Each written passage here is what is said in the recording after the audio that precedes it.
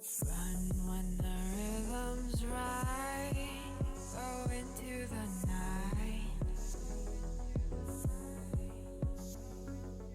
Grow until you're out of sight and you're out of my mind. Run when the rhythm's right. Go into the night.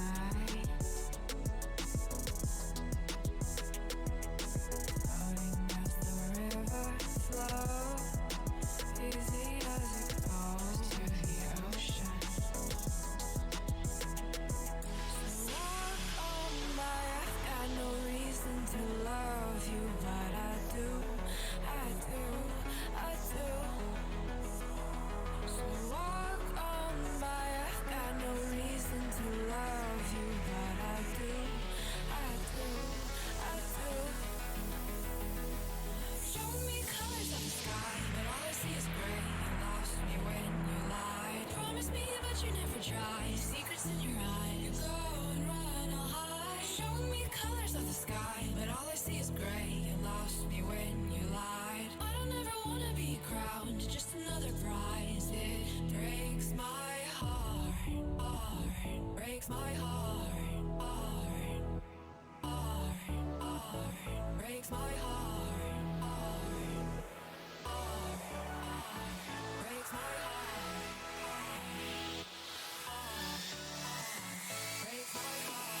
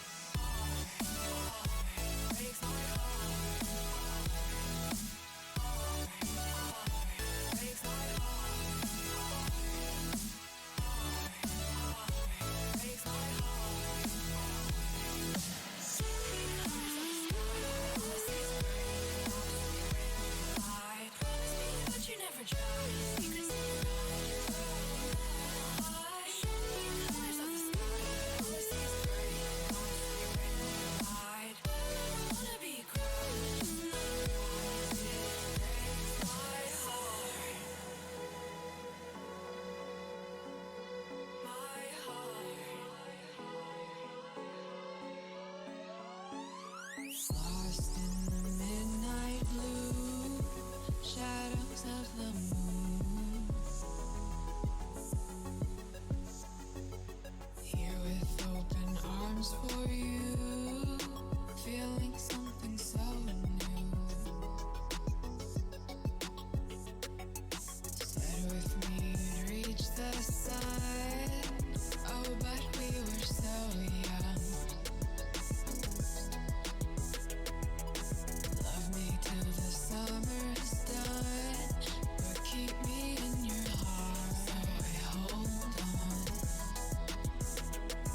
So walk on by, I've got no reason to love you, but I do, I do, I do.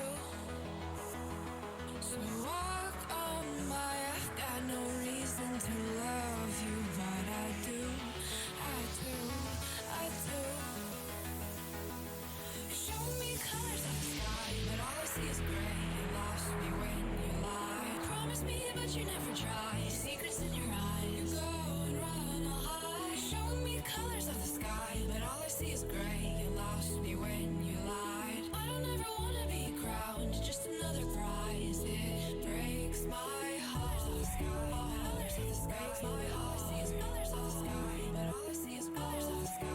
Colors of the sky, but all I see is colors of the sky. But all I see is colors of the sky. Colors of the sky, but all I see is colors of the sky. All I see is colors.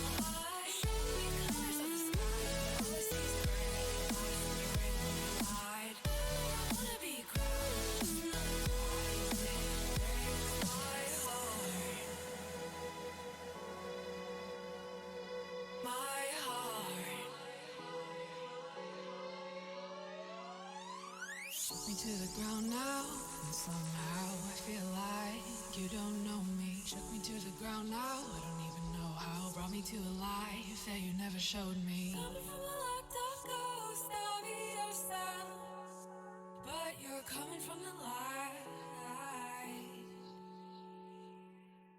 There's more to you than you ever thought there was. Yeah, you're coming from the light.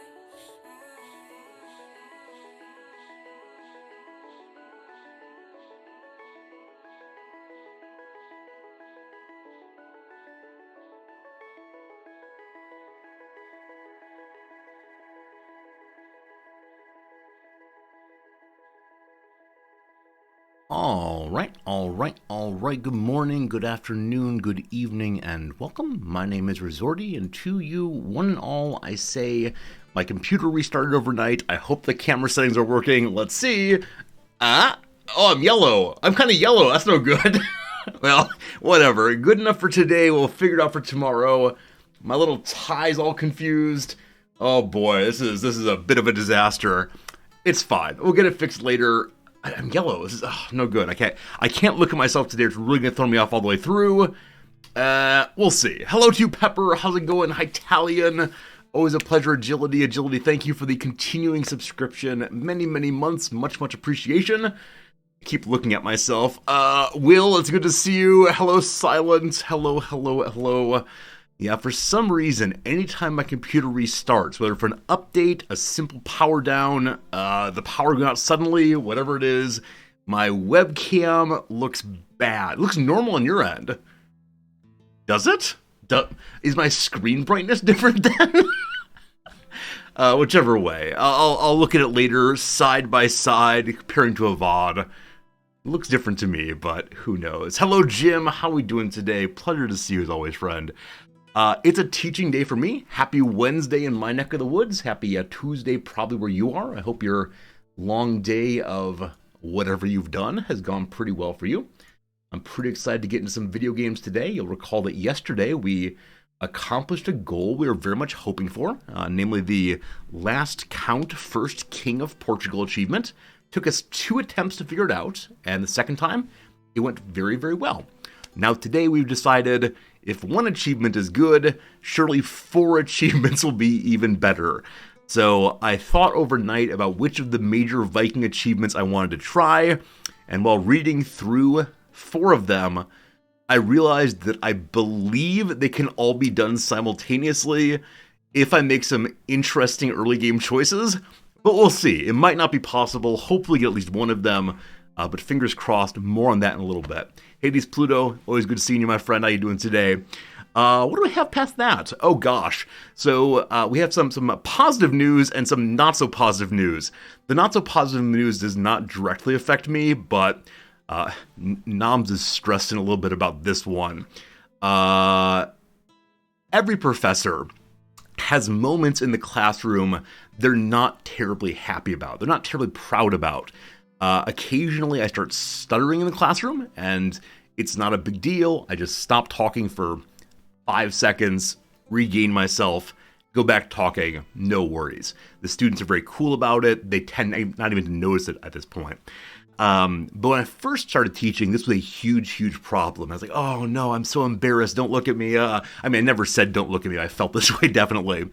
And other professors have memories of the times when they, gave a fact wrong, got called out by a student, or other embarrassing things can happen from time to time. Now, I mention all this because yesterday, one of the professors on campus had not a great time, and I don't want to speculate at all, but apparently, on campus yesterday, he had what might be called a mental breakdown, and began telling people that his wife was poisoning him, and that she had always been poisoning him, and everyone was against him, and other paranoid delusion kind of things. Compared to stuttering a little bit in class or saying the wrong word, this is a much larger issue, of course, because it kind of indicates he's not in his right mind. So he's getting some help, he's getting some treatment, but this has been throwing Noms into an absolute panic. Because she has a professor who suddenly cannot do his job. He could be telling the truth. It is possible, right? I don't want to immediately say that no wife has ever poisoned their husband. Like, these things definitely do happen. But given his affect and a few other things about the situation, the various powers that be at the school are pretty sure that's not the case. So they took him to the hospital, and he's now hanging out in hospital-related facilities. It's really sad. Like, he's a really cool guy. We had some really nice conversations, and yeah, he's gonna be out for a little while. So, like I said, my wife's having to panic about, oh no, where do we go? What do we do? Hopefully they can find a specialist in his field to take over. If not, they'll just have to cancel the class, and that'll feel really, really, really bad for sure for the students. And like I said, I'm suspecting the professor will get himself together again. I figure he's probably been dealing with this kind of issue for a long time, most likely, and so he'll eventually return to teaching, I hope. But it's got to be such an embarrassing and sad moment once one realizes that one has done that in public. But I'll be there for him. The whole school will be there for him, and yeah. These things happen, right? I think like humans are so delightfully complex. Humans do a lot of really cool stuff, but also humans occasionally have something go not quite right for themselves. So that's how it goes. Joe Pickles, it's good seeing you. How you doing, my friend? We do have a lot of goals in the playthrough for this week, I suppose. It's going to be a long playthrough, which I'm looking forward to. I really enjoy longer playthroughs of CK because I often then get more involved in the roleplay side. And I don't make quite so many min-maxy decisions. I instead try very hard to embody the character and live the life of the king, as opposed to, I'm now going to kill all of my wives because they're not giving me children, which I suppose could be a life of some king, but not the ones I tend to play. Other than that, I want to mention we have a sponsored stream coming up next Monday or Sunday. I don't do a lot of sponsored streams on channel because a lot of the offers I get are just not terribly interesting. Some of them like FPSs or platformer games, ones I'm pretty bad at, ones I don't particularly enjoy. But this next week we're going to have a sponsored stream for a game called... Oh gosh, I probably learned what the game's name is before that stream. It's something like World Championship Boxing Simulator 2. Whatever it is, it's a management game. It's a tycoon game.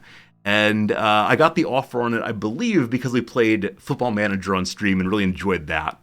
So we'll see how it goes. We'll definitely do one stream of it. Hopefully we'll enjoy it. And yeah, I mean, I haven't played the game at all. I haven't really seen...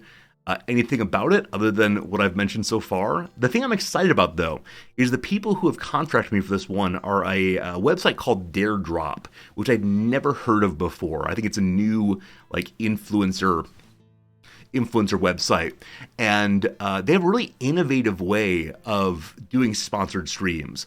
So often the way sponsored streams work are you play the game, we give you money, the end. But this one instead asks streamers, influencers, video creators to instead do something on stream that will give rewards to some of their viewers. And when I first heard this, they call them dares. I was like, no, this is not okay. This is not okay. I'm not going to go on stream and get hit in the face with a pie or eat some spicy thing or anything like that. But the kind of dares they're asking for actually are really fascinating. So on the one hand, it's in-game things, get a character to a certain level. A dare, but not really a dare. And then other ones are such in my wheelhouse. So one of the ones they'll be doing next Monday is using your best announcer voice. Write a promotion and introduction for one of your boxers. So I'm going to do coming out of the blue corner, this sort of thing. And because I do that, they'll probably take it and use it in promotional material, fine, whatever. But because of that, I'll then get some free keys to the game to give out to the viewers. And I think that's really fascinating. It complexifies the normal relationship where it's play game, get money, but in a fun way. Exactly, that's the word for it, Jim. It's a fun way, as opposed to being just the sort of normal, here I am playing a video game, please buy it. So I'm really excited for it. And like I said, it's the first time working with this company, so who knows? But they've been very polite, very engaged, and one thing I like about this, I think I've heard of some before, some companies like this before where you're able to give out rewards to viewers, but they have to sign up for the website. Not a huge fan of that, so I don't think it's one of those, thank goodness. Anyway, more of that next week, and it should be cool. It should be a very good time. Good seeing you, Gladiator. Good seeing you. DJ Big Homie Squats. I try to be friendly. I try to mention people's names, but some of these names... DJ Big Homie Squats. Why don't you have a nice normal name like Urzordi? Perfect name, that. Oh, goodness. All right, I think that's all I got for you today. I want to get into this playthrough. Today in class, I'll be teaching the delightful topics of how to read and how to argue, which, of course, are things my students already know how to do, things my students have been doing for a very long time, but I'll be talking to them about like what I hope they get out of the class in terms of improving their own abilities and also convincing others. And this is part of how I set a good class for them and create, hopefully, the kind of classroom environment I want. But so it's a lot of fun. I mean, the big thing for me is like avoiding both pure relativism, where we say every answer is equally good, and on the other side, pure dogmatism, right? The view that says, I'm the only person who has any ideas figured out. If you don't agree with me, you're a fool, right? These twin sides are both very dangerous, both for like a classroom, but also I think for human life, because you have to believe in something, but you shouldn't believe that you got it all figured out for sure. Big Homie Squats, I apologize. I'm not saying you have a bad name. I'm just saying it's a ridiculous name, and that's fun for sure. Hey, Grimmy Grimes, thank you for the gift sub. I appreciate that very much. Jaeger, enjoy the freedom from ads for 1 whole month. Very, very generous of you, my friend. Paying for the gift sub. That's very, very kind. Yeah, it's nice that was added to the Twitch interface, right? If you get a gift sub, you can then say, oh, I want to continue the joy of this thing and give it to somebody else. Now, when I first saw that, I worried it was a little bit pressury. The kind of gift chain I've read most about is at various drive-thrus. Like at Starbucks, someone will say, hey, the guy in front of you paid for your order. Do you want to pay for the person behind you? And it's cool. Like, it's a cool gesture of generosity and fellow feeling and solidarity, I guess. But it then at a certain point gets like really pressury. Like, the last 75 people have been giving the person behind them their drinks for free. Shouldn't you do this too? Again, I like the idea and concept, but imagine if like either you don't have a lot of money, or you go and order just a black coffee, which is what I order, and the car behind you has ordered, I don't know, 17 venti frappuccinos. There's kind of like a disequilibrium there that's problematic. And again, like if you only have money for a coffee, it feels not great to be pressured into give more money or else. So like I said, when they first started the pay the gift sub forward, I worried there'd become like an obligation on Twitch that if you get a gift sub, you have to give a gift sub. I am so pleased that has not happened. I appreciate it when people pay forward, but it's not in any way required. Hey, Darth, how's it going? Thanks, but no. Yeah, totally agreed. Yeah, I think like charity or generosity that's pushed too hard possibly stops becoming generosity and instead becomes some kind of like weird social pressure response. And there's probably a better word for that, but it doesn't come to mind right now. Instead of doing that, you'd rather have prices be higher. Yeah, Grimes, so here in Japan, we don't have tipping. If you leave any money on your table, even only a few yen, very, very little money, or if you're in a cab and the fare is 1,890 yen and you hand over 2,000 yen and say, keep the change, the cabbie will chase after you. The waiter will come to you and say, these are yours, these are yours. And that's such a change from the US, where initially, right, tipping is this appreciation of extra good work, of extra care, and then it gradually becomes just the pure expectation. And this is, of course, a much more complicated topic than we can do well here, but this then causes restaurant owners to pay very low wages with the expectation that customers will make up the difference. So then it's not just an appreciation, but it's actually recognition that these people need this money or else they will not be able to pay their bills, and too much. So I so much prefer no tipping culture at all because it removes so much weird pressure. And I talked to Japanese friends some years back before I moved here about, does tipping culture, or the lack of tipping culture, cause worse service? And the answer is no. The answer is no. The introduction of tipping to Japanese people would suggest that you could have bad service, and you have to then pay above it to ensure you get good service. They want us to have good service all the time. Pretty much everybody prefers no tipping culture, even in the U.S. I suspect that's true. I wonder if that's generational. Like, my grandfather took a tremendous amount of pride in being a big tipper. Now, it wasn't crazy big, but it was like 20% or something. And I think he kind of, I don't mean to speak ill of my grandfather, but he kind of, when he talked about it, would often talk about beneficence, right? They're doing more than expected. And I don't know. I don't know. It's a weird way of thinking about these things.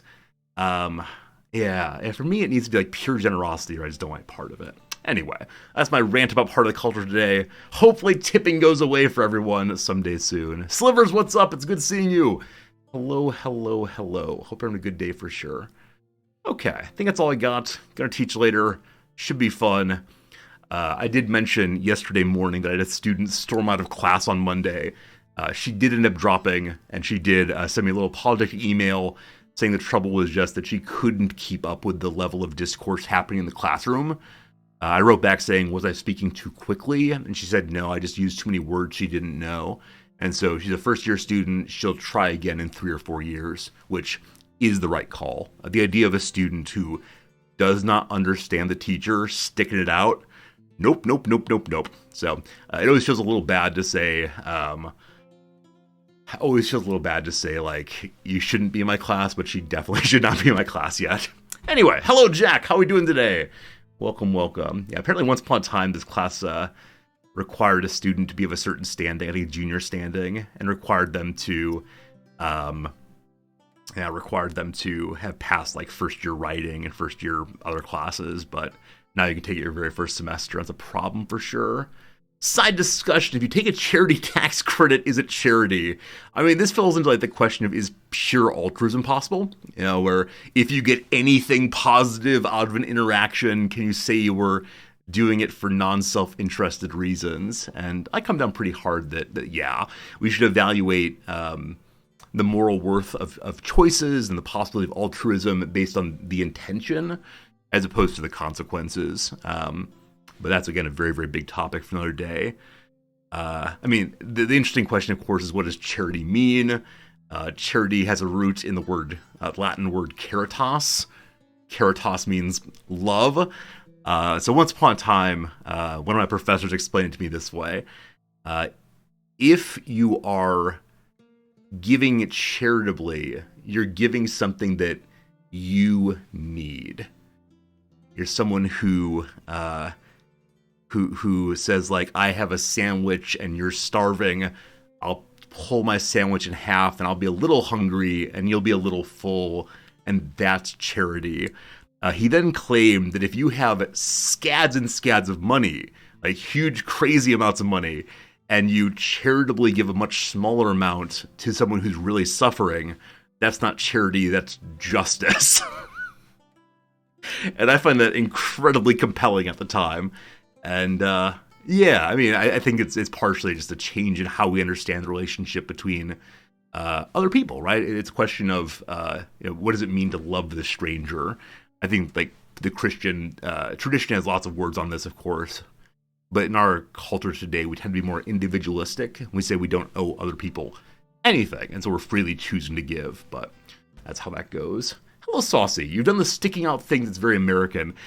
Yeah, I think in some traditions, in some cultures, there's a sense that you shouldn't ever be a quitter. And if you're a quitter, you're a morally deficient person.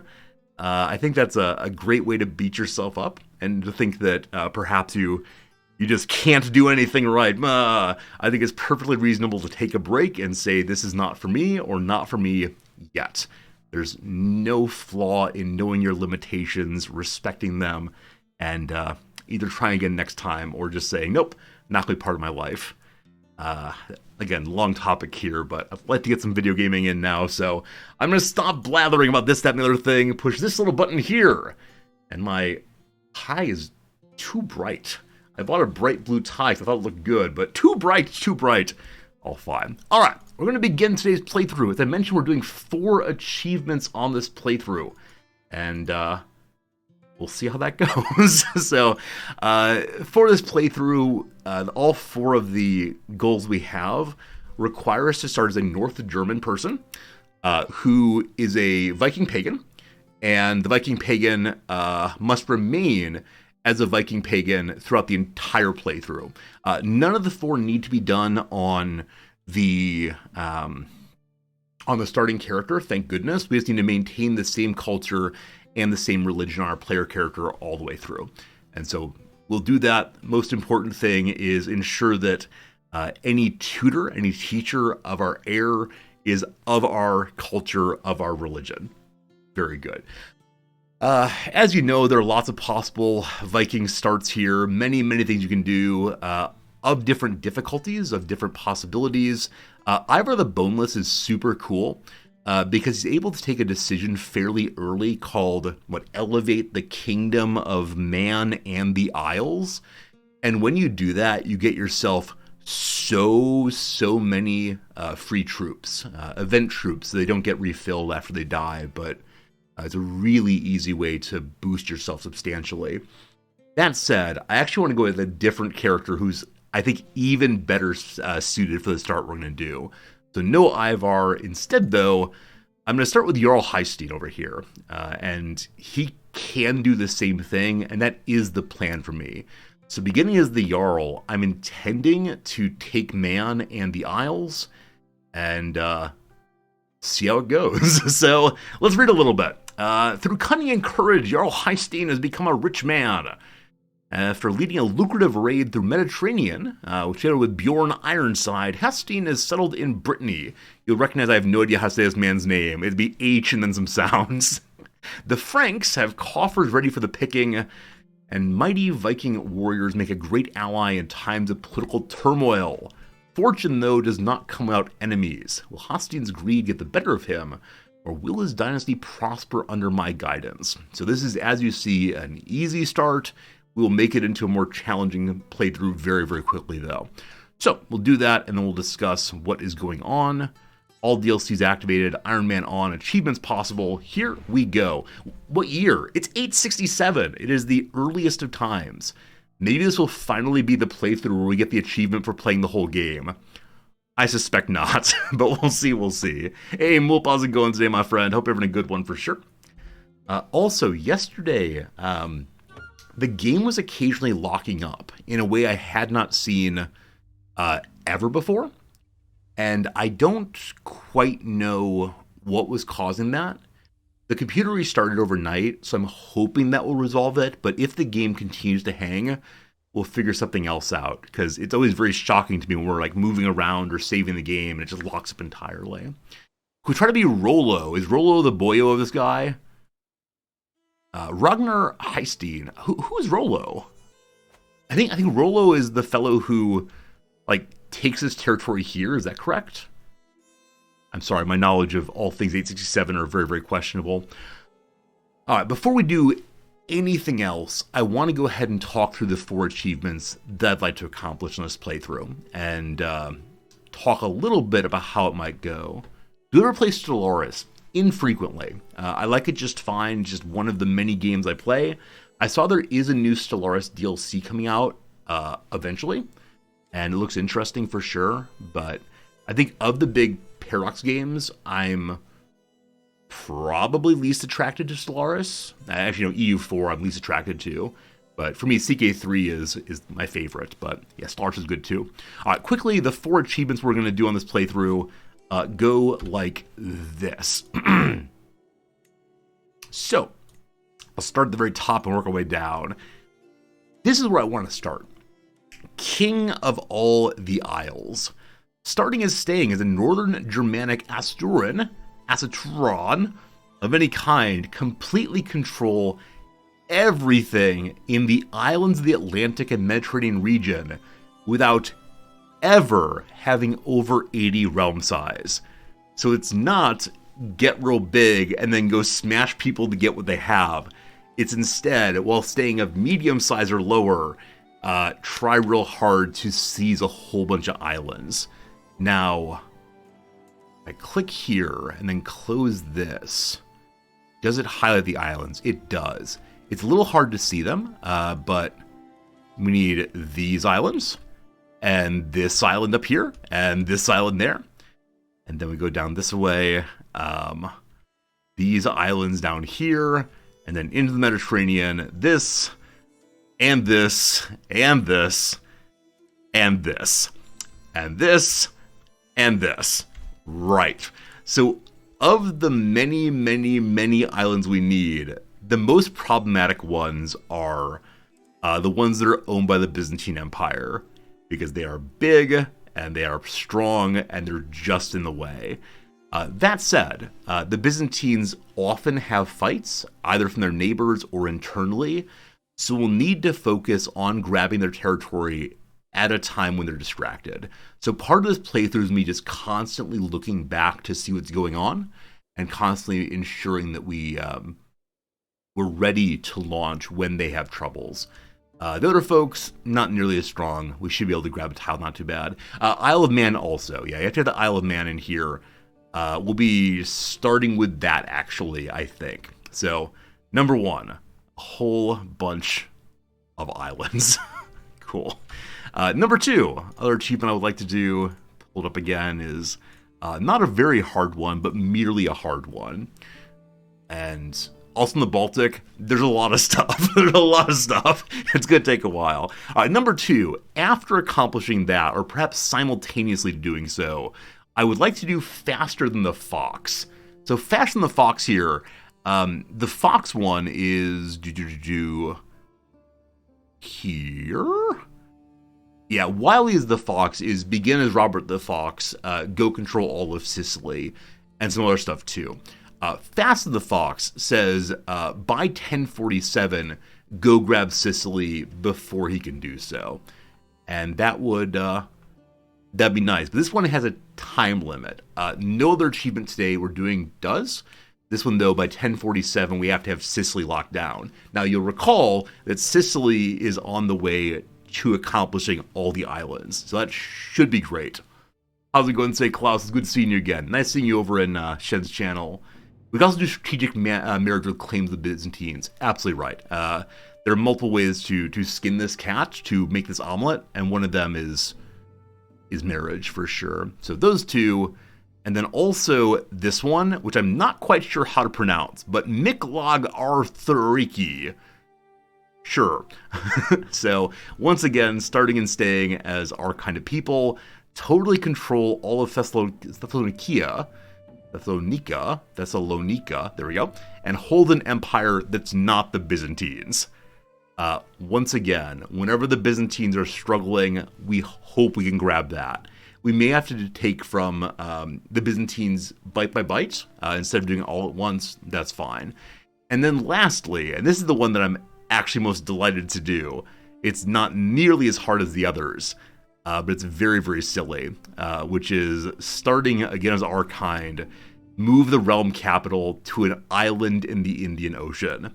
So after taking all the various islands, after controlling a few portions of Italy and Greece, go ahead and move to India.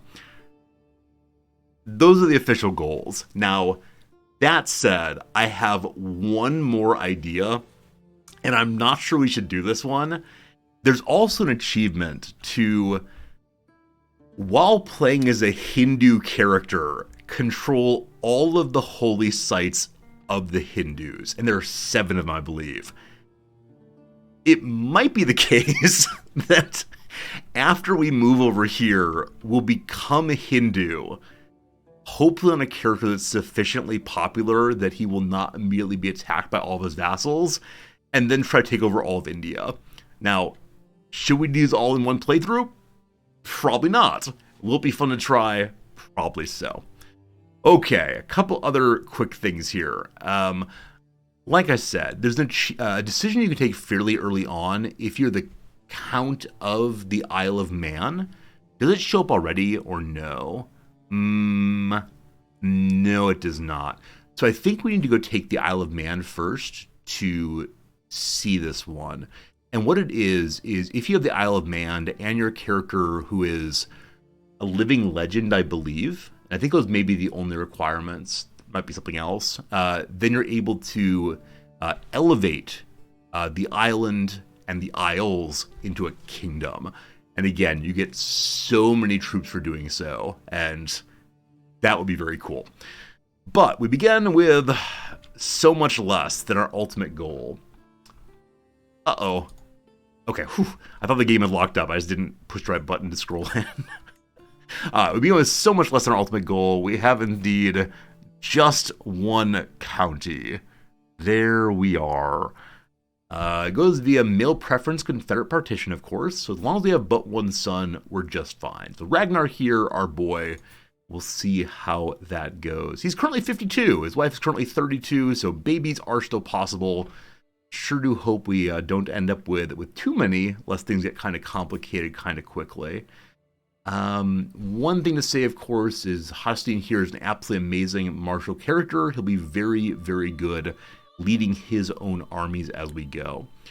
So I'd like to see what he's been studying so far. It is indeed martial. Yes, he has the gallantry. So here we get so much knighthood, so much fighting well. And we'll continue with that. We'll probably get strategist next.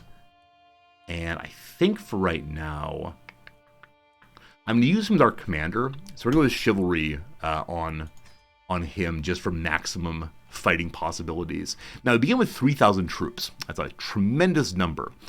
Of those, very, very few are produced by our actual holdings. Our actual holdings are just one tiny little place with one tiny little seaport, and that is that. We start with 535 money, and also we're able to go Viking raiding, so we'll be able to borrow from the French, borrow from the Brittany, and all the rest. Okay. Leon here is independent. It's also owned by someone like me. Brittany here is nice and Catholic. It is not owned by someone like me. So we got to think about where we want our first targets to be, and we'll see. Advice: hybrid cultures. Work towards forming a new culture with the French. No. No. Bad no. My beloved daughter would like very much to... Not daughter, sorry. My beloved son would like to have someone look after him. He is focusing on martial education. I know someone who's good at that, namely the current king. So you take care of your boy. Very sweet. Hey, Abel, how's it going? I might be able to reach all the goals in one run. That is the goal. We'll see how it goes. I think it's really fun to choose a bunch of achievements and just pick up what you can as you go. No partner yet. That's fine. That's fine. We'll go hunting for a worthy wife for our boy at some point down the road. Because this is our target up here, we're gonna have to wait for a while. Like I said, the boneless dude also starts with a crazy, crazy, crazy huge army. 5,000 bonus soldiers that never come back. So our hope is that in his war with all the kingdoms of eventually England, he will die, or he'll use all of his soldiers, and then we'll slide up and take that. So that will be just fine. I do want to start raiding right away. He only has 900 troops compared to my 3,700. Or it is possible for us to declare war straight away, right? It's a fair amount of our prestige to do that, but he has no alliances. Is there any reason we should not become king? I think the one concern I have is, can one elevate to King of the Isles with another kingdom title? I actually don't know. I actually don't know if it can, so we might ruin the playthrough right now, but fingers crossed. Good luck, good luck. Here we come. Awesome. Before I'm pausing, I should probably go through and make sure we have some reasonable characters. Not really. So, nobody's liking me even a little bit. They're French Catholics. They'll come to fear me at least. There I am. Big old fearsome dude. So, luckily, we do have a pagan on the council. We're unreformed. She doesn't like that at all. Oh, I think that becoming King of the Isles forces you into feudalism. We got to keep that in mind as we go. Alright. Spymaster does not like me. I'm going to replace her straight away with someone who is of our kind if possible. So, top skill is you. You are also French Catholic. Is it the case that literally all of our courtiers are not like us? Yep. Alright, we'll sit with the current council. I'm going to go ahead and sway my church leader first, just to ensure that she gives us some money, gives us some other good stuff too. Our wife is currently good at, stewardship especially. So we'll go ahead and go to stewardship for right now, just to bring more money in consistently. And let's also go ahead and upgrade one holding here. So I'm going to start out by doing the one that just gives pure cash. More cash coming in, better off we are. All right, forward we go. Where we stop, nobody will know. I can marry off my court members, possibly. I'm in the process of making a YouTube video right now about what I hate about the looking for partners page, which I think is kind of obvious in some respects, but it's such an easy way to game the game to bring in really good people very quickly. I think when the game first came out, when CK3 was released, for a lot of people, everyone in your court was just used for bringing good knights in. All right, King Charles II of France is considering coming to help.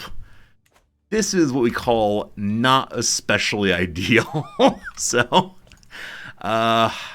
I could try to find someone to assist with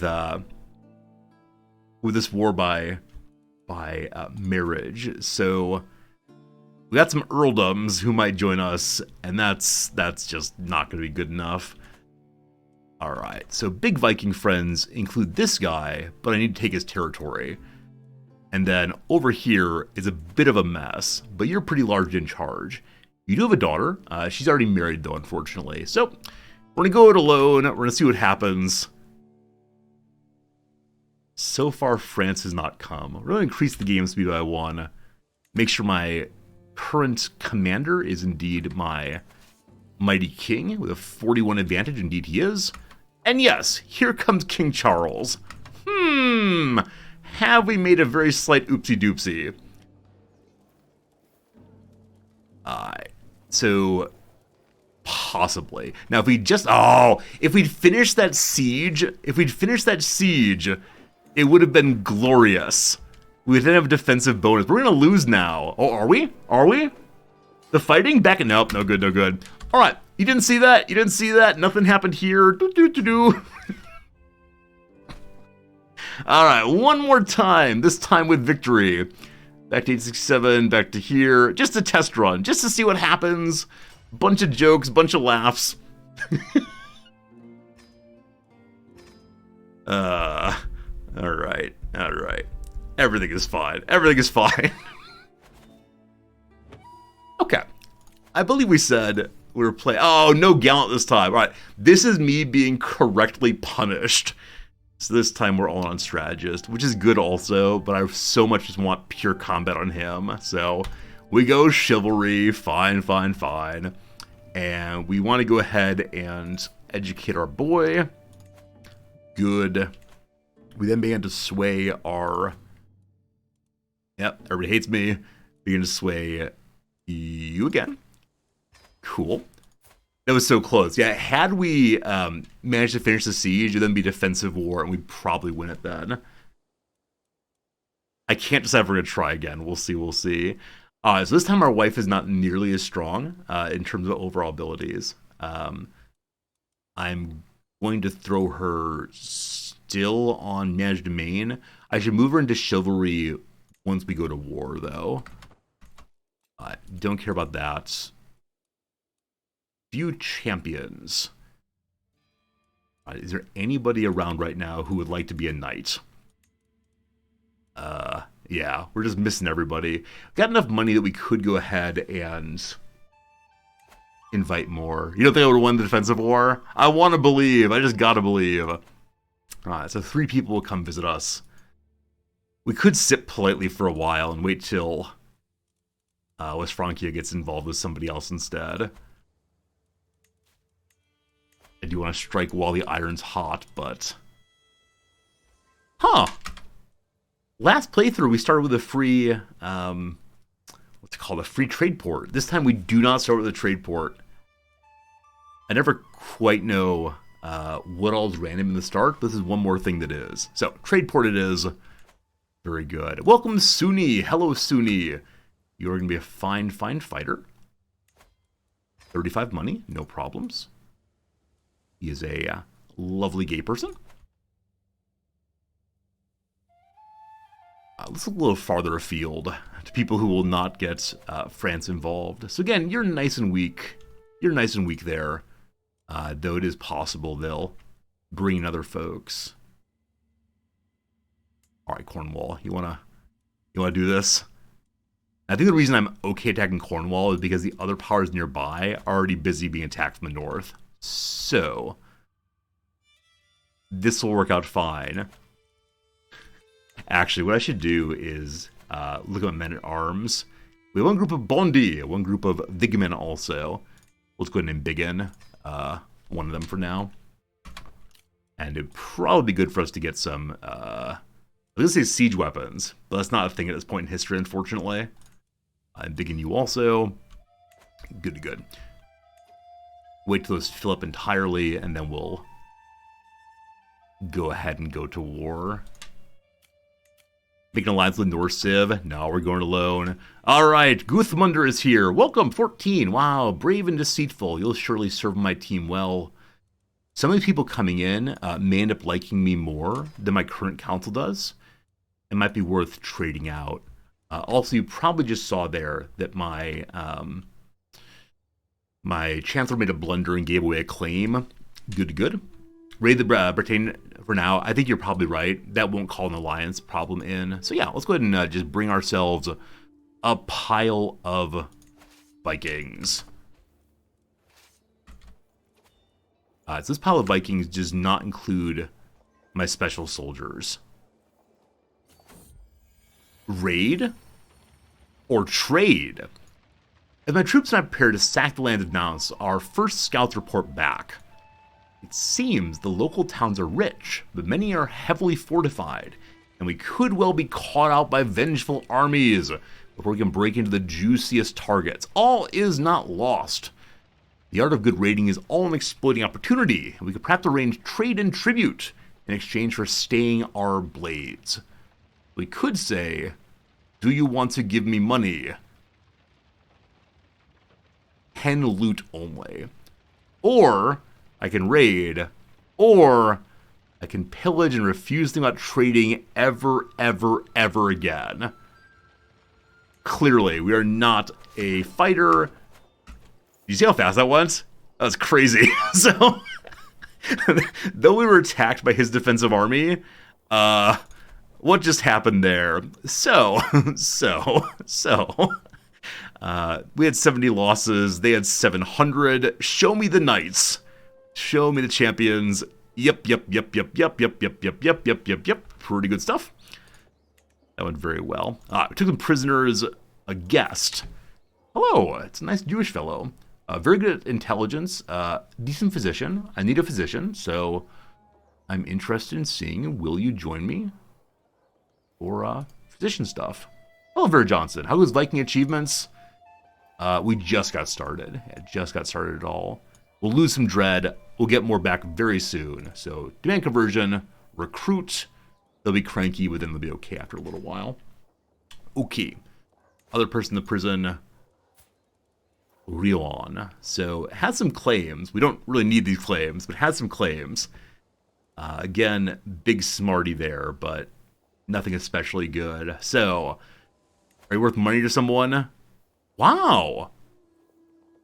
Oh, he's a prince. He's actually a prince. I didn't see that before. So, huge money, possibly. A Cyber Oracle. Thank you for the resubscription. 41 total months. That's quite something, isn't it? I do appreciate it. And my goodness, a 20 in stewardship. Once again, I'm going to invite him to join us. So you gotta convert, you gotta recruit, and we're getting some nice people right away. Okay, good. Now, the raiding here is finished, is that correct? Yes. We head to the church next, get a little bit of money. The people who are joining us do not like us. But they are nonetheless afraid of us. Hope that continues. All right, we captured someone's son and heir. That's pretty cool. That's pretty cool. So, 50 money, haha. And then over Alan here, you got no money this time. So, instead, we're gonna do with you. You only got 10 money, or 10 stewardship. Nothing special here, no claims. Is it time? Is it time? So we can offer this head. Everyone in his family will be very cranky. There are 4 people in his family. And this will make us a little bit more dreadful. Or a little more pious, rather. Off with this head you go. Cool. Eventually we'll head for blots and such, but perhaps not quite yet. Alright. 9 money here. We're halfway full in our bucket of cash. And we did finish making 1 improvement here. We'll now go ahead and do pile of money.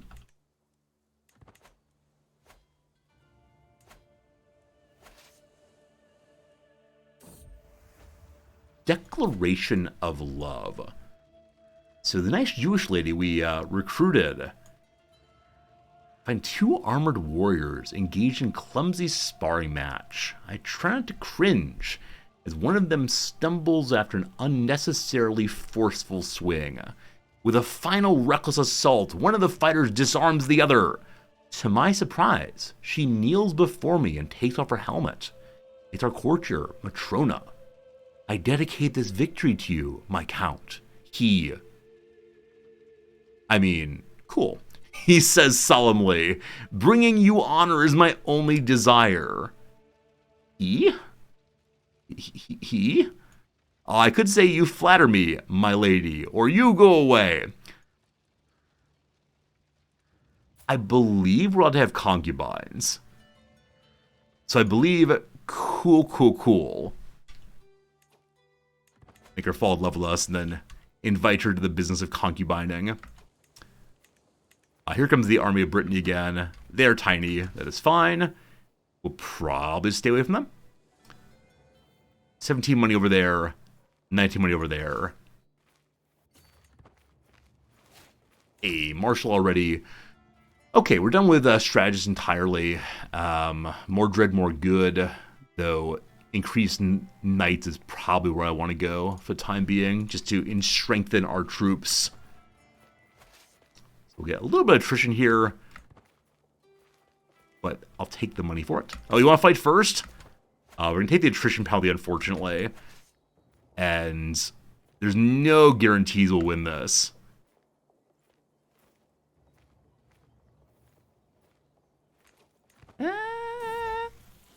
They're coming towards us. The game bleeds will win, so cool. Alone in the kitchen. Greetings, my lord.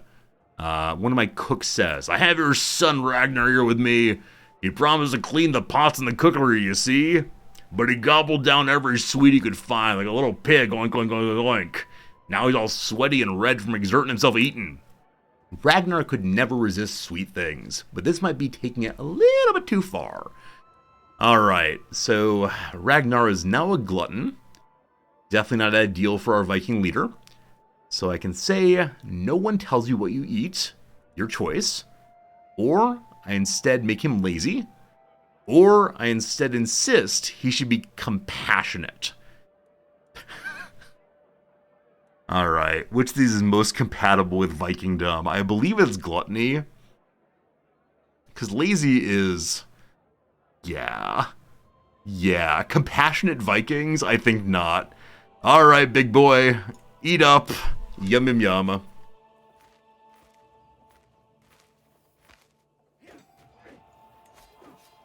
Here comes the fighting. Our champion rips one's head off. I remember when the game first came out, pretty much every single fight, there was this person's head cut off, this person's head cut off, over and over and over again. And it was really, really silly and really, really delightful to watch. This time, one of my champions, Guthmundur here, rips someone's head off. Silly, silly, silly. Killed 100 men all by himself. Now that said, early game, there was a post by Paradox that said, you should not imagine just one person killing 100 people by themselves, delightful though that is. Instead, you just think of it as them and their personal retinue go out and defeat a whole bunch of people. We got a couple little injuries on some weaker knights, but that's a-okay fine. We also killed a prince. Head ripped off. Prince. Good. Alright, just about time to go home. I think we'll work our way on the outside, then maybe hop a boat and go home. Oh wait, we're full. I'm sorry. We were at 84 for a while, but with the losses we had, we're somewhat lower now. So let's just go back home. And ye olde video game believes we'll win on the way through. If we hop into a boat, we can go up the river. That's fun. Okay, what's happening in the parts I was curious about up here? So, Jarl Ivor is continuing to fight against just East Anglia.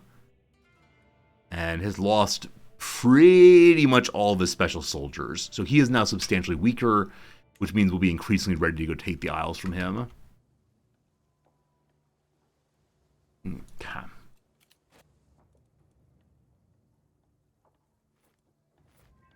Got to work on embarking faster for sure.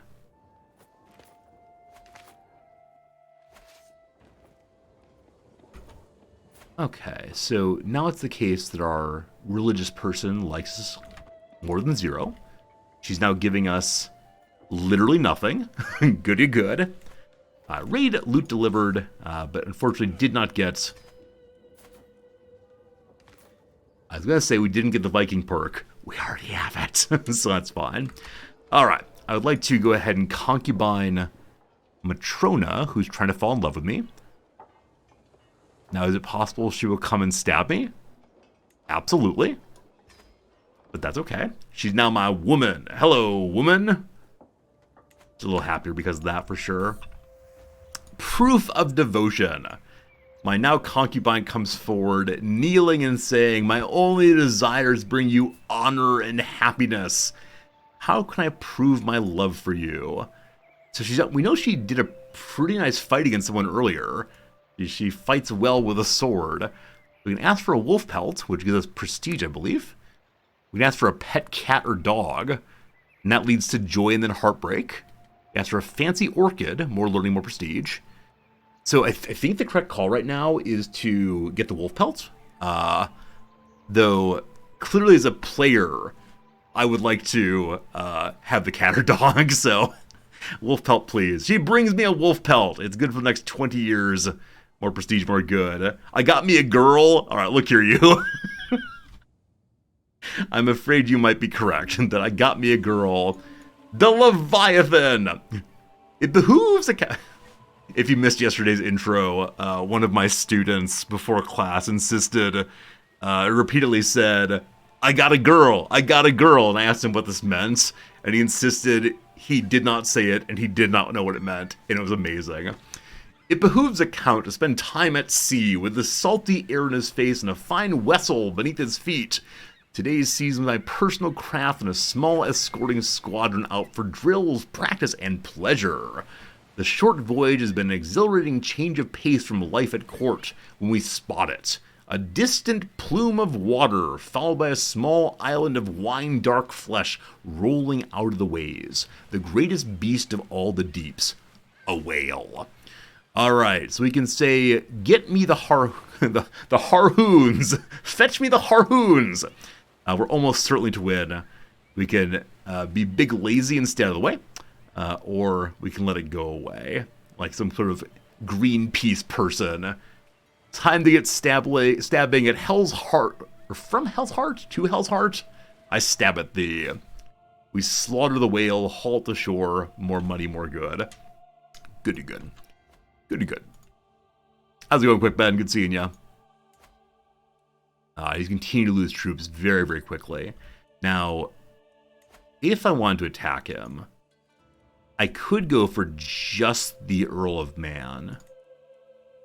Now, if I want to go for a duchy, the Earl of Man is just the island, correct?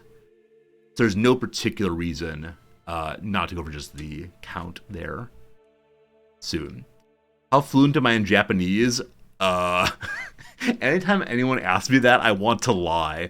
I've only been here for 6 months, and in that time I've been mostly focused on streaming and teaching. So I'm one of those Americans in Tokyo who gets around by pointing and nodding and has like 17 words he uses. I'm getting better, but the word fluency and resorty should never, ever, ever come together. At least not yet. The damnable count and his thieving lackeys. My steward spits out that message. With bald-faced gall, thugs coerce the common folk of my county into surrendering wealth that was meant to go to me. Alright, so my count is stealing my money. Bertrand, let's say my steward, has functionaries poised to collect our usual fees, but already I foresee the widows wailing, children starving, and poor families being cast from their homes. Curses on them indeed. Alright, so I'm going to demand my money, which means that the count is now my rival. And can we imprison off of that? Wait. That count is actually not the local count here, except me, of course. It's someone across the border has taken my money. Outrageous. Outrageous. While we're waiting for folks up north to have problems, let's go look at some of the islands around and see if any of them are potentially stealable right now. Yeah, poor buddy down here. Poor buddy down here. They're just themselves, so too far away. Alright, I don't know what territory I need to get down here. It's nearest one. Are you in raidable territory or no? Too far away. Yeah, that's one thing I do not know by heart that one can learn eventually, is what you have to get the next one. Someday. Can we steal our money back? Probably means attacking into France. I always feel very nervous about raiding into France, but we will do so in just a moment here. All right, up in Iceland. Iceland is good and independent still. Hey, Abel, I keep saying your name wrong. Abel, thank you for the follow. I appreciate it very much. Glad you're enjoying hanging out with us. Hello, Volo. Hello, Volo. Could we take over Sicily? Eventually we will, I promise. Too far away. Too far away. All right. Probably got to get Man to go that way. Yeah, let's go ahead and do a little raiding into France. Once our armies are refilled, which they almost are. Close enough for now. So, once more with Viking raiders. Boop.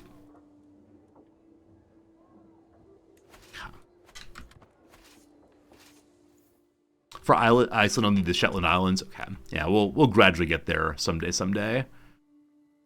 All right, for money there. Is the King of France currently distracted? He is not, and holy cow, everybody loves him. Just on the path here, we have 4 money. All right, I'm not going to be super greedy and go for the capital yet. Maybe someday soon.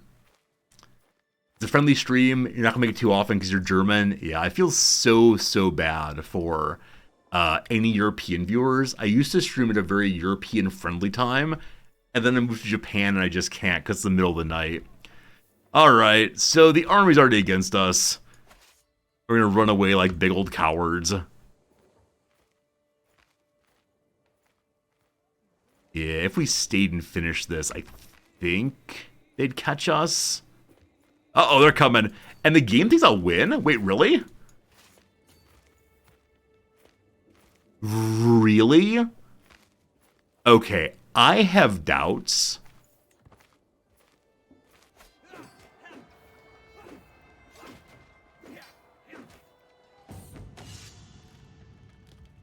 I think we're gonna lose this. I think we're gonna lose this. Hey, real squishy, how's it going? Yeah, occasionally the game says we're gonna win, and I don't believe it, and I should just not ever listen to it. We'll hide our shame, though. By the time my champion Alan came through this plan, he made up his mind. Serving the Varangians in Miklagard will bring both wealth and glory as well. We killed a member of his family. Terribly sorry. I cannot deny that part, but I could deny his request. On the other hand, it would be right to stop someone in their pursuit of glory. You're a 2 in personal combat, but they're going to let you join the Varangian Guard. Go forth, have a good time, etc., etc. Oh, maybe. The tide is turning. The tide is not turning. Yeah, they got some good rolls. We got some better rolls. Please don't die, King. Please don't die. We didn't die. We did lose, so we lost a lot of money, I believe, but... Welcome home, everybody. Better luck next time. Alright, once again, we have fewer champions. We still have tons of money, though, so I'm totally comfortable inviting literally anybody. Oh, you know what? Search for physician. I brought a woman in to be our physician and then did not make her that. So, hello to you. You want to be a doctor? Not titles, I'm sorry. Not titles. Local titles only, which is done over here. There she is. God. We'll see if she double stabs me, possibly. Do we have any items right now? Nope. So we don't need an antiquarian quite yet. Alright, and our beloved Marshal dies. I really should be my own Marshal. Surely. All seems pretty good. Alright, so people are starting to like us on the council already. The Realm Priest still has nothing to give me. I believe we have no church. Is that true? Yeah, there's no church at all. So, she's just a lady hanging out. But we're going to make my Spy Master like me next instead. 95% chance on that. Should be good. And then, has Brittany refilled their monies? Nope. Capital? Nope. Maybe someday. The Chancellor skill's awful. How bad was it? Yeah, only a 2. I think he started our Chancellor. I didn't even notice that. But if I want to replace you. Good old Jacques. One of my many wounded champions. Yes, Vikings go on the council. He hates me also, but don't worry, he'll like me fine soon. Okay. So they're now at peace. Has an alliance with Jorvik. Did not start with that alliance. This is unfortunate. So when I attack for the Isles, he might well decide to get involved too. Up this way, alliances here. Catholicism. So we could go for this. He has an alliance with France. Unfortunate. Up this way, I believe y'all are independent still, correct? Someone is wholly warring already for that. Up here, too far away. Okay. A sudden shock. I've ridden, taken aim, and struck so many times, I thought nothing could upset my rhythm. As I take yet another gallop down the practice range, a commotion I cannot fully see makes my horse rear up. For an instant, momentum keeps me pinned to the back of the horse and starts shaking. Then, as if time is flowing slow, I can feel myself becoming dislodged. I can say calm down, 2/3 chance to pull it off, or I can dive like a fool. Alright, don't get wounded. Stay on that horse. I feel myself being thrown left and right, but no motion makes me loosen my grasp on reins and saddle. My commands eventually soothe the horse. The animal soon back to stomping eagerly on hard-packed ground as stable as ever. Good job. So we're now experienced rider. Bonus to a whole bunch of things involving horses. We have no horses, but that's fine. Hey, didn't get injured. That's the best. All right, speaking of not getting injured, let's go ahead and continue adding men-at-arms gradually.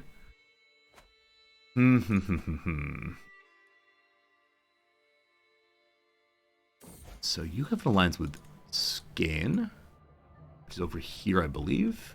Yep. Alright, I feel bad taking from fellow Vikings. I think it may be a good idea to do so. Yeah, once again, France is offering protection here. I'd actually wonder if that...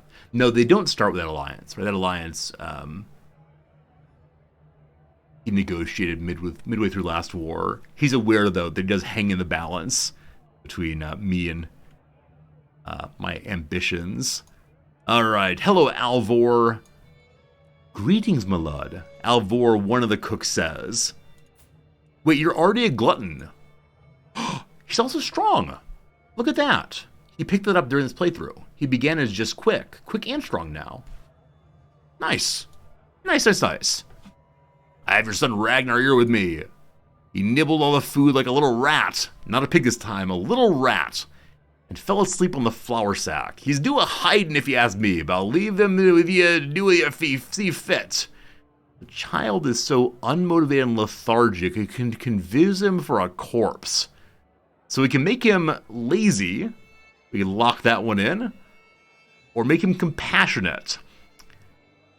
Oh, gosh. Our boy is the worst Viking ever. I may need to send him to death. Alright, enjoy your laziness, kiddo. Some Viking you are. We haven't had any children yet. I guess we could try to fall in love with our wife. Sure. Hello, beloved. Alright, so we're trying to make her seduced, while one of our concubines is trying to seduce us. We could add additional concubines in. Hello, Alvor, 35 or 21. Alright, so we're letting our spy master also become our concubine. And so if she wants to do some stabbing, she will surely be able to do so. Now, are you interested in joining my faith? No. She's better at learning than I am. If we convince her eventually to like us fine, we'll then make her into a correct kind of religious person. Just kill the King of France. Yeah, if the King of France were dead, then we definitely would be able to take territories protecting right now. Alright, once more. Lowered fatalities against us. As long as we're running the show. Kind of want to try to slide in this way again. I was thinking murder the King of Brittany. That would also end his alliance, wouldn't it? However, he has one with Italy also now. Good. Also, poor old Bertrand died. We are running out of people to assign tasks to. It's always a problem with going to Viking War, is that it can lead to a whole bunch of dead folks. I believe the northern coast here has not been raided yet, correct? There's like a 17 over here, a 14. We're going to go to the north this time and get sieging that way. Or not sieging, raiding that way. Alright. How should I impress my wife? So, poetry and joys of life. A little architectural castle. I think she needs a poem. Let's see here. Oh, my lady, you got me feeling crazy. New phone, who dis? Oh, it's Vigdis. Very good. Very good. She's not a big fan. Oh, she does like it. She took note of it. Very good. Nope, she didn't like it at all. Unfortunately. Next time we'll do a better job. We'll impress her somehow. Alright, alright, alright. Okay. Cornwall is still looking ripe for the taking. I believe that Cornwall is ripe for the taking still. We could at least go attempt to Viking raid along here. Y'all have money. Grab the money.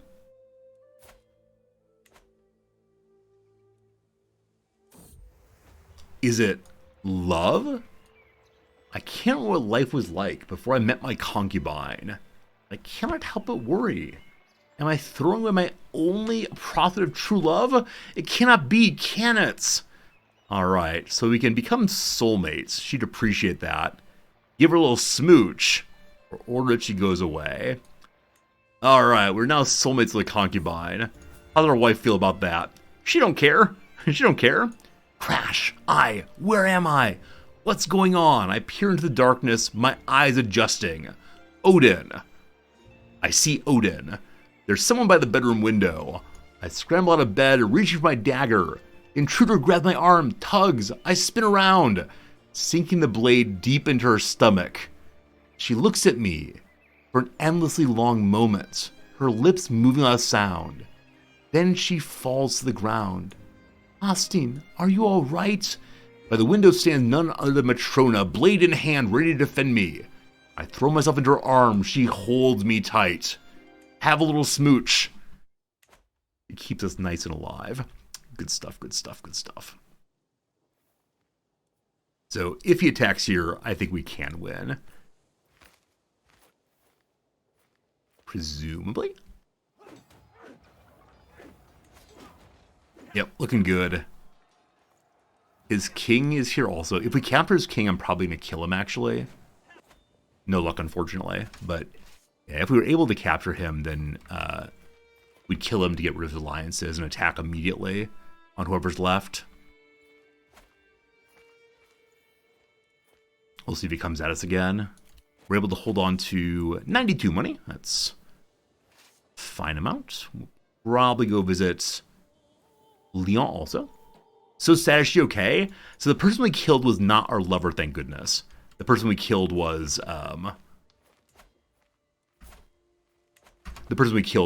some other woman attacking us.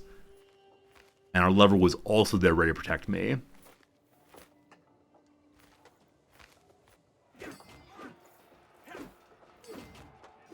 Such good rolls. Hey, we became maimed. Such good rolls. However, my beloved wife, the servant's been sent away. Our bed is decorated with... I'm missing a leg now. Glorious. Our bed is decorated with seashells. Why seashells, I do not know. As Vigdis enters the chamber, she smiles confidently. We fall madly in quote-unquote loverness. And that's a pretty good thing. I believe we lose some of our personal combat skill by not having a leg. Oh, also, I'm currently raiding Vikings. That was something I actually did not mean to do. I just wasn't thinking at all. I was like, I'm feeling greedy. Alright, so all my champions are becoming maimed. Alright, clearly the case that my champion here, though he hates me, should be my steward. And we do not believe in diplomacy as true Vikings, do we? Alright, so steward guy, I'm going to move you over to be marshal guy. Excellent. And then random Frenchman, you become that. We're currently quite wounded. Nonetheless, we're also quite healthy, thank goodness. And then furthermore, we're now missing a leg, so we have lost a decent amount of our prowess.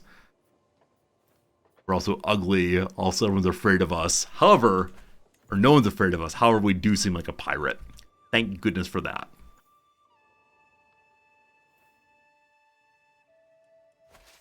So we can hold 70 money.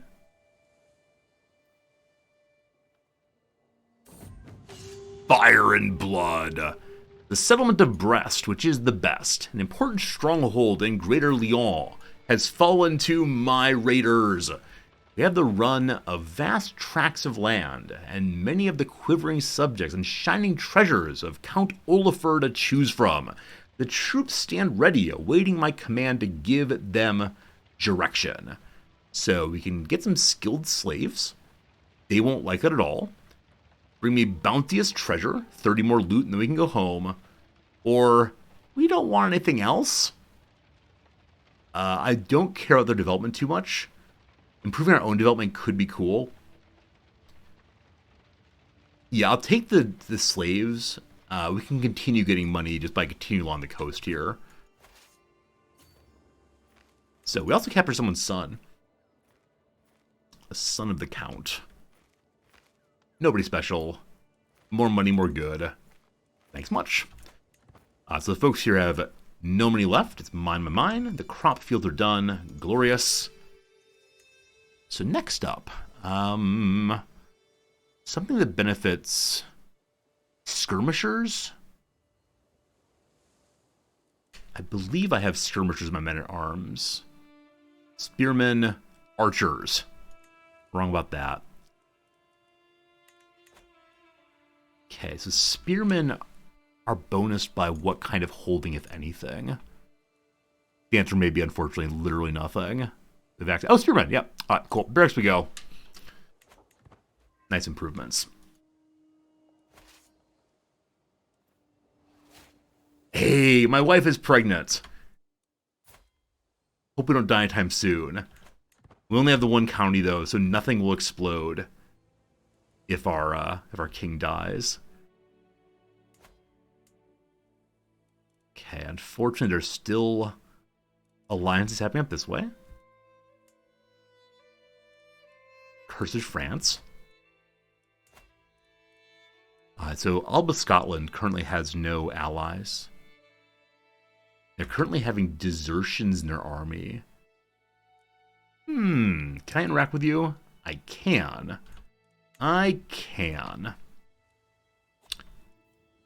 Another counselor has died of injuries. You all are not true Vikings, are you? However, holy cow. Where did this dude come from? I don't recall ever seeing this person before. A genius in our midst. 16-year-old child belongs to absolutely nobody. That's amazing. Did I steal him? No, I mean, I don't think so. A 16-year-old chancellor. Wow. If I have a daughter, I may end up trying to breed him into the family. Crazy good. All right, hold a little bit more money. We have to be careful we don't get caught out here.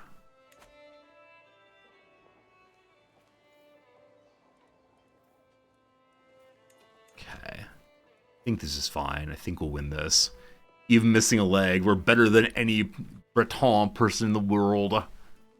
Bretonese, whatever you want to call it. Almost up on cash. We go here. We win. They're in debt. Great. Oh, block him from fighting? That's a good point. He's a very good champion, but I think I prefer his genes to the fighting.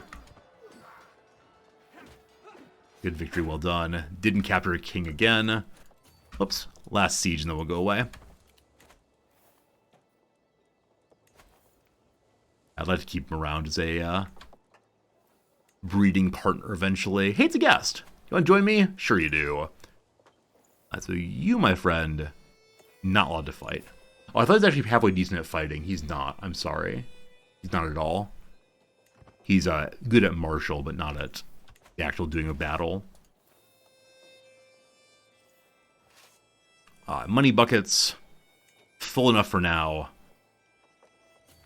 Let's go back home. Unless... Is your king just standing there?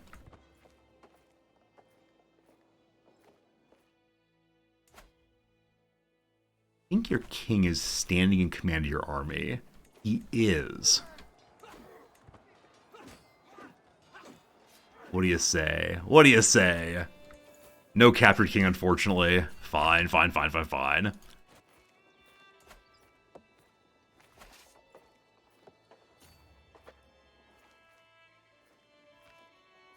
I think we now prepare for actual factual war. Hey, we healed up. Good stuff. And we have a second son. Our second son is not a daughter. Our second son is not a substantial fellow like our first son. Oh, I never changed his focus. Whoops. So he's learning diplomacy. And he's being taught by Big Boy here. So, yeah, this next son is not going to be the fighter I wish he were. Oh well. Oh well. I guess I prefer diplomacy to learning. We're Vikings, though. We're Vikings, though. It's a 0 in combat. We'll fix that later. All right, welcome, child, to the world. Second son, I'll probably go ahead and get an alliance off of. So, I need this territory sooner or later, so I can't do anything but make nice with you. Possibly attack you. We'll see. So, like we said, Jorvik here. Now, Jorvik has a whole bunch of daughters. If we get an alliance here also, it'd be nice. The only problem, of course, is that they'll join on the defensive side, I believe, if we have allies with both. But he would be useful in attacking Alba. So, Jorvik, find you a lovely little daughter for child number 2. Hello. Concubine child. How about for the other one? Hello, also concubine child. So much concubinery here. I believe that concubine children can give alliances. Is that true? Let's check and see. Yep, very good, very good. So, patrilineal, he'll accept. Goodbye, second child.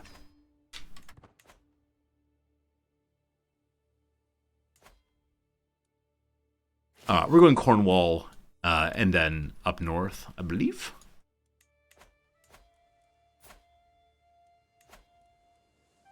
Give me your duchy.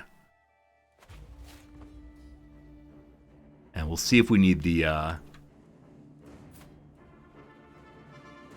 we'll see if we need the ally on this one. As right now, I think we're fine. So here comes literally everybody for the first time ever. And we want to make sure we land somewhere where we'll not get the disembarkation penalty. It'll wear off before we get to the actual fights. It's about 10 o'clock. Been streaming now for about an hour and a half. Thank y'all for being here. It's a real nice time hanging out with you.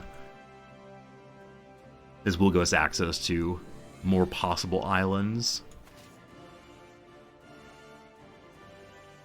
This time, as we're not raiders, they shouldn't terribly mind us stopping in England.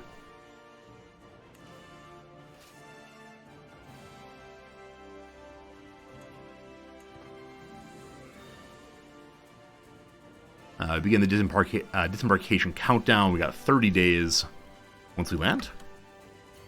We are losing food a little bit, but we're still in good shape for the next few months. 22 days remain. Yeah, they're not going to enter into English territory, and they are in fact running away. So this might be kind of a quick little war here. 8 days to go. There's no river crossing here, I believe. They're in forests. Good luck with your defense. Ah, there we go. They stand ready to defend their homelands, not knowing that there are 4,000 screaming pagans flying in. Behind every tree, a man who thirsts for blood. Behind every man, another man. Oh no, my champions are dying.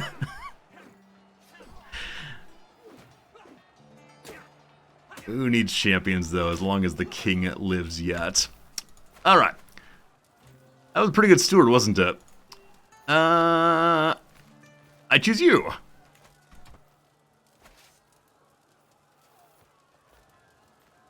Hey, cool. Matrona is now up to being a 2-star physician instead of just 1. That's very nice. We also killed some random noblemen. Also very nice. Building our holding there, very good. It was the Frenchman, accursed Frenchman. No, I don't want to block anybody from fighting other than that one super valuable guy, but that's how it goes. Our concubine is now pregnant, good. And we can choose a third concubine. This one will make a lot of children, but she's going to wheeze, and that seems annoying. I'll wait till I find a better concubine than her. Possibly if we capture someone, which is dirty bad guy behavior, but for this playthrough, we are dirty bad guys for sure. What a fine ally you are to come flying into my army.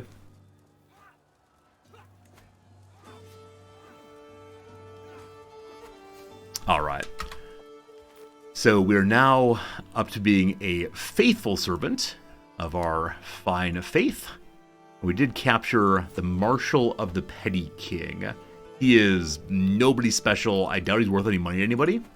He is. Yeah, I'll definitely take that money for now. How's it going, Gro? Good to see ya.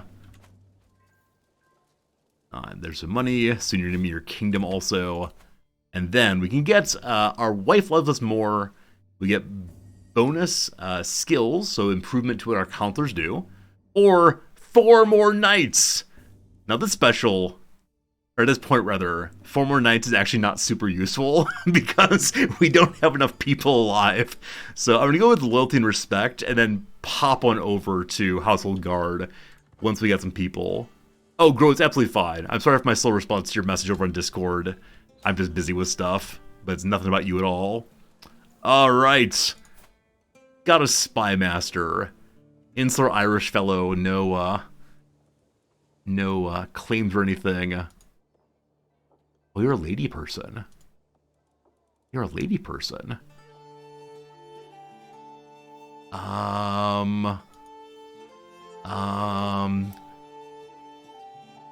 So she's not a zealot, so she would change to my religion. There's nothing terribly special there.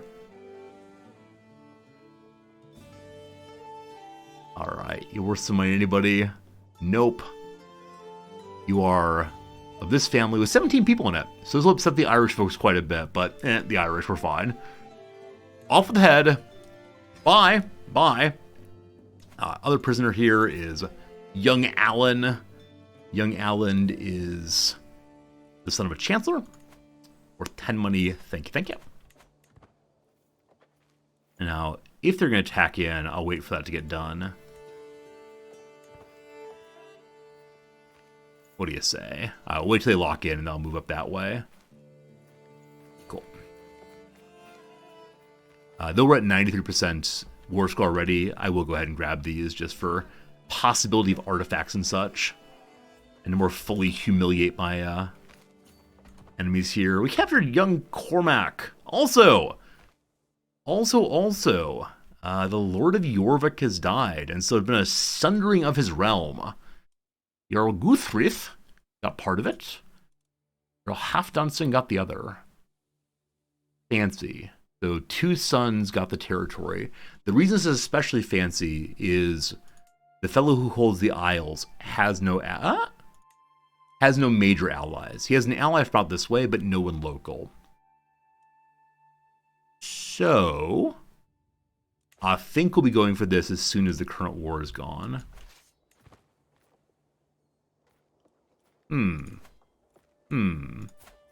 Hello, child. You could be a good little, champion for us. You're pretty good at the stabbing of people also. Oh, don't insular Christians, or Christians allowed to have, like, fake conversions? Something like that. So if I negotiate his release with demand conversion and recruit...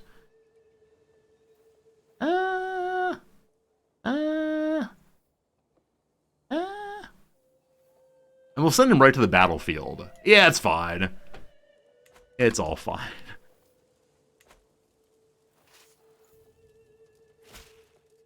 Alright. Welcome, probably fake converty guy. He's out there fighting. Gonna be good.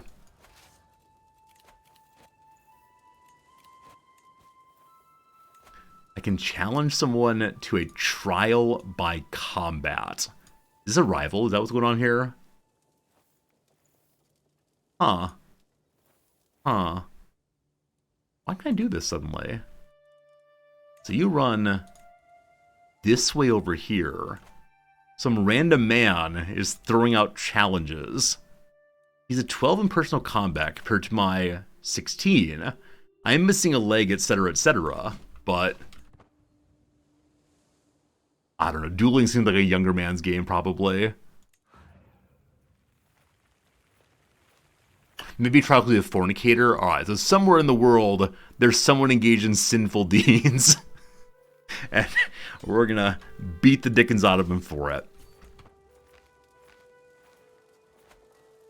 I believe we're gonna siege fast than they are. Once more with a daughter. Hello to you, Alfred Hilder.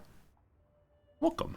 Welcome, welcome. So 2 sons and 1 daughter. Thank you much indeed for the generosity of producing a new child. Alright, so which of these 2 is stronger now? Also, they have an independence war launched, and Northmen coming to get them. Oh, poor friends. So it is time to strike here, definitely. Of these 2, the stronger is Jorvik proper. So do you have any children? You do not, unfortunately. A bunch of siblings. I don't think that siblings give alliances. Also, unfortunately, the 2 that there are daughters. So we'll hold off with the kids we have right now. We don't really need the alliances at all.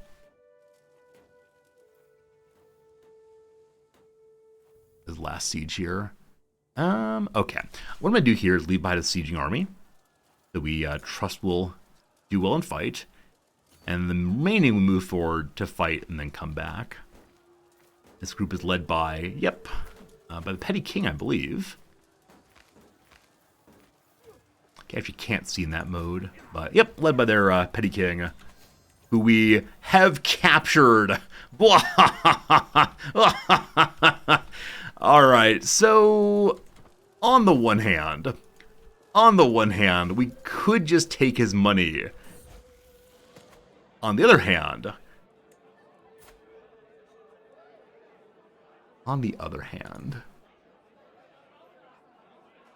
gain dread will gain cash money. No, I should take his money.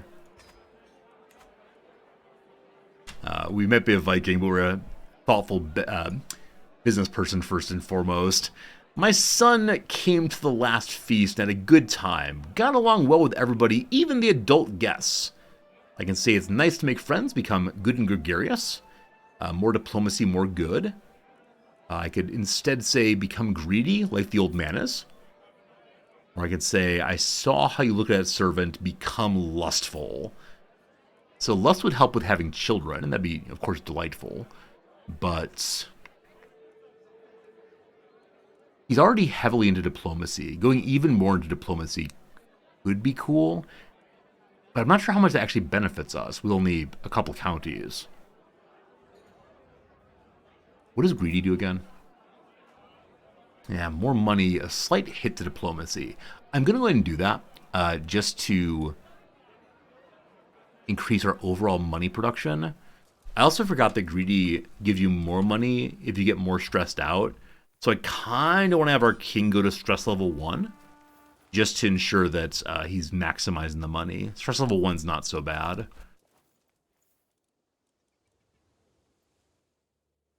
All right, we can hold on to all this personally. More things to improve them with our pile of cash. Do we get anything? Need some artifacts. Nope, got nothing. That's the war done. Thanks much. All right, so even more for us. Now, I believe we can create a duchy office if we want to. I don't think there's any particular reason to do so right now, but... it's actually held by the Duke of Aquitaine. I'm sorry, what? Wait, I might have a brief moment of confusion. Oh, I see. We destroyed the title, didn't we? We destroyed the title, and so Cornwall does not exist anymore. We can make it if we want to. There's no reason to do so right now, though. Unless we're trying to drive... We have to have the highest level of prestige, living legend, in order to elevate the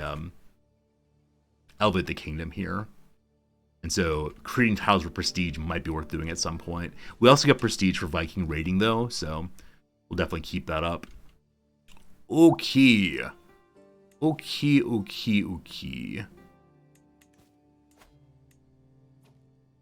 You are weaker than I am by a little bit. You have no alliances. You're also missing a leg. You're also a Viking. So like I said, there's no particular reason to go for a duchy right now. All I want is this county. So, here we go. And I said I was in an alliance before I went to war, didn't I? And I just definitely didn't do so. Hey, you overcalled everything again. Did you kill your brother? Mysterious circumstances. So he managed to reunite the kingdom there via murder most foul. We'll move our flag of summoning up to here.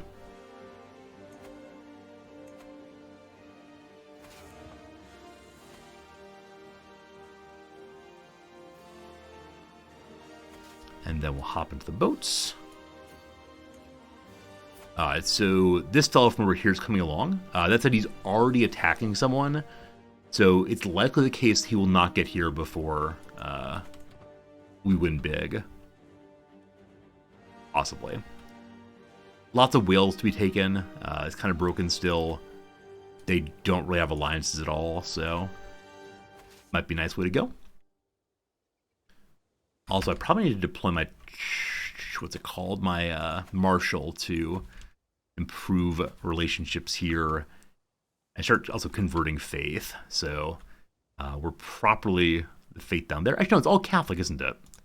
All Catholic at this point. We are ruling people who are not like us, not even a little bit. So we are landing via disembarkation. But they also, is that true? No, they raise their troops here. And they move next door for some reason. Wait, really? Are they going to let me burn off my disembarkation before fighting? I am shocked. I am frankly shocked. I do not know what choices they're making. Huh. Alright, King Charles has gone for a war and taken over all of Lotharingia. You now have a bit of an issue in the south there. Internal revolt happening. Good luck to him.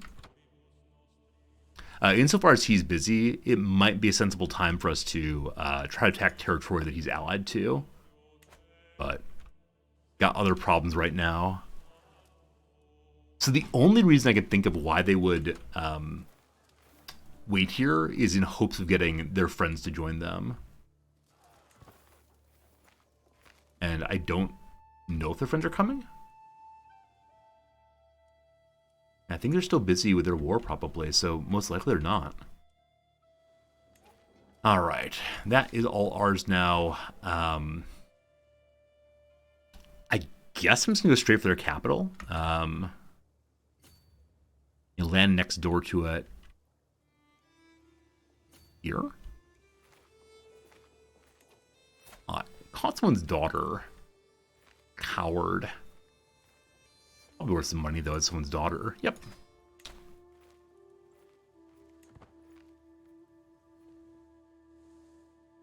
Yeah, looks like they're just retreating into their territory. With that, probably disembarkation doesn't matter even a little bit. Now, the one thing, of course, is it is possible they'll try to recapture here, in which case they'll abandon the siege and come back. Pregnant again. Concubine, getting the work done. Yeah, they're coming to recapture with a very, very small army. So I'm going to go leave a sieging army behind here. And then go smush them pretty fast.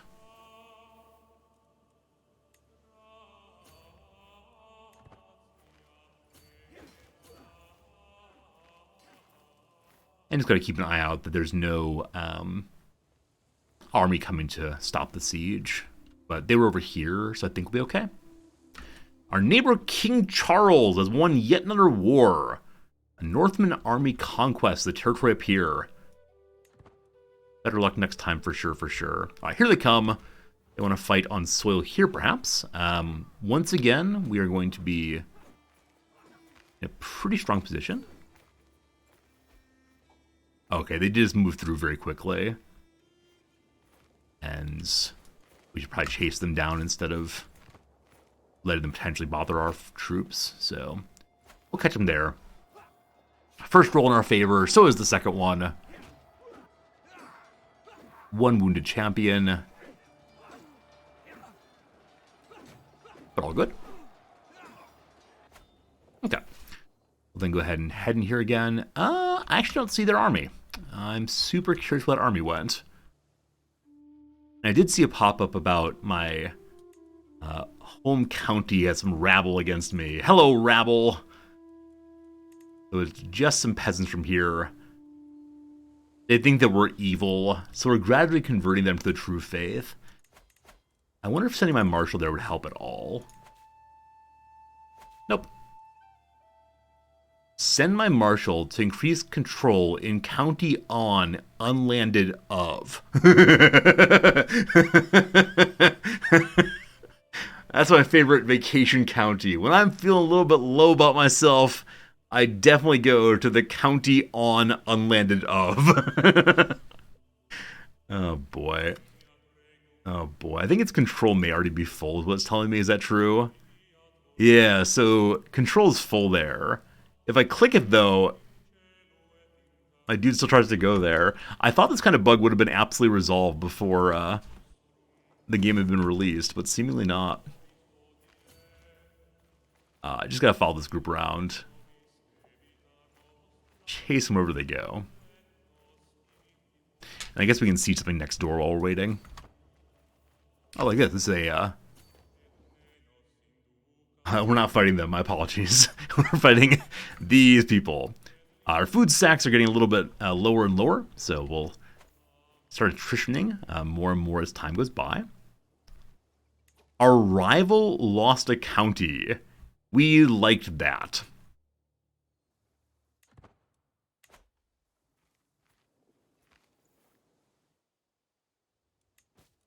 Message here, low county control in Devon.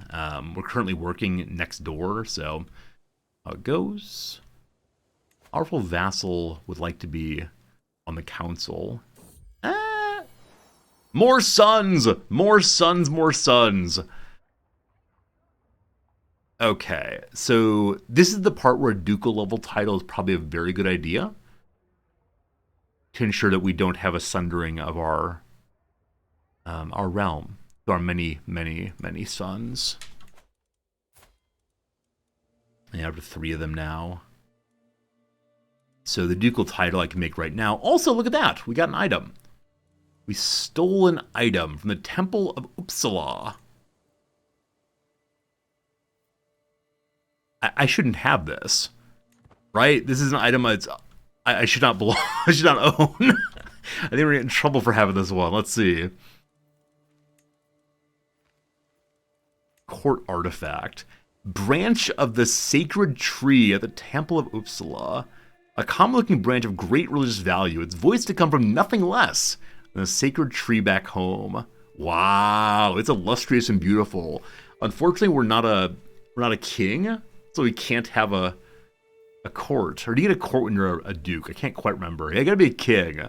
So that will sit in our pockets until eventually. I mean, good thieving for sure. It's amazing. They're trying to uncap is what I want. The war target there, we gotta stop that. All right, more intrigue, more good. Here come more knights.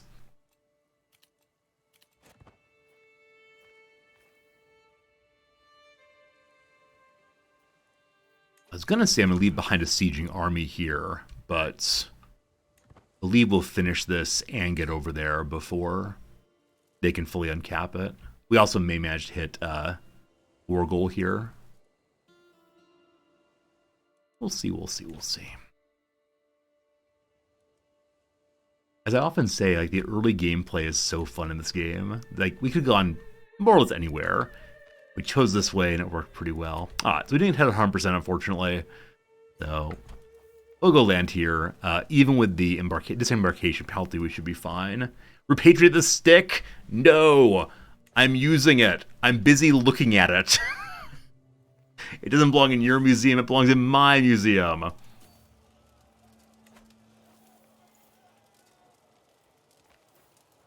Alright, so we are running low but looking pretty good. Oh, are they going to actually pull it off? Oh, it's going to be close. Oh, so close, but no luck. I'm sorry, I'm sorry. We've wounded their Jarl. He is the boneless. We'll see if his non-bones ever get repaired. Mission accomplished. The island is now mine. Cool.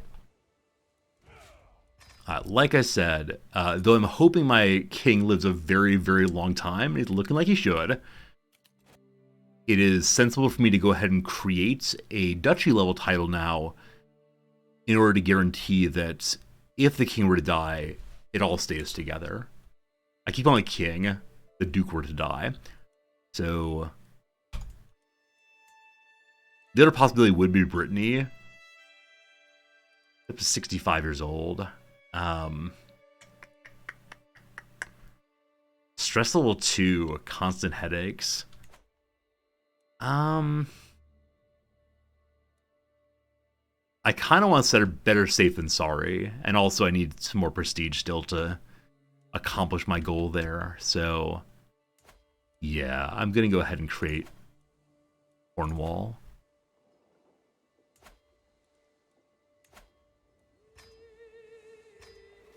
I'm now a mighty Jarl. Look at me, look at me. So our lead title is now Cornwall.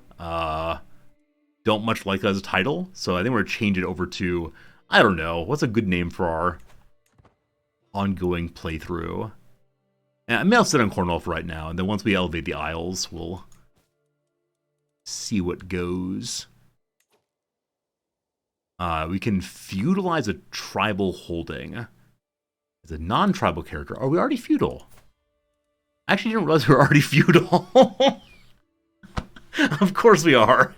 No, we're feudal now because we created a feudal duchy, right? I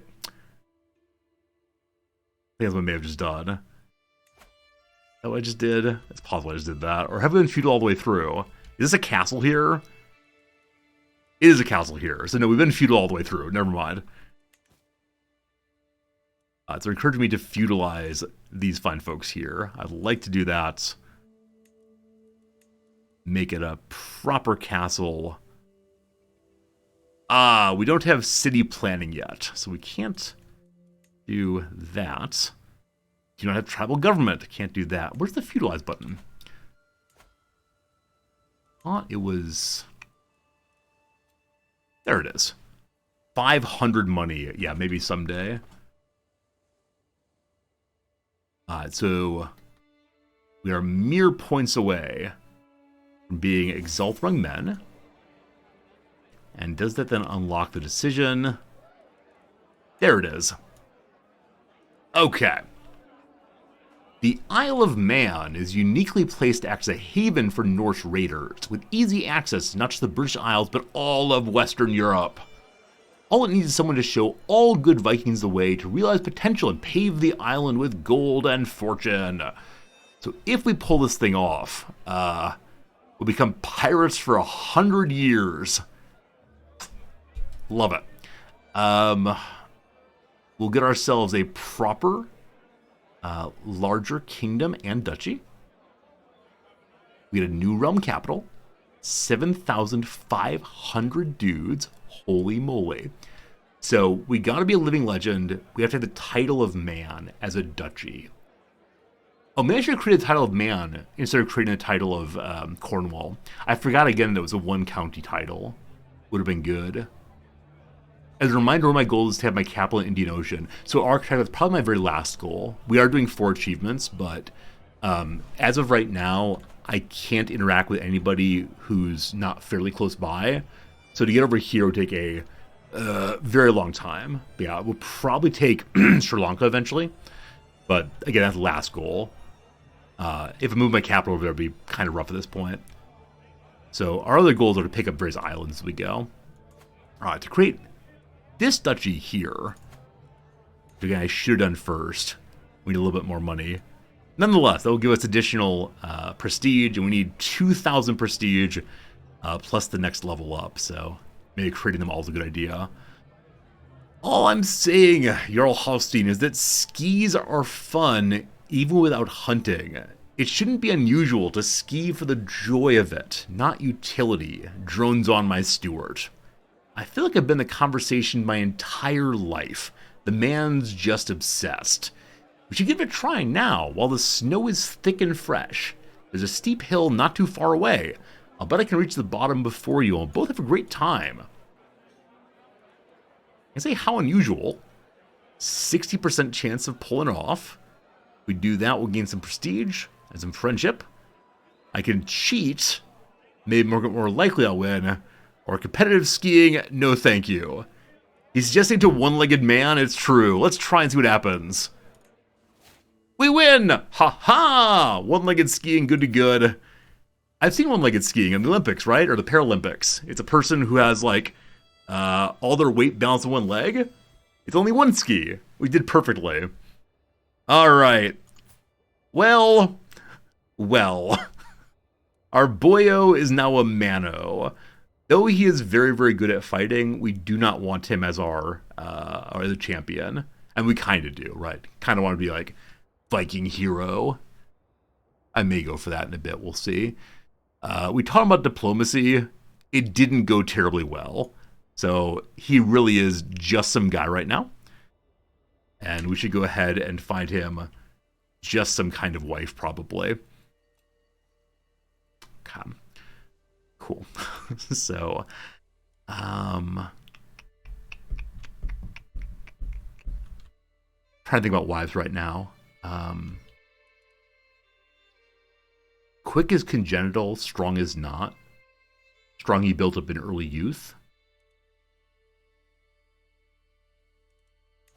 Let's go looking real quick.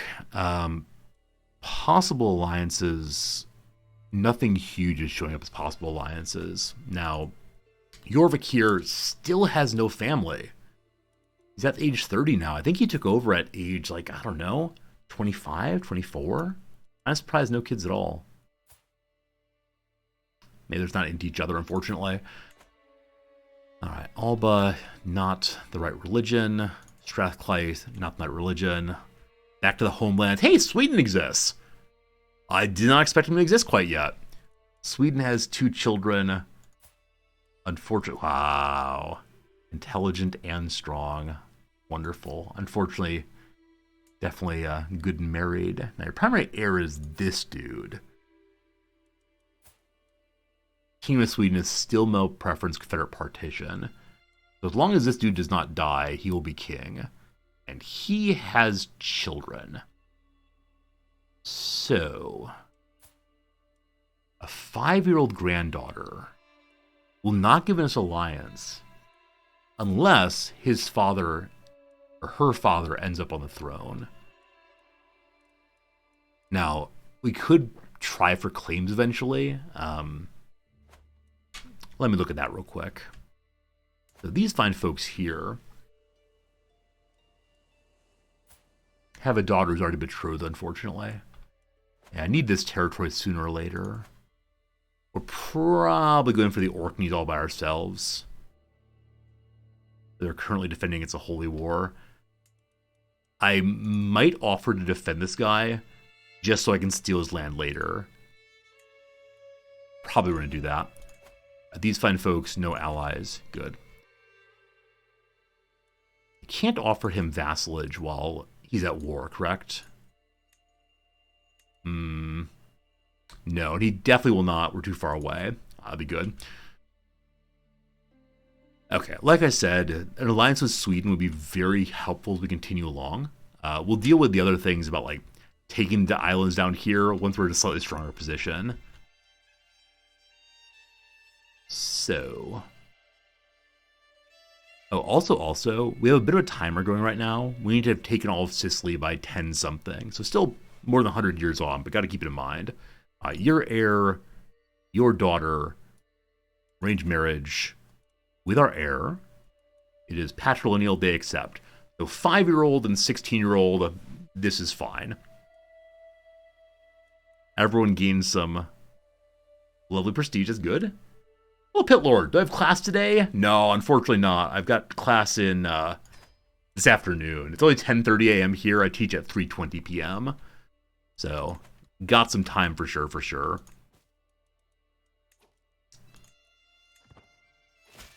Alright, our boyo is now betrothed.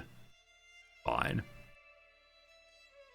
Thank you for reminding me I have to teach today, though, because I do need to go grade some papers.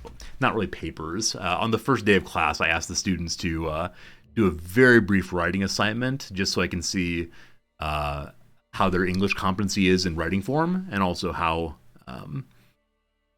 they argue, especially. Hey, my wife is with child once more. Neat. Okay, so again, it's reach living legend and have the duchy, and that's it. Best advice to a college student who's burnt out and losing motivation. It's tough. I had a hard time in undergrad, especially. The number one thing to keep in mind is in like 5 or 10 years now, not too long, but fairly long, what decision do you wish you would have made right now? Because if you go to class and keep doing your work despite your frustration, in 5-10 years, you'll probably say, oh, I'm glad I did that, even though it's really hard to do.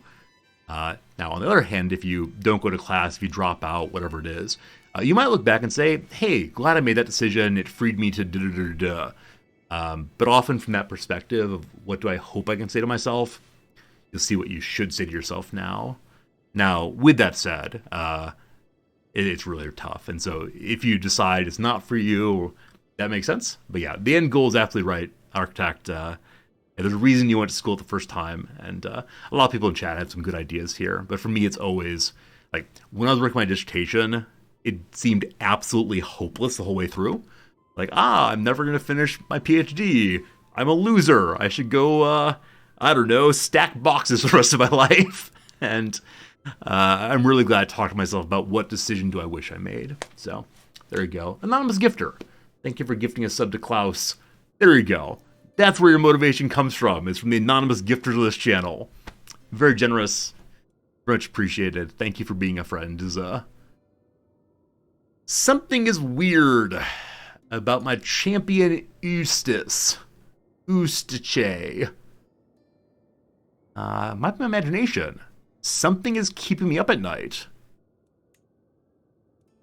He's rival with another champion. The other champion is evil. The champion about whom I'm worried is honorable.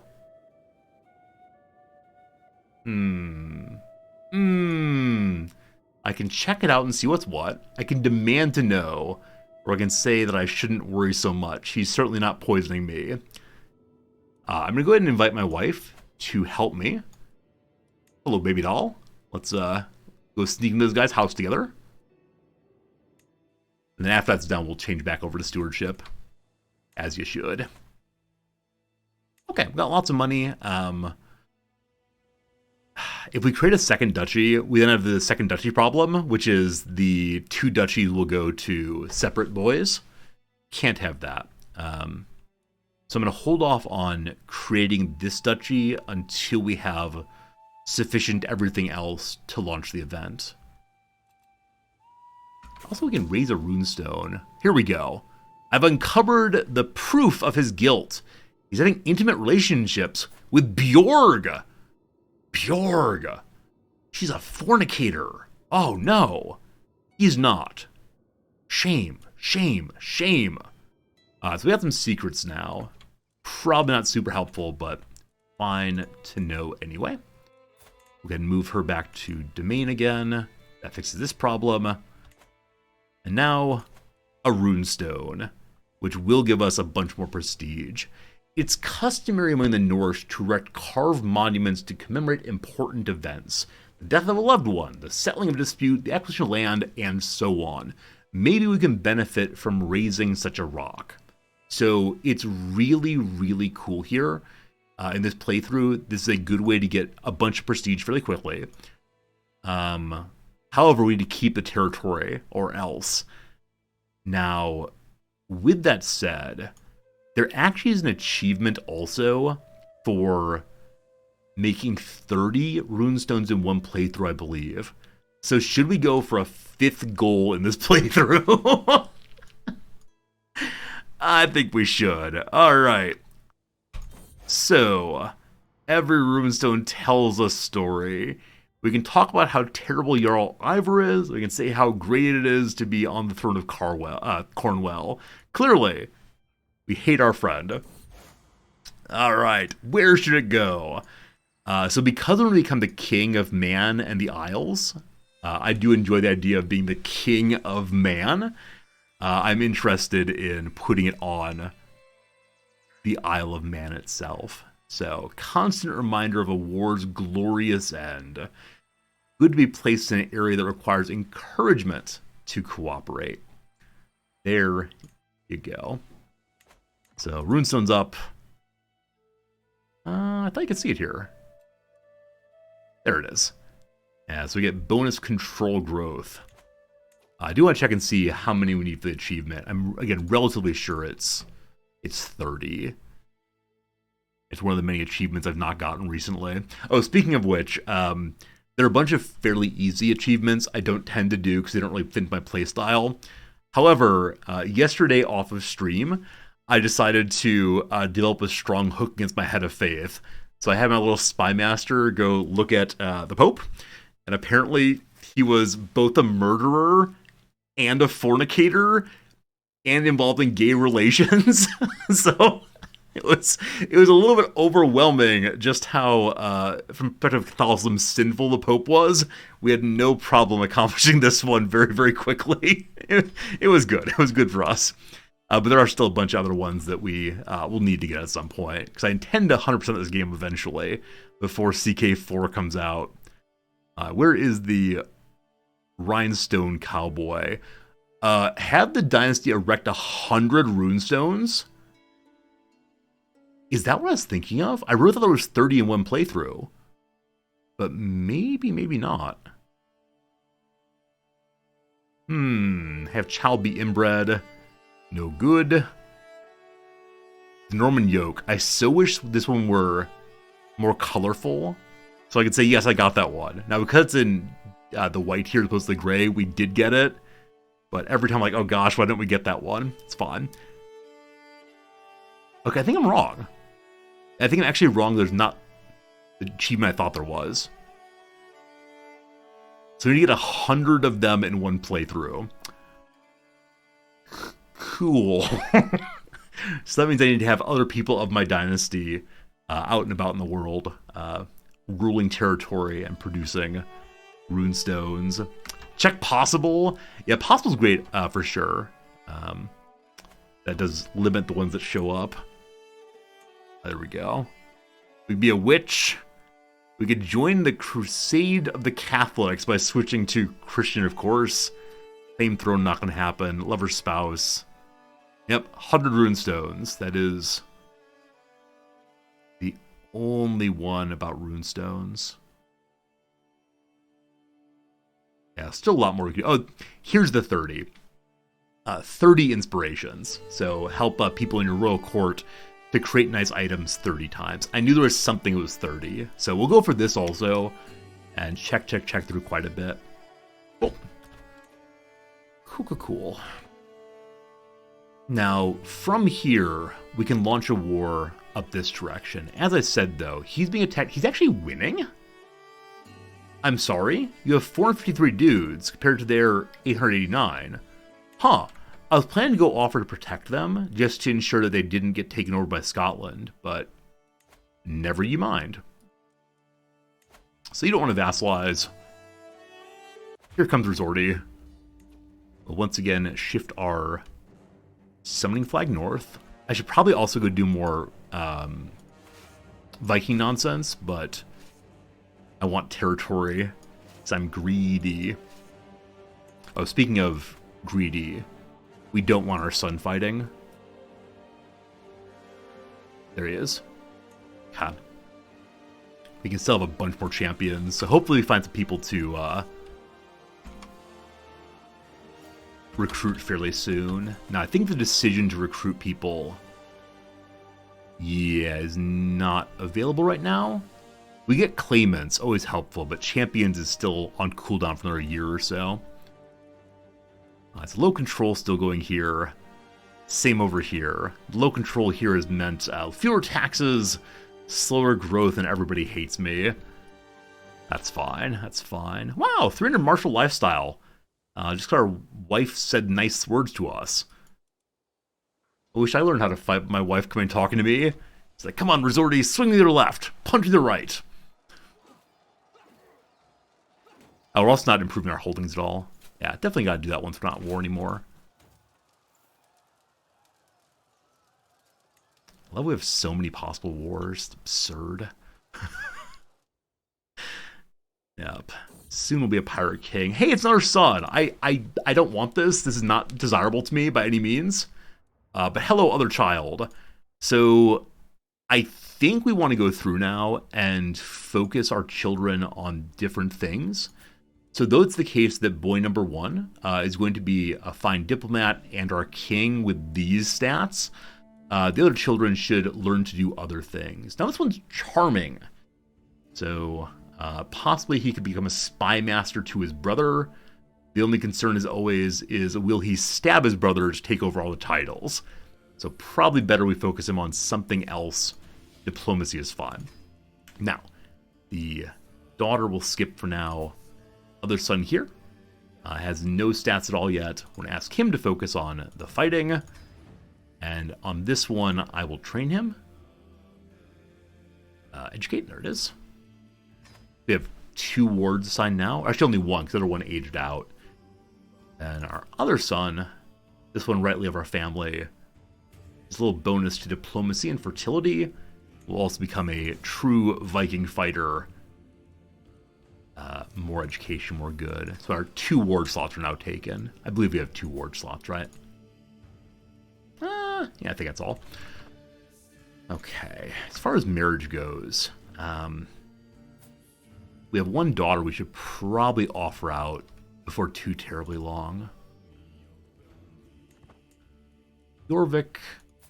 Oh, there's a queen of Jorvik now. How'd that happen? That's claims. Alright, so yeah. Jorvik did the Jorvik thing for a while, and then just people died kind of fast. So I think we saw Halfdanson here inherit in 873. The next year he died of mysterious circumstances. The guy who took over also died of mysterious circumstances. The other guy who died of mysterious circumstances. And then you're on the throne. Now, she's not super good at intrigue. She's analytic. Her husband is not especially good at intrigue also. So either she's been stabbing to get the throne, or someone even farther down the tree is. And they're just going to keep on stabbing. So, you're only 5 years old. It can't be you. You're a 16. You're the High Chief of Kiev. Oh, he's a bastard founder. So though it's the case that this guy is really, really, really good,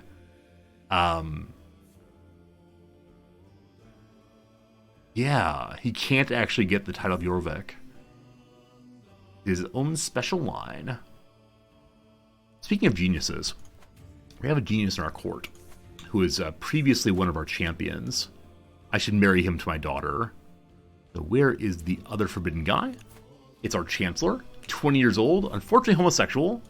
Unfortunately, only from the perspective of children, I promise. I wish to marry you to my beloved only daughter. Do that by looking for people of our dynasty. There she is. We're marrying her matrilineally. So she's going to lose some prestige early here, but the possibility of bringing along Genius or Quick or someone in the middle is great with me. Welcome to the family, my boy. I know you don't want this, but it's good for you, I promise. And he'll stay around our chancellor long term. Oh no! Our little buddy here, our little buddy we're training in martial education, is a sickly child. He's not gaining weight. That's because his elder brother is eating all of his food, unfortunately. He's not gaining weight, though. However, our physician will take good care of him. That's not our physician. Hello? Physicians? We do have a physician. Hopefully she'll show up presently. Good luck, buddy. Good luck, buddy. Hush, little baby. Don't say a word. But please continue saying words. We don't want you to die. How's it going, Maple Bread? There's some goals in this playthrough. It's true. There are some goals in this playthrough. They're all going swell, thanks. Awesome. We seized that. We captured a chieftain here. He has quite a bit of money. So I will happily release him. 50 money? We also captured his mother. Oh, mommy dearest. I am looking for another concubine. Oh boy, she's a little dim-witted, unfortunately. Yeah. Presumably, she'll be worth some cash money also. Here comes mommy. Awesome. So we resolve this war. And golly gosh, we have a new chieftain for ourselves. Golly gosh, we get some more prestige. Golly gosh, we're now unfortunately over our cap here. So, I'm intending that we become king here, so I want to probably keep these titles for myself, or at least some of them. As long as we have man, let's see how big the duchy is. So, local duchy for the Isle of Man. Oh, it's just Man. The Kingdom of Man, though, doesn't yet exist. Is there a way to see that? I don't think you can see the title until it's actually created. Let's check the decision, though, and see if that's true. Boop. Okay, doesn't exist, so has no titles present. I'm assuming it includes all of this, though I'm not 100% on that. We'll see. Hello, Geether Druid. We're trying to prom tide tonight. It's true. I think of proms anytime I think about hanging out with you fine folks. Cornwall, or not Cornwall, Montague here is my top improved territory. So I'm going to give Devon to somebody else for now. When I say somebody else, so generally speaking, I refuse to give my children territory.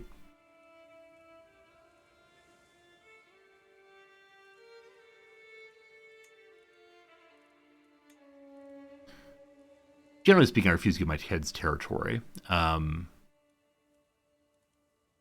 Where's my heir? 1 second. Is my heir not available for territory giving? I thought... Oh, you can't give him anything he's not going to inherit, correct? Because this undermines Confederate partition, unfortunately. So, you can't get anything right now, boss. I give him the one I just took over a little bit up here.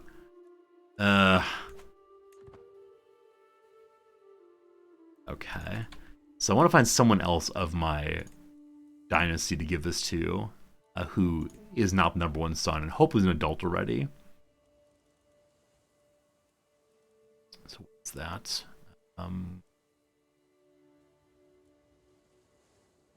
Dynasty, there we go. My dynasty, thank you. Yep, 3 boys. Hello, eldest boy. You're 4 years old. You got a lovely wife there. I give you Devon for now. Hopefully his older brother doesn't get too cross. Don't worry, kid, you're gonna get the territory eventually. What a nice little frock you have now. Frock, is that the right word? Possibly. If we want to, we can go through a grand blot. Big sacrifices. This will very much upset, very much upset all the Christians around. I don't want to do that right now. We get piety, we need prestige, not piety, so we'll just continue with the rating for that. So, time for a new raiding party to launch. Brittany, unfortunately, still has an alliance with France. They're currently helping defend against the Duke of Barcelona. So Barcelona is currently part of Francia, and it wants to be free. It wants to break free. Maybe later. King of Leon here. Are you interested in vassalizing? No. No, again, distant realm. If I had Brittany, he might do so, but for now, no. Okay, let's launch a raiding team this way because France is currently distracted with a fairly major war in the south.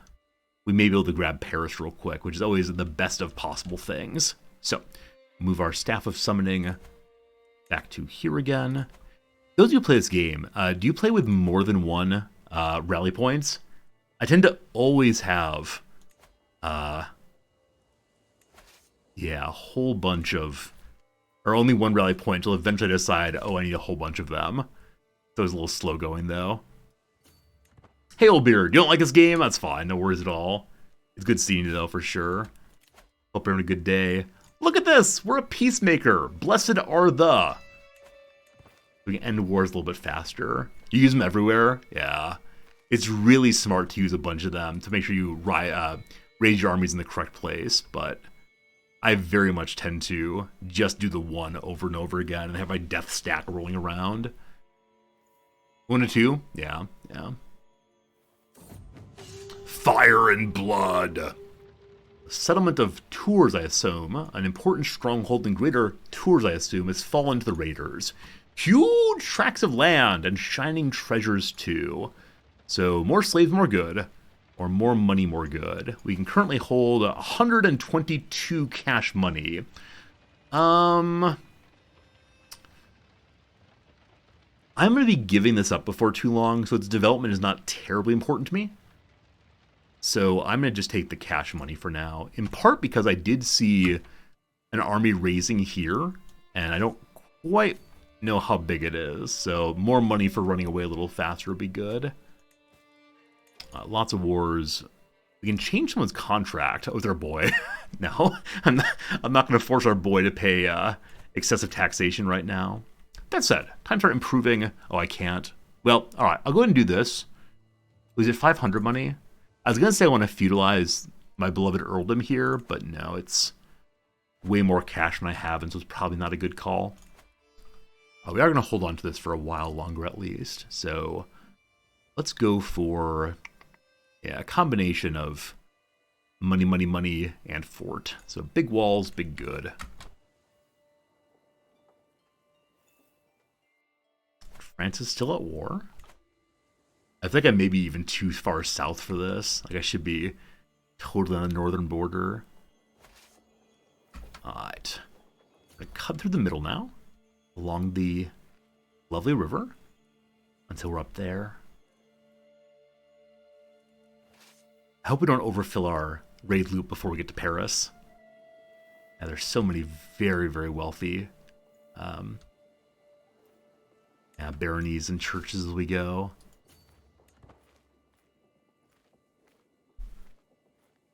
Lose 100 dude by coming here, getting away from the waterway, unfortunately. We could instead go out the waterway and come up the River Seine.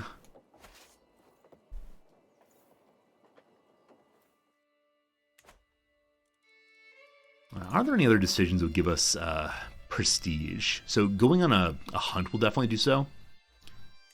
Hey, we captured someone. That's nice. Is raiding one of the most powerful countries in the world not a terrible idea? Raiding more powerful countries is definitely a risky proposition. In this case, as I said, though, he's distracted down to the south here, and so it should be the case that we're fine. Now, if he goes out of war, or leaves the war, then we got huge problems. But to turn and fight us, he would almost certainly give up territory here, and so we should be okay.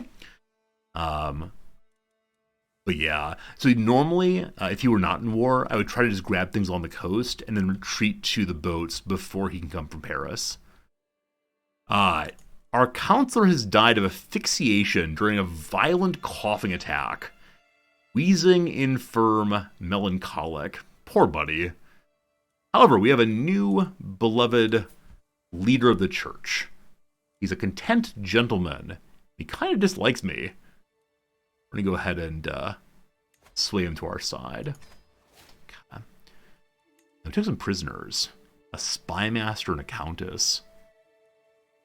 Hey, Wavy, you tried to get in this game more than one occasion. You always struggle. It is a challenging game. If you have any questions, you can definitely ask us, me and the other people on the channel.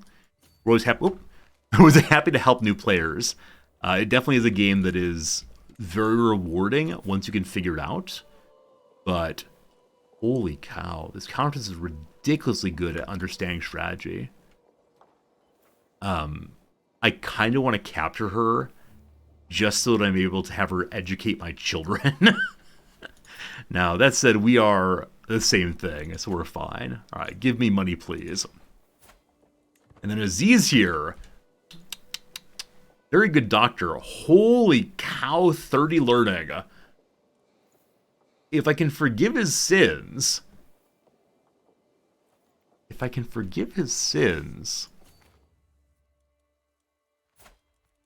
and convince him to join my team, a tremendous amount of learning. Alright, he is not a zealot, so he should join us. Cool. I bet this is his third religion in his life.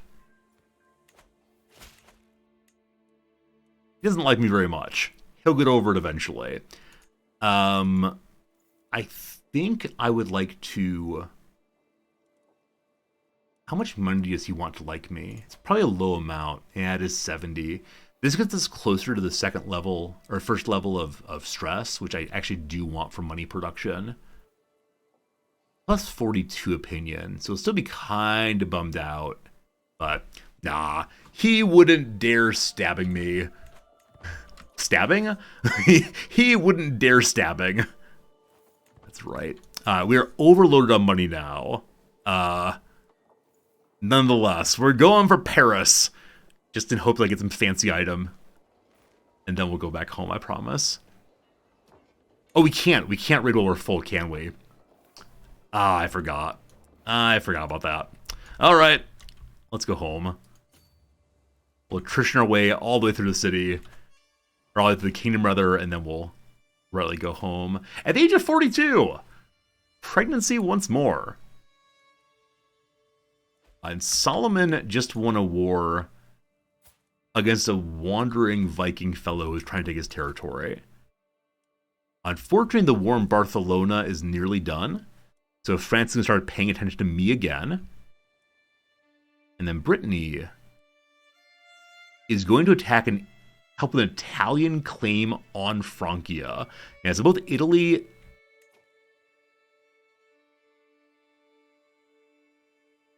Did I kill him? Was my thought about his alliances all it took to kill him? Good. Alright, so, delightfully, as we were looking at the King of Brittany, he died. So his son inherited just like that. He has an alliance here with Italy. Italy is currently busy in a war against East Francia. Here, they're quite strong. However, they're distracted. Now, yeah, the child of the King of Italy is currently the Queen of Brittany. I think we'll win?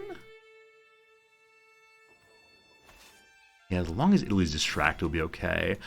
Oh, no! The sickly child did not make it, unfortunately. I had so many hopes for you, my sweetest child. Good old what's-his-name.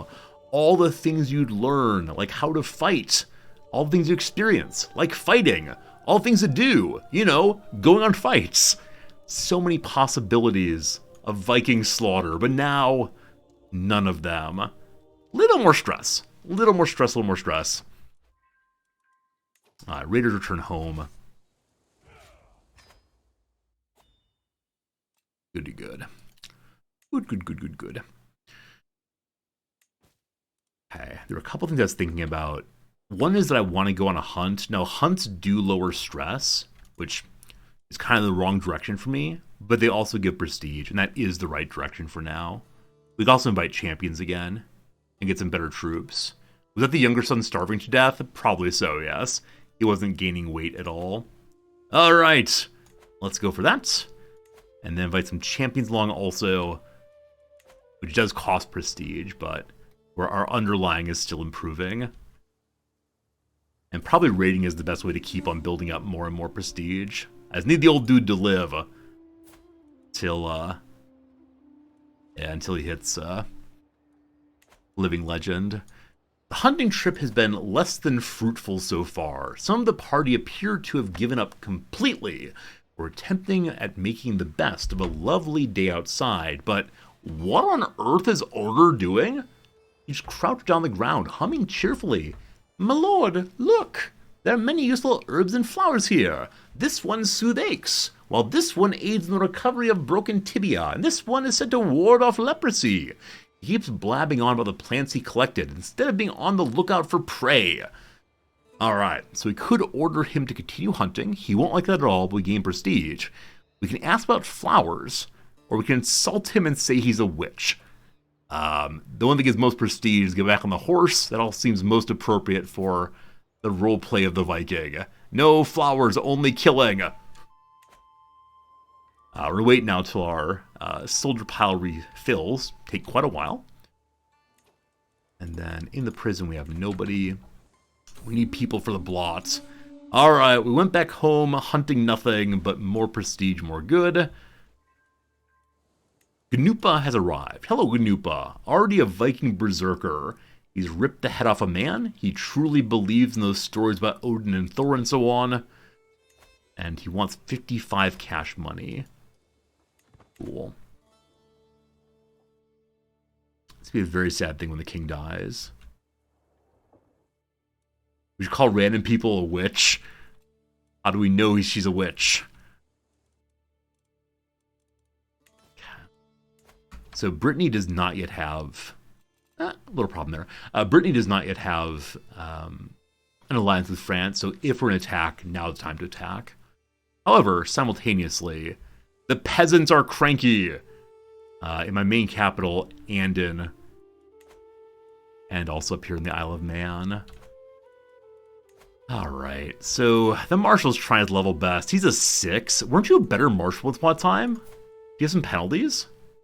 Has he always only been a 6?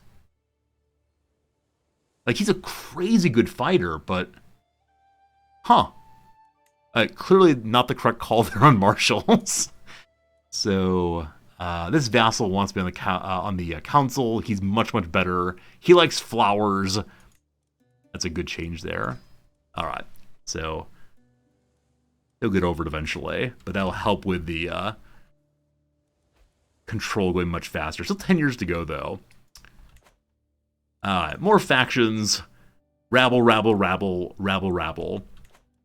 And how good's our current Hofgothi? Yeah, not good. Not good. So conversion could take genuinely forever on any of our territory. So having more independent rulers out there to deploy more of their bishops or Hofgothi to help with converting will be very, very helpful. But we're probably going to have to fight a peasant war before too long. Lower county control. The answer on that's no, unfortunately. And so we need to summon some troops here and some troops here and beat the dickens out of both. I'm considering preemptively raising troops here.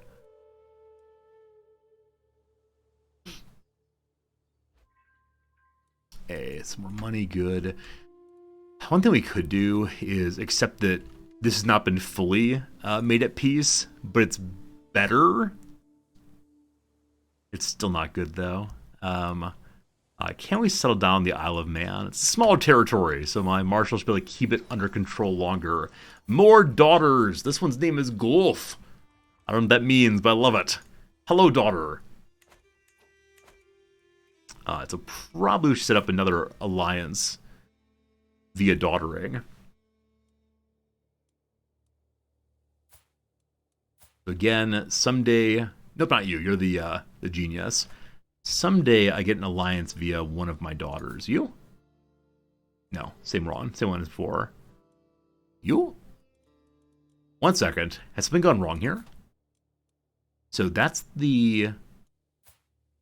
Oh, we actually used our main son, our heir, to get an alliance with potentially Sweden. That was actually not a great call. We should have gone for some wife with better stats. I wonder why I chose to do that. I'm not going to break the betrothal, of course. Yeah, this was not terribly bright of me. I mean, it's fine. It makes sense for roleplay purposes, but definitely not quite as smart. All right. And thinking about other sorts of alliances that could be useful. Y'all are pretty darn good. Snake in the eye, snake in the grass.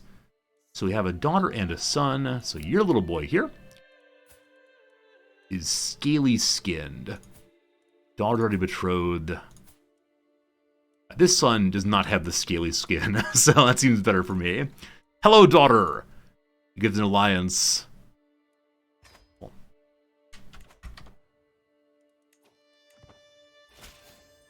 Awesome. We managed to get Mon a little bit under control. Now, did that cause him to drop out of... No, they're still part of the cranky group there. It's popular Vikings to recruit champions with prestige. So you can do the invite champions. We did that a little bit ago. I don't know if there's another way to do that. Yeah, we did this just a moment ago, and haven't gotten too many people to visit yet, unfortunately. We're still a little low, though, on the pile of Vikings. Is that what you meant? Yeah, we did that about, I don't know, 5 minutes ago or so. We're not quite full on levies. But I feel like this is definitely a good time to go for this. They can still send an ultimatum. Their military power is tiny, though. So I'm going to ignore that, which should be fine. We can train commanders. You're absolutely right, D. Kirk. As of right now, though, I'm using my marshal to improve control of my holdings, because nobody wants me as their ruler. I'll use the marshal to train commanders after a little while, though, I promise. All right, here we go. Let's down to business. Give me your duchy. So we just need 2,000 spendable prestige to be held. This should get a whole bunch of prestige pretty quickly.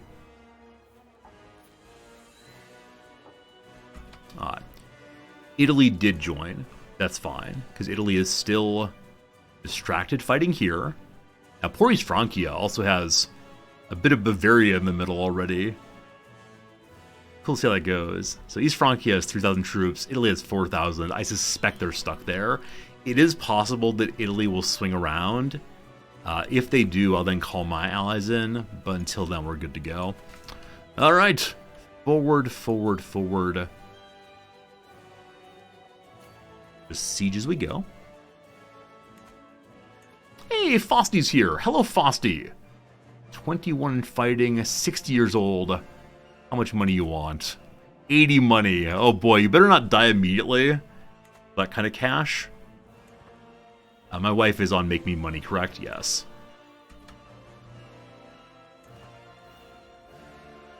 Hey Phil, who are we playing? We're playing as Jarl Halstein here. The fellow who starts with France.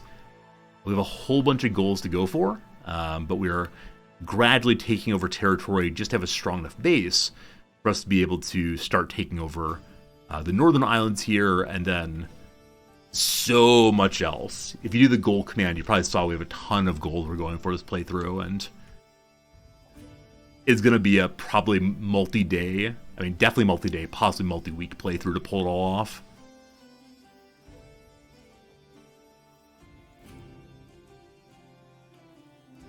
One, good. They're probably not going to come and try to stop me.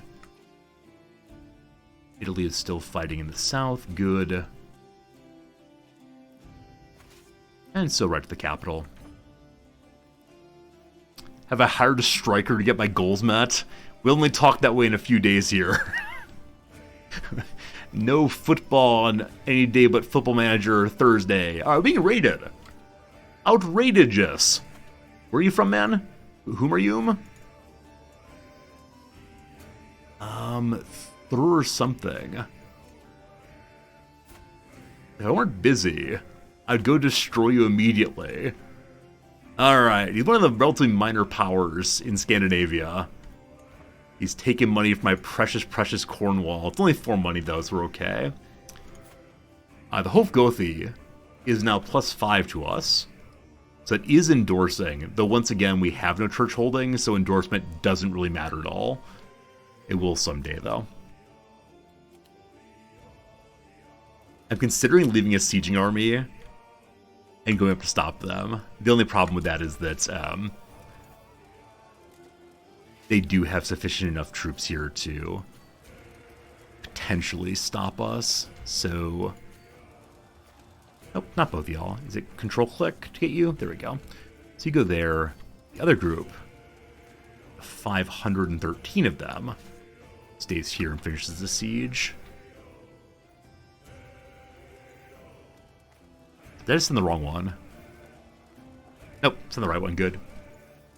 Correct. Yeah, the money here does not go for my gold. I just like seeing how much money they're taking from my people. It bums me out when they get a big pile of cash. But who do we get? We captured the king? Wait, really? Alright, if Italy were to show up, this would be the time to, the time to end the war right away, but who do I have in my bucket of happiness? The king, the queen, and Denise. Hi, Denise. How are you? Alright, Denise is no one to us. When we win this war, I believe we steal all of the territory and he retains none of his counties. So I think we're to keep them and put them to death in the best of ways. Now we could try to siege more in hopes of getting some treasures, but it's very unlikely. So if I end the war, I seize all of his realm that's part of the duchy. 2 other guys become my counts. The king, though, loses everything. I don't recall if he stays in the prison. He doesn't, unfortunately. But that is done. Great. You all go home also. Great. Hello to you, coal bad. Are you coal good also? Unfortunately a Catholic. Unfortunately sterile, but he'll fight well for us anyway. So once he joins in, we'll then invite him to join the One True Faith. He's actually really close on that. He's really close to converting. We'll keep an eye on him and he'll join us presently. Once again, we are substantially over. Also, once again, via Confederate partition, we would have another duchy created here. So as before, I need my kingdom before this guy dies. We don't have enough money right now to create either of the other duchies, though. All right. So I need to go and just give all this away. I'll start with the part of it that's least improved, I guess. Development of 4, development of 4. Development of 6, haha! Alright. So, we'll keep that one. Oh, already a vassal. So the ones that are personally ours have garbage level development. But that's fine. So, hello children. Hello children. I'm going to give you this territory. Which again, I don't normally do. That means you also need a beautiful bride. And I'm actually not terribly concerned about alliance at this point, so gotta be a child. That's a Yeland. Yeah, I don't know. We could look for interesting stats. I guess I just want a ton of children. He's only 3. I know. They grow up so early these days, don't they? So early. It's just planning ahead. It's just a secret little promise that someday his heart will belong to another. We're not going to find anyone who's lustful at the age of 3, unfortunately. So we'll look for the base stat. And looks like there's nowhere in the whole wide world with that stat right now. Is that true? Yeah, no one in the whole wide world has that trait. Or no one we know about, at least. Alright. If we go for lustful and find like a 16-year-old. Youngest is 20, unfortunately. No, I know traits inheritable is good. In this case, though, I primarily care about him just having children, as he's not the main line, as opposed to them being a particular kind of children. But 20 is too old for right now. In that case, we will go ahead and check out the inheritable traits. Hello. So, wrong culture, wrong religion, but an absolute giant of a human. The biggest baby ever. On the other hand, a beautiful dwarf. Oh, that's nice. And she's also like our religion. So, Amazoni did A+, yes, amazing. But beautiful seems even nicer. Now, dwarfery is also congenital. And that would lower, like, Viking possibilities. But yeah, I think it'd be fun to have some beautiful dwarves hanging around. Wait, there are actually 2 of them?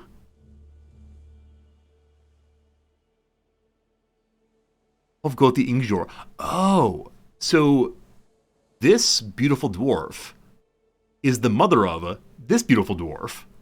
Let's continue that. Great, great, great. You've never played CK3, you must play EU4. Yeah, I mean, I think if you like the story side of the game, if you like the idea of being able to like really craft the culture and the technology and the individuality of your people and their place, this is the game for you, for sure. I think Vicky is sort of in between those, where EU4 is far on the side of, like, let's just do trades. Lower traction reduces children. It is true. Like, ideally, if I just want to maximize children, which is what I said before, dwarfism is not ideal. However, beautiful dwarves make me very happy, so we're going to stay with that marriage for sure, for sure. Okay. Need to give at least 2 more things away. So, I believe these 2 are going to win for right now.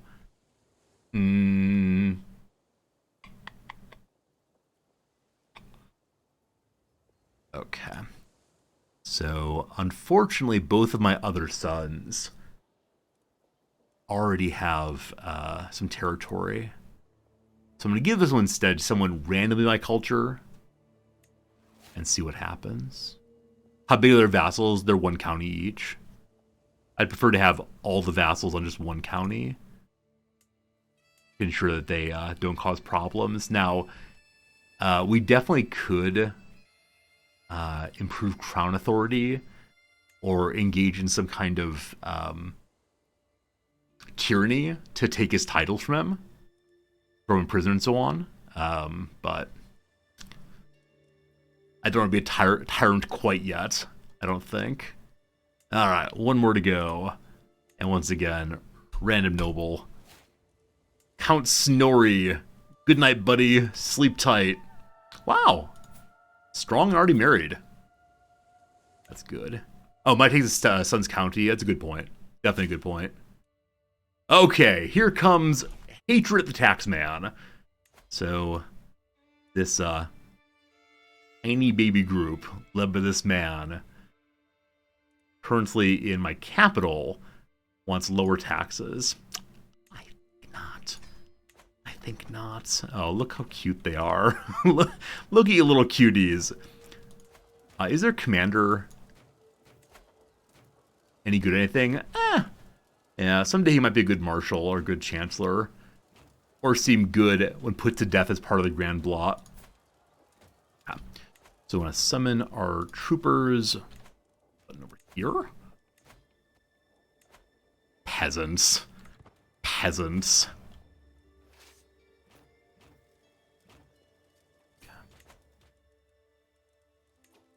Denise died in the dungeon? No.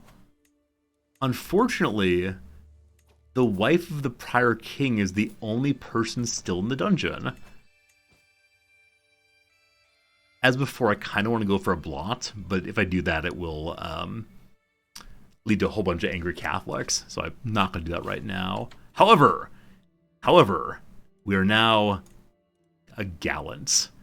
Bonus martial, bonus personal combat, finally prestige, and people think we're very attractive. Now, like I said before, this is the tree I wish the playthrough had started with, because that bonus to prestige is so helpful in accomplishing our goals. So, unlock.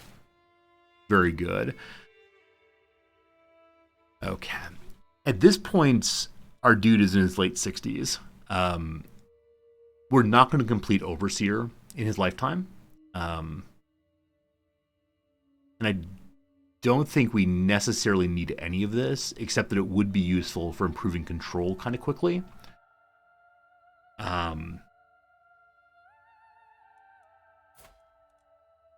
Allegedly, we're still in good health. We can get a tiny little improvement on that by going to medicine.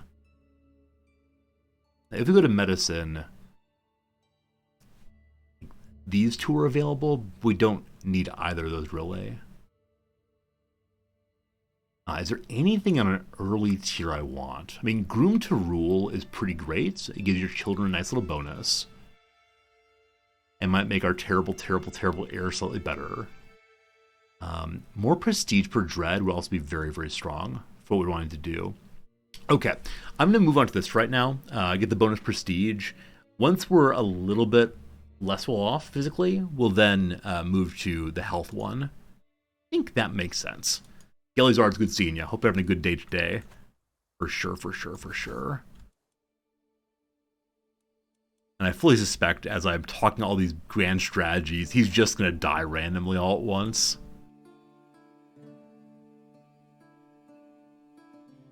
Okay. So, from here, am I allowed to attack Iceland? I believe I am. Iceland is currently fighting against the other half of Iceland. So they're trying to unify. I would like to go unify them real soon. We're kind of at a point right now where... no, move at once, sorry. Control click is the way you do that. I was waiting for them to fully raise. That was not the correct move. We're at a point right now where getting more territory is not nearly as big of a deal as it would be otherwise. Like, often I'm very concerned about how will the realm shatter if Confederate partition goes off. However, this is definitely a case where it's not so important because, like, unless we get the kingdom, it's going to be very difficult to achieve anything. So we got to continue on, take whatever we can, just to get more and more prestige. All right. Speaking of prestige, hello to you, new prisoner guy. You worth money to anybody? Certainly not. Can I ever trust you? He's big angry. I think we're not off with your head, I'm sorry. Alright, and the former queen, nice Catholic lady. Surely you're worth money. Hey, it's 37 money. Oh, the King of Italy's helping out. Right. So though it's the case that she's married to the former King of Brittany, she's actually the younger daughter of the King of Italy. And Italy is strolling for money right now. I'll definitely take the last cash they have. Awesome.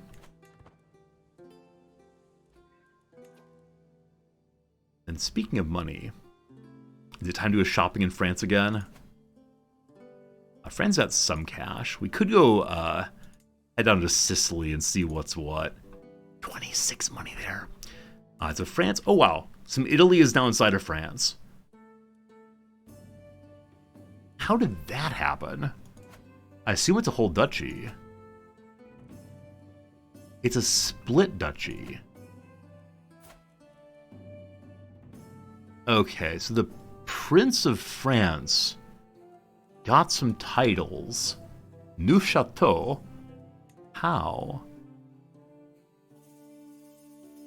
Okay, it was directly granted by the King of Italy. Oh, is this a place where Italy has territory as the game starts? I actually don't know how this territory works at all. So, I'm not terribly surprised if there's a bit of Italy there. I didn't think there was, though. Oh, you know what? West Francia started the game by taking Lotharingia? Is that right? It's probably based on that. All right, buddy. You wanna vassalize? You really should. Only -3. All right. If we were a little stronger, he'd go and accept it. If I created the kingdom, he'd accept it also. If I created the duchy, he'd accept as well. We'd also just send him some money. 100 money. Is it worth it for a peaceful vassalization? I mean, the answer is no. So I think swaying is the way to go instead. Sounds good. Sounds good, sounds good. And then let's go ahead and check the various jobs. So 7 years left on control there. 26 years left on converting religion there. Soon and very soon. Glory Seekers! The taverns of the Isle of Man have seen an influx of glory-seeking warriors of late. Among them, a group of old and battle-hardened veterans, Huskarls looking for a new master. But also a whole host of enthusiastic young men that talk non-stop about finding glory on foreign shores. Should I employ some of them? So we could get ourselves 125 dudes who fight fiercely. We can get ourselves 250 young people who are a little cheaper. We can instead just make more money by ripping them off, or we can demand all of them.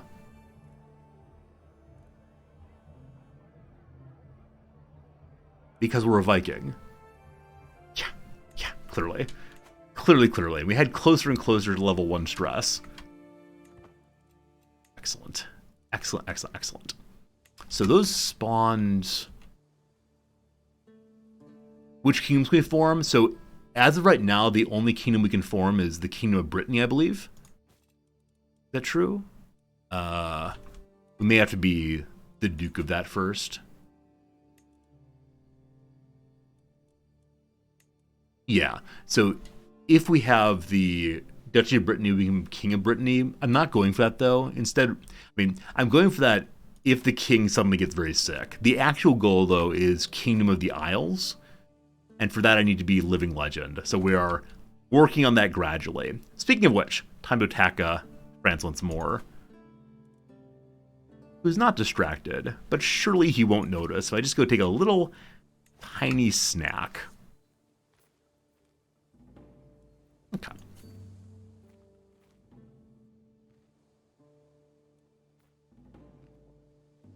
So we want to land where they have the biggest of money. I think it was a 17 along here somewhere. 22. 14. I'm going to go for the... you go over water for the 14. And then go to the 17 after that. And keep our eyes out and see if the king comes and tries to stop us. Hello! Alright, so who dat? Chieftain of Orland is currently attacking Shealand. So I don't... Oh, never mind. I'm sorry. Orlanders are currently attacking this chiefdom here. I don't know why. And he's losing. Yeah. Be right there. Don't you worry. Probably not gonna be right there. Yeah, he's winning just fine without me. I don't think he needs me, actually. so here was... I didn't raise this as raiders, did I? Whoops. I thought I had. But guess not.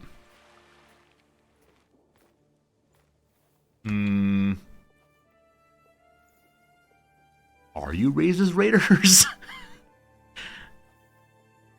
This is unable to raid. Oh, did I join a war? Right. In war, you can't raid. Well. Yeah, that's exactly what I forgot about. Fine. Lame. Definitely my help. Alright, so while we're fighting them, I can go ahead and do war on someone else. And you are going to peacefully join me. That's probably much better for us. From where I am now, we're next door, so I'm curious if they would vassalize if we're not at war. Nope, still very, very far away. Realm is distant, despite the fact there's a right next door element of it.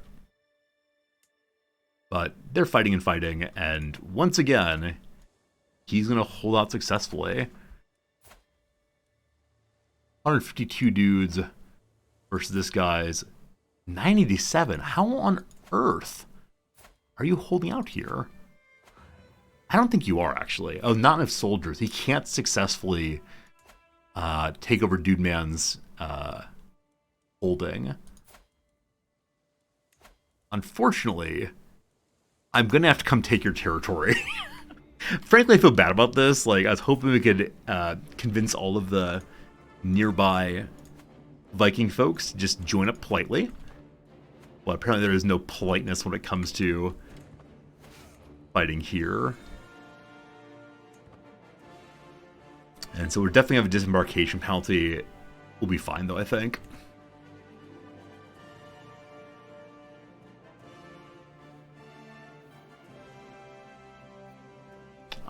Giant stack all at once. Here we go. I think it's just a one county territory, unfortunately, so just gonna land. I'm not building anything right now. The cheapest upgrade, I think, is, what, 200?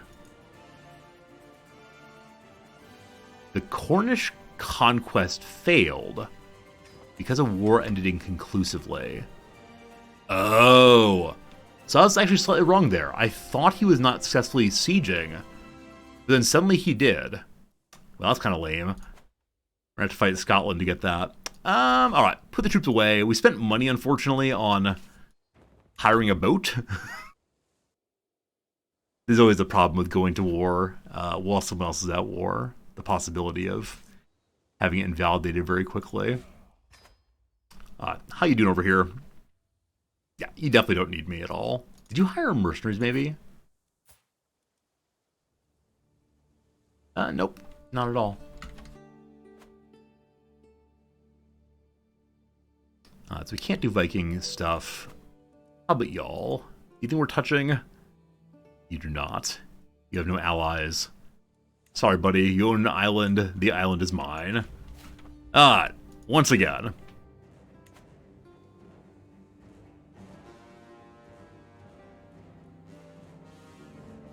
It does take a while to get here and then pop all at once. Any guests around who might be interested in being a true champion? The guest here was 7. A man named Kjolbjorn.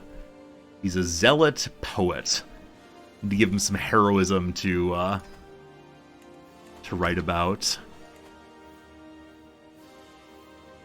And then once these wars resolve, we'll definitely go ahead and raid more for money. Hey, more prestige. Oh boy. Already get there. Up to age 65. Still need how much more prestige? Where's the counter?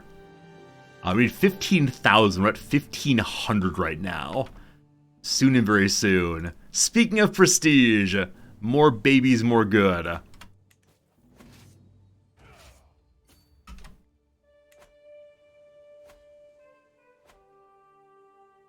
$1,100 troops now. Did you hire mercenaries?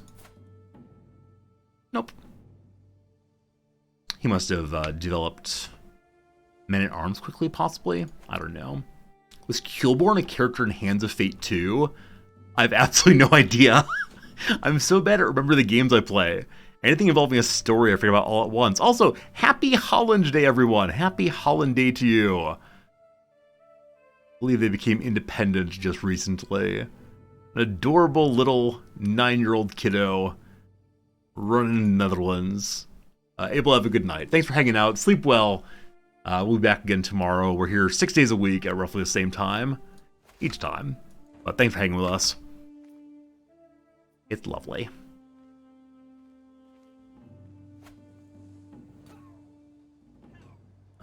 Good quick victory. They actually had a nice roll against us. But no concerns at all. Very quick sieging. In a moment here, I want to see which of the isles... Well, actually not yet. I was going to say I want to see which isles we need to get. But we're still having enough of them up here we're supposed to go for. And I do think that Viking raiding is probably the best way to get a lot of prestige quickly. Forge the Yoms Vikings. We gotta have our Baltic territory for that, unfortunately.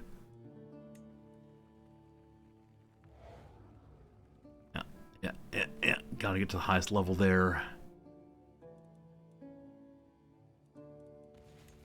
Nothing exciting's happened. Well, actually, it has. We just need to wait for another few years, 5 more years, to raise a new runestone. Alright. The war's over. Oh, no, sorry. I was confused. I was like, wait, why is the war over? I didn't capture anything. This is the war over in the east. So we got 75 prestige based on our contribution. Our contribution was... 0. A new son! Yorinder! Hello, my boy. Too many kids, too many kids. But I'd like you to focus on fighting. And our earlier son died while he was still but a babe. So you are the replacement son. I will train you to be a mighty fighter for sure. We also captured some folks. 5 people. Oh, we captured all their children. Helga here is married to a steward. She's 38 years old. She's worth a little bit of cash. And there's Einar. Einar, I'll let you go free if you fight for me. I bet he'll love it. He's a little unhappy, but gosh. Happy to fight for anybody. And then a big stupid bastard. Sorry. Who is really nobody much. I don't think we're going to kill any children this day, so you go free, kiddo. And Bolthaldir, also an illegitimate child. You go free. And Freya, you're a fine fighter. You are the childhood chieftain, so they'll probably pay money for you as well. Yep, 50 money. My goodness, good. So things worked out just about perfectly there, getting a really good champion for free as well. We end the war, more territory for me. We're over our holding size again, and so I would like to give this to somebody.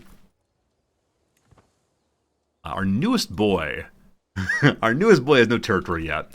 I'm not going to give him some territory yet. Instead, I'm going to go ahead and give this to, I don't know, somebody in the court who's been pretty good so far. So we're going to remove all these settings and see. So this poet mayor, possibly. Count Snorri, no. Dennis! Hello, Dennis! He's a Catholic Breton, no. A holy warrior of the Catholic kind. No.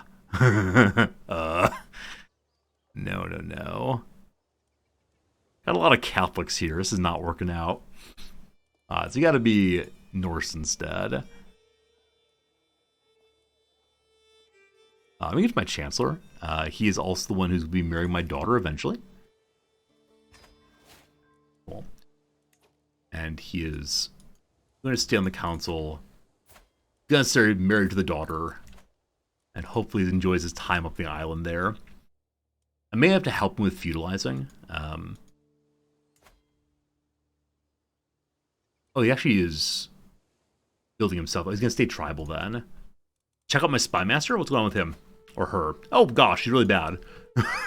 I think I made her my spy master back when I was not having anyone around, so... Wait, why is the Prince of Italy here?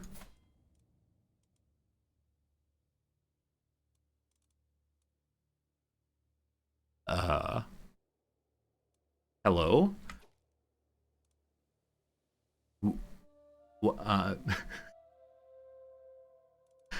Alright, so...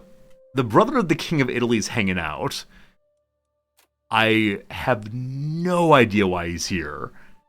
He led a whole bunch of claims, including on all of East Francia. If I were to push a county-level claim for him, I'm sure he'd appreciate it. I don't think any of these counties are on Sicily. I'm almost certain they're not, actually. You want to join my faith? If he liked us a little bit more, he would. If I put him on the council, he'd like me well enough to probably change religions. Yeah. Why not give the Prince of Italy a job?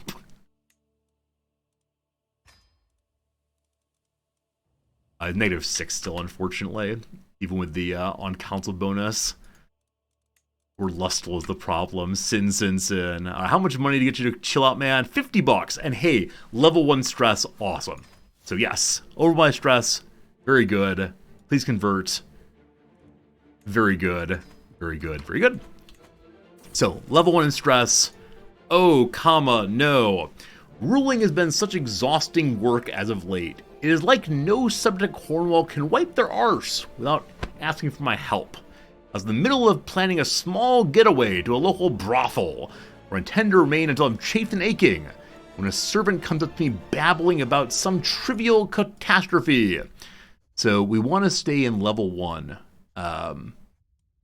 Yeah, we want to stay level 1 here.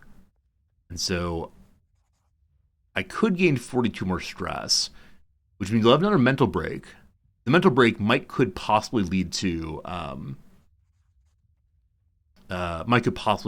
like some terrible occurrence, but I don't want to be profligate. That's the opposite of greedy. So that'd be kind of annoying. So let's go ahead and whore around. No, I'm actually going to take the further stress, and then we'll go hunting to lower that, but stay at level 1. So with the level 1 of stress, we now get 10% more monthly income. Now we could go to level 2 and push that along. That's probably a pretty bad idea. The person we're swaying right now, who is that again? I think it's this fellow here. You want to vassalize? Oh, he's still close. The opinion's plus 12. I don't want to send him money for this, but how is the ongoing attempt to make him love me going? 6 months, we'll try again in a little bit. Okay. So like I said, I want to go hunting. We can do that in a few months here. Awesome.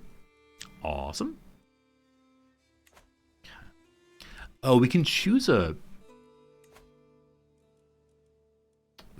deity. There's always something that your Viking characters can do, and I always forget about it. So we could love Odin, get more intrigue, more piety. Or do well in winter, also a bonus to martial overall. Thor, more stewardship, more prowess. Or Freyr, more fertility. So we don't need that at all. I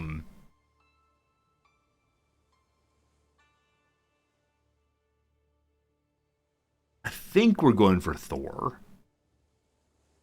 God of protection, storms, humanity, and strength. Though it would be nice to have the flat martial. No, I'm gonna go personal combat. Definitely. Alright. Bring me Thor, the friend of humanity. Cool. And then Hunt's coming fairly soon. Now, time for raiding again. So we went ahead and grabbed one of these before, but this Bishfrick has not yet been sieged down. Francia is still large in charge, not in battle. Okay. The big question I have is how far south will I need to go, taking territory along here, to be able to attack these people here? Still too far away, unfortunately. Can I attack Gibraltar? I can. I can. Alright. Not right now, but at some point, I want a little bit of territory here, from which I should be able to attack this direction, and then work my way down here, and then into the Inner Isles. Because there's no way we could attack here right now, right? Oh, we can actually. Huh. Ha ha ha. This one, also yes. So it really is just these ones down here I need some help getting to.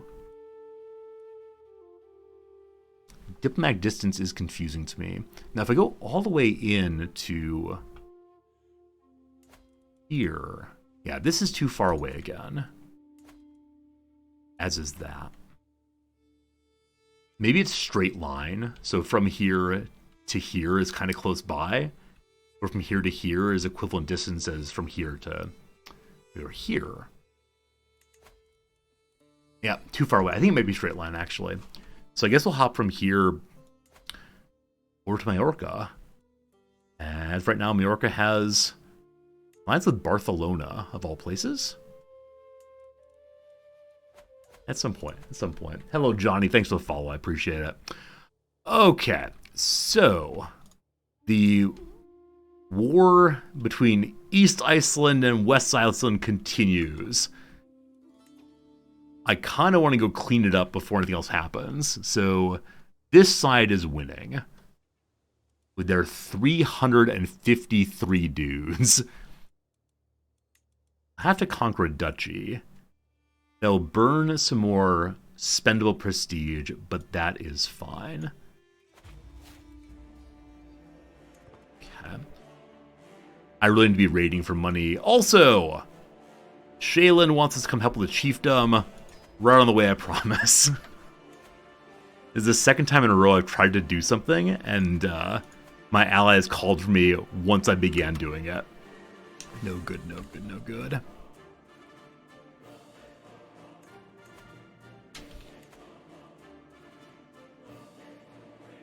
The King of Sweden. One second. A bunch of things just happened all at once. So the King of Sweden just joined this conquest also. Jarl Ivar also just joined that contest. So Ivar's over this way. And so he could go attack my island to get some war score. Now, presumably, he'll head to the war target instead, but something to keep an eye on as we go. All right, diplomacy. We're going to start with the prestige one is better for right now. So a little more prestige coming in month by month. Tiny little bit.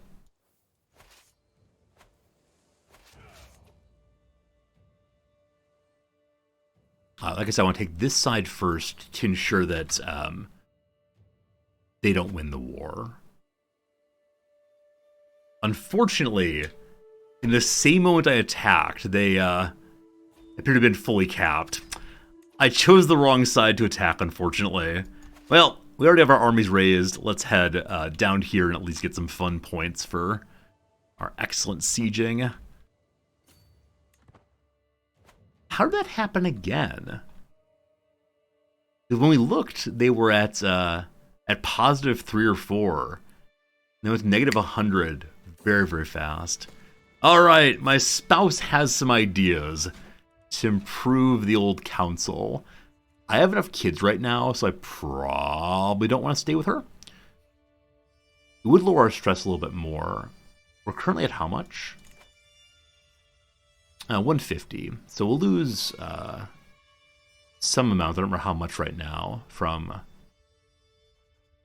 hunting. Alright, so neither person would enjoy the help, so I will lay with her to lose a little bit of stress.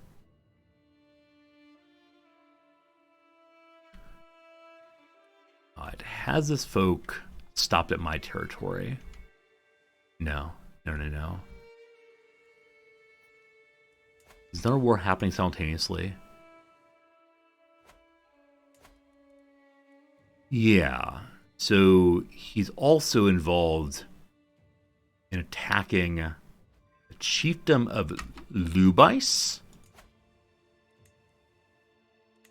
A lot of nonsense is happening here. I want no part in it. We managed to sway successfully here. I'm at war, so I can't ask for something. Oh, I can. I can't ask for it when he's at war. So, you want to be a vassal? If I start him on low obligation, he definitely will. So we get a little bit less money and a little bit fewer troops. But by 1 point, he's willing to vassalize for now. So, welcome to the allegedly Cornwall Empire. He's afraid of me. He's working in the direction of being friendship or friendly with me. More territory, more good. Okay, I'm just going to dump my sieging army here and continue along because I don't believe the enemy has an army here. Or if they do, I'm fairly sure I can protect this territory against them. Yeah, we gotta get out of war fairly soon. How's our control looking? So I was thinking about moving my marshal over to refilling my levies. But no, he's still working on these.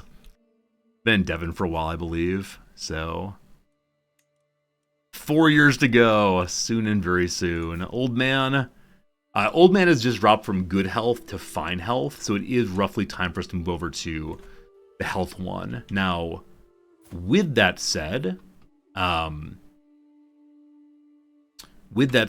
would like to go ahead and finish Groom to Rule and then move over to health.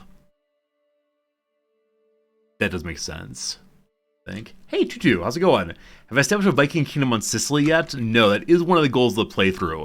It has to be done by 1084 or something. Is this a proper North Star or the one Nordgau in England? It was the one Nordgau in France.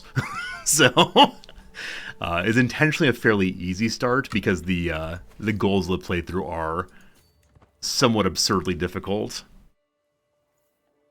Okay, are there just the capital left? So as this sieging army arrives, I'll move my main stack forward again. Yeah, keep glancing at the clock. The in-game clock, not the real-world clock. I doubt that this king will take Sicily, but I don't know anything to make Living Legend. So if he doesn't make Living Legend, I'm not sure who will. I probably just need to go ahead and create as many tiles as possible, as fast as possible. So I need to stop taking land. I just need to focus on Viking raids and creating titles until we hit Living Legend. If it doesn't have to be heartbreaking, but hopefully no one else attacks Iceland. Because I do need it at some point, but we're becoming an increasingly strong power, so it's all right. What titles can I make right now? The Northern Isles. Wow, so lots of duchies.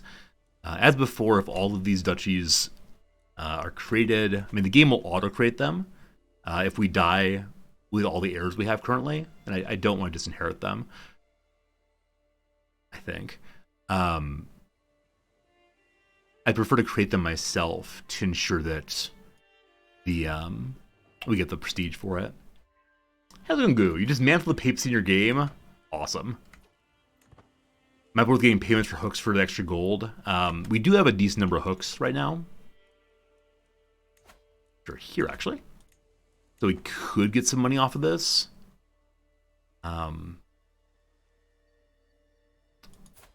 They don't have any money, though, so we have to then start fabricating. So I'm not sure. We'll see, we'll see. Alright, we caught someone's wife. He's got money. If we make her a concubine, he'll be very, very angry. And I just need the cash, unfortunately. Will not accept. He's too greedy. So he loves her, but he loves his money more. All right. In that case, there's only one solution here. You don't have any crazy allies, do you? No, it's fine. You're not my concubine. Nobody likes that. Nobody likes that. Who are these people? Dunbar. These are none of my personal... Yeah, they're none of my personal vassals, but there are a whole bunch of people who will not be terribly happy if I do this. It's all of her children. There's no non-roleplay reason to do this. I'm gonna do it. This is fine. Welcome, Freitas, to the biggest party in all of Europe. My bedroom. And she's 43, right? We're unlucky to have any kids. And it is possible the various forces will attempt to unite to go free her. All that territory has been taken. I think as of now, I'm just going to put my troops away and stay out of the fight until this gets resolved. Now, again, we could go and help. That would help with some prestige. But I need money to make titles. And it is, what, 200 per? 250 per? Yeah. The traits are worrisome. What is she again? I didn't even look. Oh boy. She's deceitful and ambitious and big stabby. This is fine. How good's my spy master right now? He's a 20. He'll detect the schemes. Surely no one would dare stab me. Their king? I'm a good guy, I promise.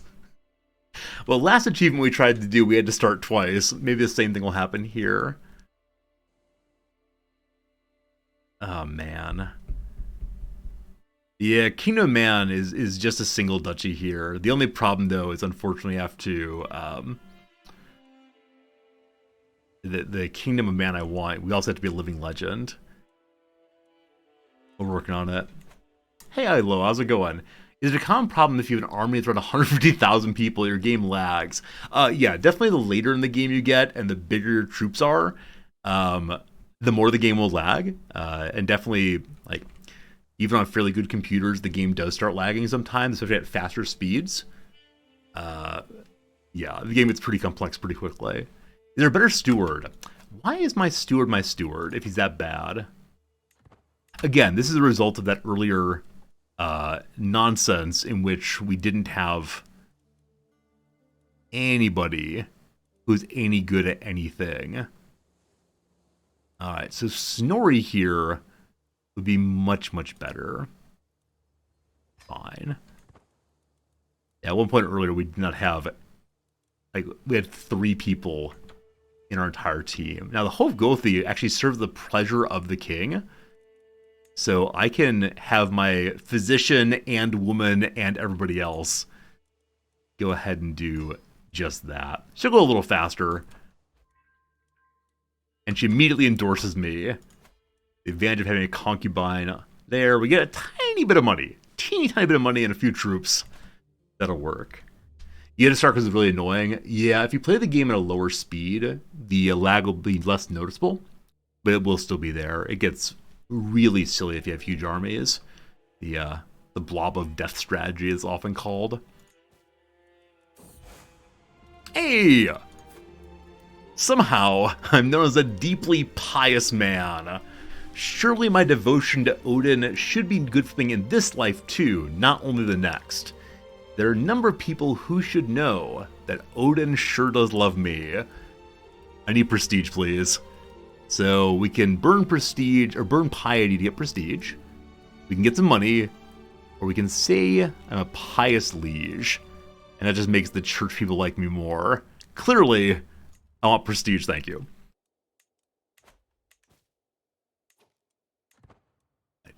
If I came and helped here, we actually would be determinative in the war. I don't need to be swaying this count anymore. He's the one who we recently vassalized. So I should use sway on something else instead. Anyone on the council dislike me? I might marshal by a little bit. He's only a 12, though. Why on earth are you the marshal? Huh. Alright, so this count is a powerful vassal, wants to be in the council. He believes in our faith. He's a coward, and yet he's a 17 in martiality. So, good. I guess I'm going to go help. If we don't get the prestige, it does not matter how much money we have. And the longer this war continues, the less raiding I can do. You do get prestige based on contribution to Allies' war. I think it's 75 is the most you can get. But actually doing battles helps quite a bit. And like I said, getting out of it quickly, get out of the war quickly to go back to raiding seems like a nice idea. Okay, so we'll move you to here. Raise everybody.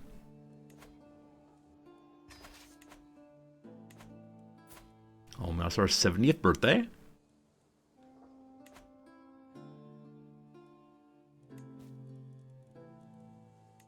Can modify some contracts. Our children. My son has learned Israelite. Oh, yeah. I forgot that our physician and best buddy was initially a Jewish character. I mean, she still is Jewish. And she's taught one of my children a second language. Wow. It's called the Israelite. Huh, I wonder what the distinction is between the Israelite language and the Hebrew language. If Hebrew is like a contemporary version of what's now called Israelite in this game, I have no idea. Alright, so our sieging color appears to be the pink. The sermon. Oyez, oyez. Today, Astrither held a fiery sermon for all the children of the court. They were apparently spellbound as he... cool, zealously read from heroic sagas. My son, Fjordjustfur, now seems certain he's destined for greatness, claiming Odin supports him indiscriminately. So we could say, you're ambitious. Now, he is not the inheriting son. Where is he in the order of things? He's third in line. So we need to kill 2 older brothers to get him on the throne. Ambitious can be very, very awkward if I'm not inheriting child, because they might attempt to kill their friends. Faith is first, becomes zealous instead, or become sadistic and add to the horror of the world. Now, we'll go with zealotry, so he believes in this faithfully, but does not try to kill his brothers. What's the question about Hebrew? So one of my sons just learned a language that the game here is calling Israelite. And so my question is, what's the relation between Israelite in this game and contemporary Hebrew? Is the word Hebrew not known in 884 or something else there? Because I really don't know enough about it. I dated an Israeli woman for a while, and I remember how to order alcohol, I think. I have so many stories like this. I dated a Turkish woman for a while, and I know how to order beer in Turkish now. Alright, let's go siege here if we can. Beautiful language, beautiful culture. Unfortunately, I only know how to say hello and how to order alcohol. We should definitely come assist. Hey, look at that. One of our daughters also has learned Israelite language. That's nice. That's nice stuff. Am I allowed to learn any languages or no? No, I appear to be a big dum-dum. There's no relationship. Hebrew was reinvented in 19th century. Cool, Tutu. Thank you. I know very, very little about this. As of right now, they're just gathering together, going to unsiege here. After I finish this siege, and they finish this siege, I'll come lead them in glorious battle against our enemies. Hey! New temple established. Temples are suddenly real cheap. Huh. Okay. I have no money, but when you say real cheap, how cheap is it?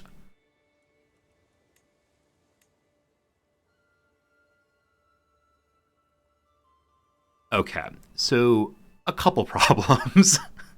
One, we need a lot more money. Two, the local culture here does not have city planning, which is to say, I totally forgot to move my steward into spreading the culture. He's just been getting money for me. Like, that's good. But no, we definitely need to drive out any culture but Norse culture down there. Alright. I'm going to go ahead and just leave behind a sieging army yet again. And bring the main stack forward.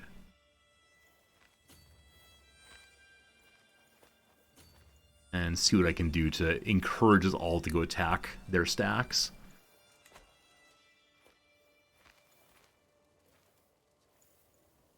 Jewish people have a second language, Yiddish, and it involved from Israelite. Did it really?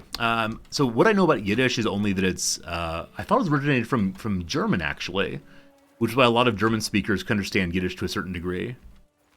I'm surprised to learn that it has any origin in a more ancient language, but... Alright, the war of all against all begins, and they run away. No true Vikings this day. Very good. I didn't start that war, did I? Battle, did I? So I don't think I get any prestige off that. However, they captured a Jarl. Interesting. I'd like to start the next battle if possible. I got there first. I'm in charge. And so for winning that one, and capturing another Jarl, we got war score. We did not get any immediate prestige, though. Maybe you don't get immediate prestige in battles. I can't quite remember. It was a slaughter, though. Slaughter at Colding. Wow. We're at 100% war score right now.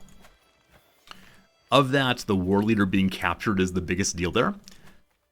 And is Bogsec the leader here? He is. So if I release him, we'll have to stay in the war longer. He doesn't have that much money. You do, though. Arthur is an infirm old man who is somehow still really good at fighting. I love old Vikings, right? If this guy were not infirm or wounded or old, he'd be, what, over 25? Maybe almost 30 prowess. Join me for your final days. I will be certain you die on the battlefield. And I actually don't want the war to continue, so I'm okay with holding on to this guy until they end the fight. Because again, he doesn't have enough money to free himself. So they want more sieging. There we go. All done. We got 75 whole points. Got 34 prestige for all that. Good. Hello to you, Frederick. What do I teach? You've always wanted to be a professor. You guess. What do you think I teach? You've met me now. You see me here. What do you think I teach? I'll tell you the truth after you guess. Alright, so we resolved that war in order to go Viking raiding. And we talked about going Viking raiding on the French coast. King of France is not distracted. King of Wessex, not distracted. It's possible there's no one really at war right now. who has money. Isn't there an overview that shows development, possibly? Yeah. I think development tracks pretty well with who has cash money. Something history or philosophy. Good job. You're one of the first people to ever guess correctly. Yeah, I teach philosophy. I appreciate that. Thank you for knowing who I am. So obviously, the bright yellow shining spot down there, or over here, really appears to me. So, we could go say hi to the Pope. Now, saying hi to the Pope is a good way to hasten the Pope hating you forever. Which means there may be a holy war coming our way real soon.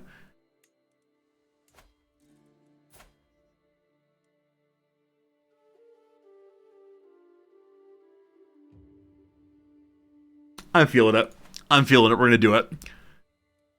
So we're going to need to hop into our boats and then sit right back and hear a tale of a fateful trip.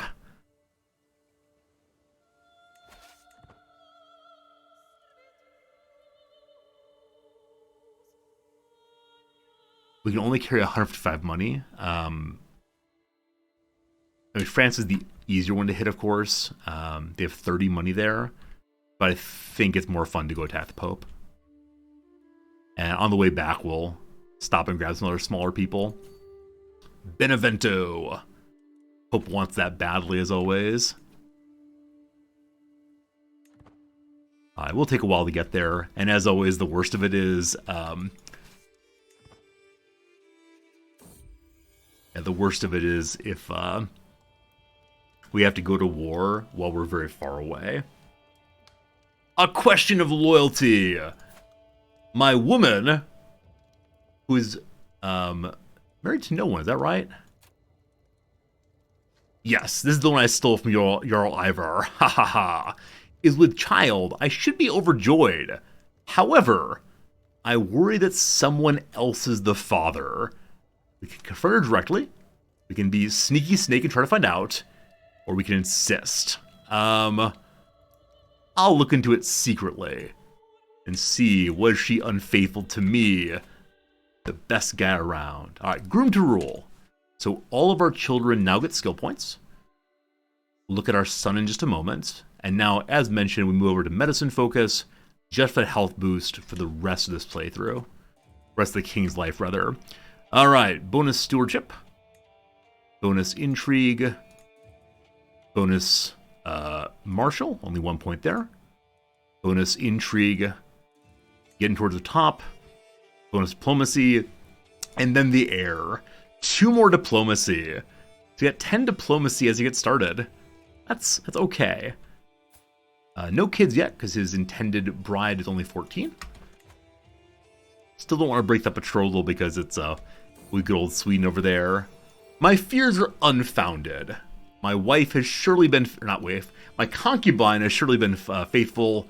Unfortunately, she found out. She doesn't like that, unfortunately. Meh, meh, meh.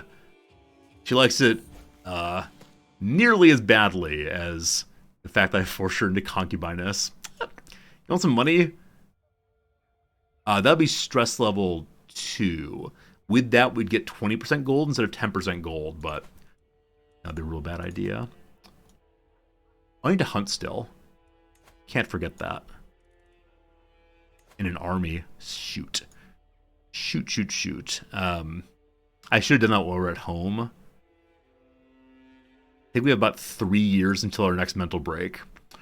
Alright, the Anglo-Nordic hybridization. Spurred on by a positive relationship and increased cultural exchange, the Anglo-Saxons and the Norse have become best friends forever. The new Anglo-Nordic culture, and I want no part in it. Cool. Alright, so post... We're just barely out of territory. No, it's fine. I'll continue on to our papal visit. And right now, who are we swaying? Count here. He loves me. We don't need to sway him anymore. Of the big vassals, who is not a fan? You're not a fan. Are you interested in becoming a true Catholic? Sorry, not Catholic. Are you interested in becoming a true pagan on your potential deathbed there? He'll probably ask for money, which I'll probably give to him if he asks for it. He'll get a bunch of money here in a moment. All right, so he sees wisdom. However, he needs support. If I help him in support, it's a weak hook against us. And then we get a second level of stress.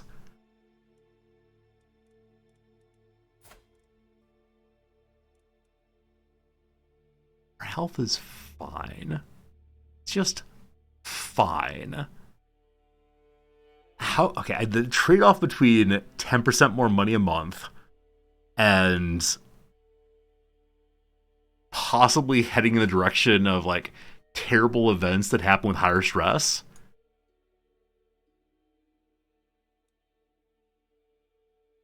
If he has a hook against me, he can put himself onto the council.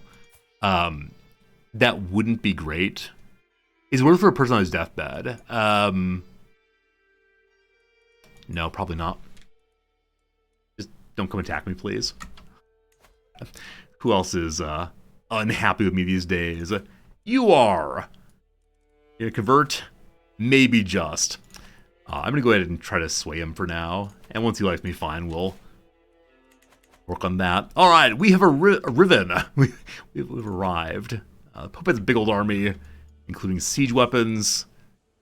I'm actually going to land next door in a territory that does not have many troops to lose the disembarkation penalty. 37 money. Italy is so darn rich.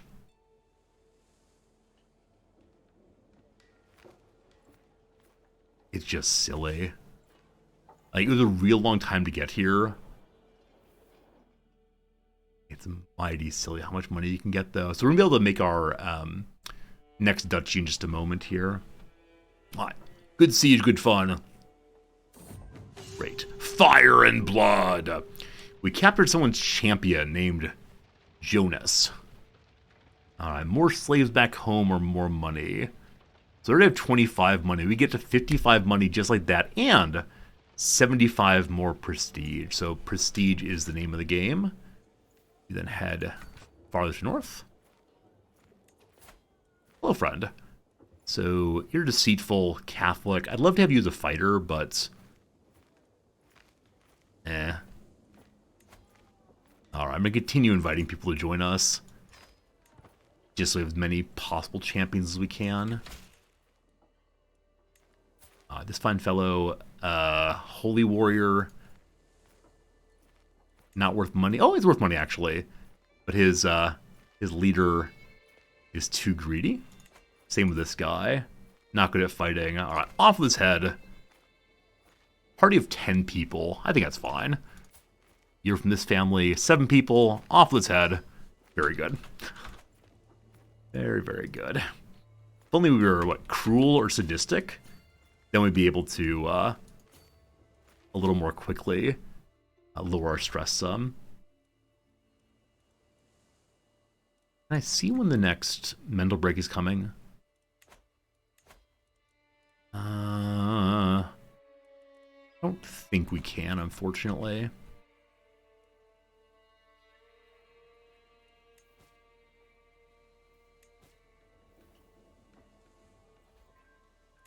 Alright, captured someone's son and heir. Has a claim on Napoli. Naples? So as we step here, we will go to Italian territory, and that's a bad idea. Someone else. But for the second time, Freitas is of suspicion.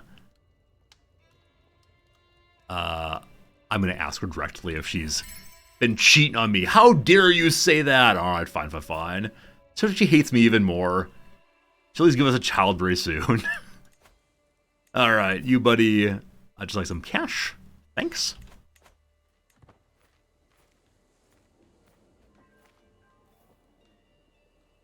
So they did raise troops against us. And they're not coming. Oh, they might be coming to fight, actually. We'll see how this goes. You coming? You coming, really? Christian went, hey, it's a sun. Hello to you. Both there. Cool. Glad to have you here. You got a lot of claims. Not sure what we're going to do with you. We're glad you exist, though. Rolls absolutely in our favor. One champion maimed. Other than that, very fast win. No capturing, unfortunately. There's still scads of money here, but it's time for us to just return to water and then return to papal territory. And maybe we'll capture the Pope, which is always hilarious. Or possibly we'll capture some like holy artifacts of the church, which we can't use, but we'll keep it anyway. Bottom left on here, we can see when this break's gonna happen. Can we? Oh, wait. When did I get these? Wait, I didn't see we had some artifacts. Chieftain Furic Spear.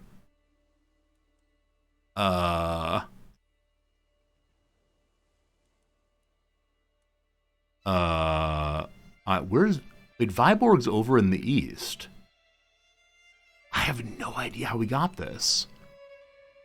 The Battle of Colding. Oh, that was the Slaughter of Colding. We actually have a spear. Cool. More prowess. We also have some armor. Who's it owned by? Probably the same guy. Yeah, so this poor chieftain lost all of his armor to me. Glorious! Oh, Frederick, I don't mean what number do we have next break. I deferred recently on a go out whoring or spend all your money, and let's say after 5 years' time I would break again, which fine. I'm just not exactly sure when it's going to be.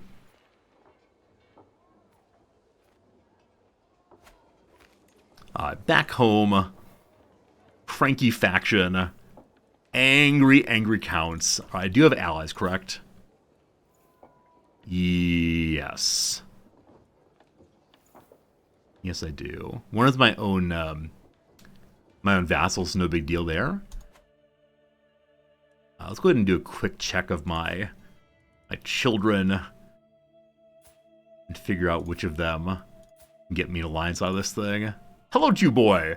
You're 13 years old. Prime time for having a spouse.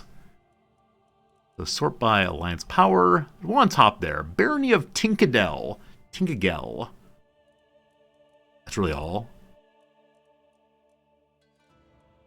Oh, we have inheritable traits on. So back to default.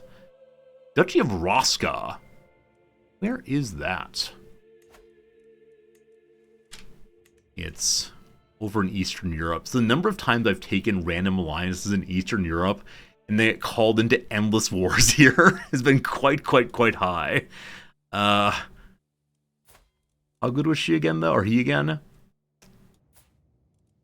This one.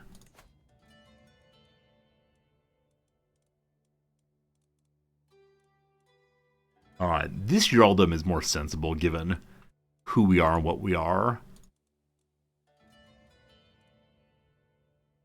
Ostergotland, unfortunately 30 years old.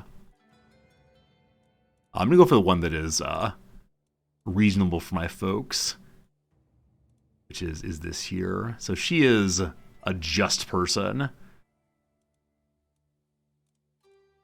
High chiefdom. We'll go with this one. That's fine. Good stuff. The papal army has been raised. Hey,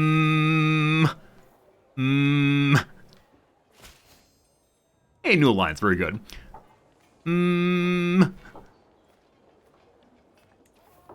Allegedly we're going to win. We are in disembark penalty stuff for the next 8 days. I should have disengaged until then. I should just walk through Italy. Disembarkation for 5 days, 4, 3, oh no! Okay, bad rules and disembarkation penalties. Our mighty Vikings are killing everyone. So though we have many, many fewer troops, that's going to be a resorty winner there. We did not deserve to win that with the disembarkation penalty, but cool. Cool. More prestige, more good. Also, my beloved concubine is now in excellent position as well. So, hopefully that helps us in avoiding death anytime soon. We captured someone's wife. She's not well. Bring her home so she can heal up quickly. Heading for Roma with 53 money. So we're already packed full, unfortunately. That means I actually can't raid, correct? We're going to walk into Rome, just take a quick tour. Lovely, lovely. And y'all are here. We want to fight at Rome.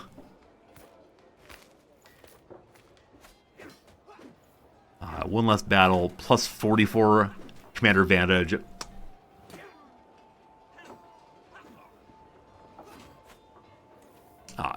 Cool. So, time to head back to the homeland. We'll be back in a little bit. Didn't get to attack the Pope directly. Shame, shame, shame. So we now would like to go ahead and create a duchy. And there's a reason earlier I didn't want to make this duchy yet. Right. The issue was that... Oh, 250, not 200.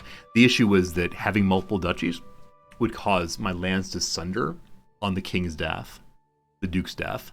That said, the game will auto-create these duchies, and we're still so far away. To make my vassal more susceptible to attempts at approaching him, I included compliment.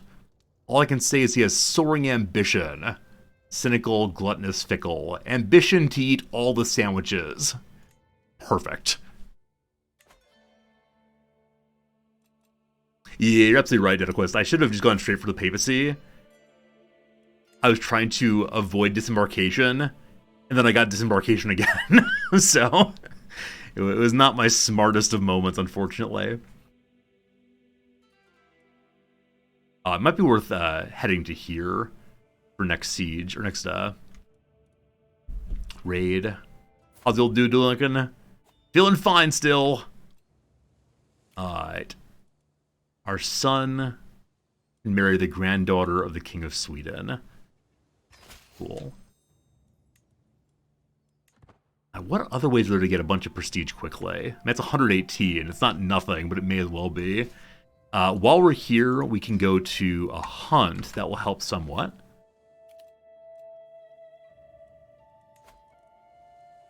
Like, killing our wife or divorcing our wife and then repeatedly marrying new people of equal to higher standing would help. Come on, prestige.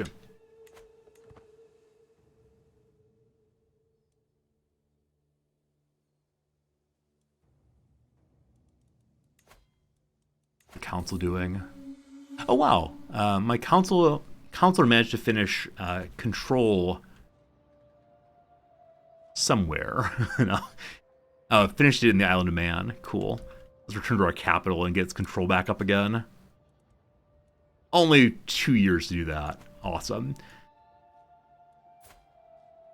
Bounding through the plains, I'm gaining on a powerful boar I've been chasing for hours. Just for to strike, I hear my chancellor, my soon-to-be son-in-law, an absolute genius, real Einstein, cry out in pain. He's fallen and is clutching his leg. So I can dress his wound. If we do that, we get a little more learning. And this fellow gets a boost health. We do not.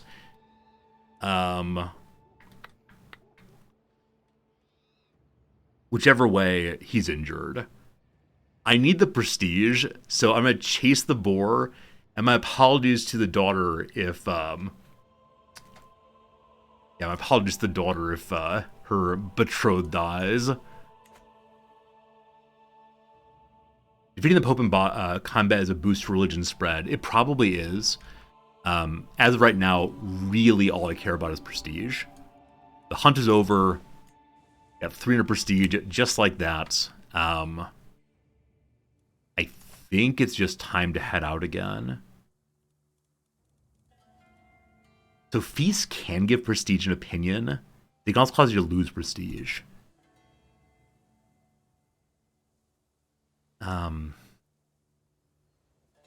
No, I need the money. So I'm going to create the Duchy of Man now.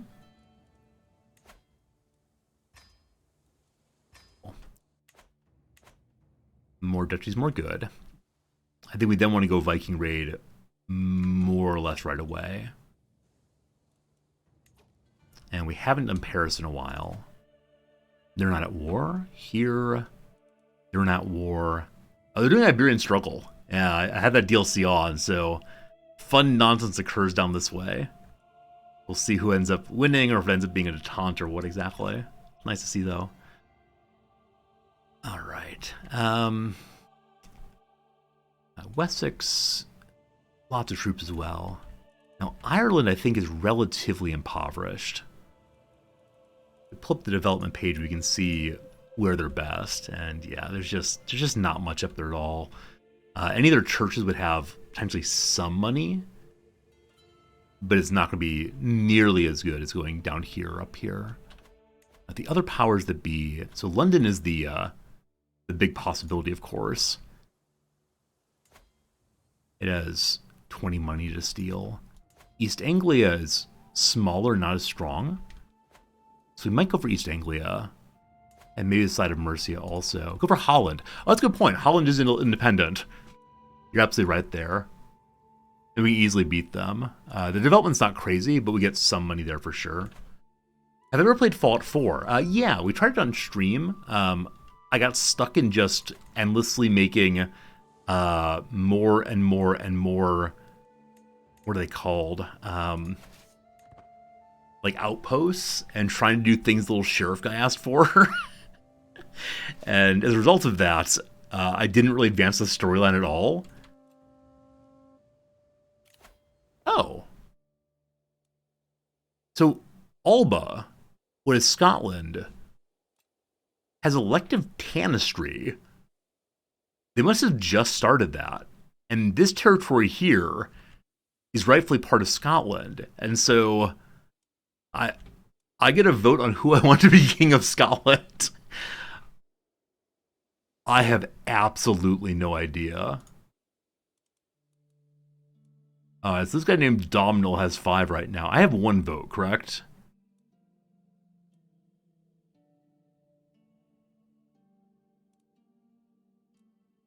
Is there anyone here who's part of my dynasty? We find it here.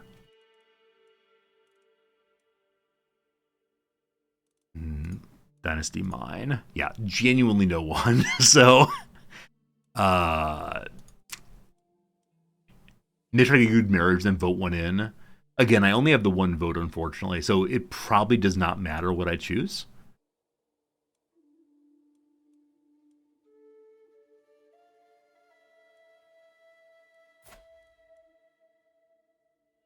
He's already betrothed that way. Also, they're all Catholic, so it's probably going to lead to just real awkwardness there.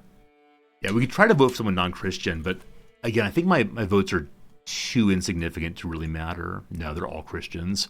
All Christians and me.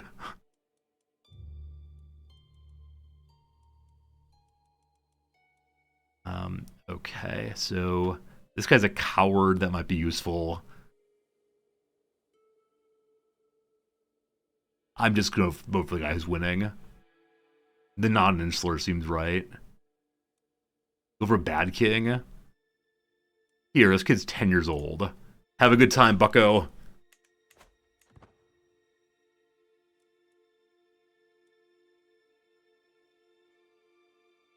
Army's raised. Everybody's here. Everybody's here.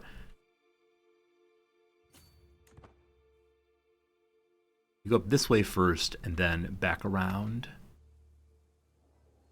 I can probably get one siege done here before Wessex is over and around. So London would be 20 money. Here is 17 money. Also quite a bit up in the now increasingly combined Welsh territories. 16,000. The gift of generosity. One of my boys, one of my many, many boys, who is training to be a fine Viking someday, has been impressed with a household champion named Cat Nemed for a very long time. After meeting him in person, he's been repeating the warrior's words to himself. Give others their due, and you receive your own in turn. Look here, Christian.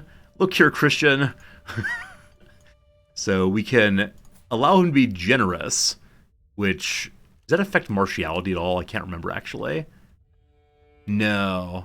He gets a little bit less money, but that's okay. Or diligent, which is so good. Or patient. I'll let him keep generous. It does not affect martial, so I don't particularly care right now. Alright, boat's coming. Boat's coming. Alright, here we go. As kind of expected, after 5 years this came along, people are bothering the Duke constantly, insisting that he needs to help out. So his health is still fine. We could have him go buy some stuff. This, though, will reduce our overall money. We can have him get a big drink. Tiny penalty to health. Tiny penalty to fighting. Stress goes away faster, though. Or just knuckle down and keep it going. Alright. Knuckling down. We've got 5 more years. I think being a drunk might be a good bit of fun, but at the same time, I recognize it's a grand way to potentially die a tiny bit earlier. Actually, I'll stop here first. It's a little bit less money, but we can drop the embarkation penalty then. I feel comfortable raiding these people and less so up this way. Factions coming again. They're a little weaker than I am. However, they're all over the place. Now, the nice thing if these all rise against me is I can then take their titles without being a tyrant. Yeah, already dramatic conversion there. We'll do the same thing here. He's actually not afraid of me. I mean, to off with more heads, possibly.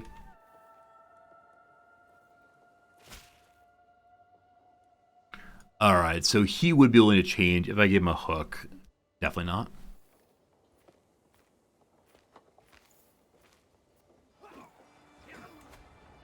Rolls in our favor, not by a huge amount, but a little bit. Maiming is happening. Fire and blood. Bring me money. Bring me prestige. Their army is not much anymore. We've gained another level in piety.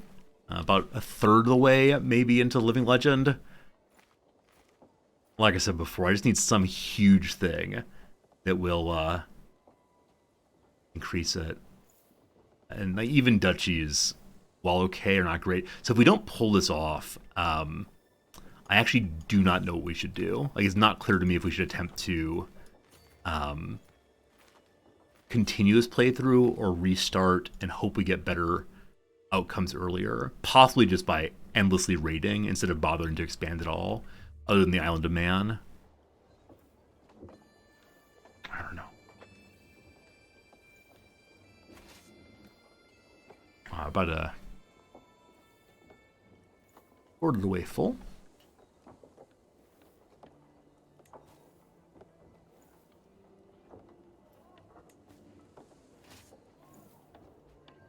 Captured someone's son and heir. Stuff. Hello, Boyle.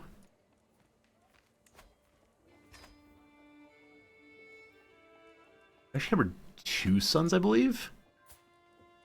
Reese as well. Unfortunately, the king here has no money at all. We need to finish the raiding, go home, and then ransom this guy. Our second woman who still doesn't like me at all, is pregnant. You wanna change your faith yet? Still saying no because she hates me a lot. Yeah, fine. Fine. I'm not a good dude this playthrough. I'm frankly amazed the king has not been assassinated. With how we've played this and brought in like random people from all the different faiths and cultures, somehow none of them have attacked me yet.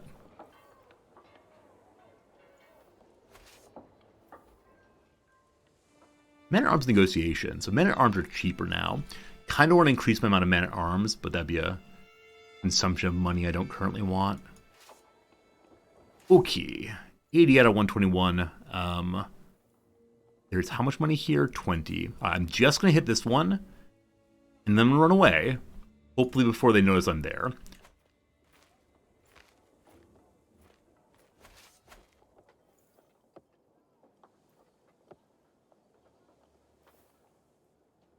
Looking good. Looking good. Bishford there I'm going to want to take also. We'll see. And then I'm going to grab this bit of Wessex and run away also.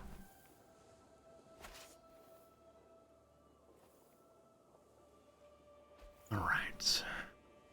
Still having low control problems. The ongoing problem would take so much territory, but... Okay, so that they haven't attacked me at all actually confuses me. Oh, they're busy in a fight.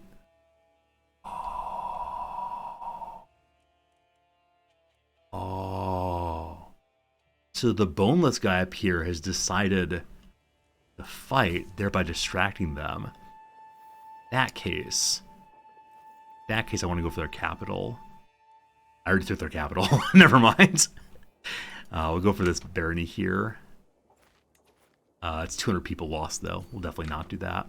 Instead, we'll work my way out to the little peninsula here, which has 15 money, and then we'll just head home. And then we can still do Wessex another day. That'd be lovely.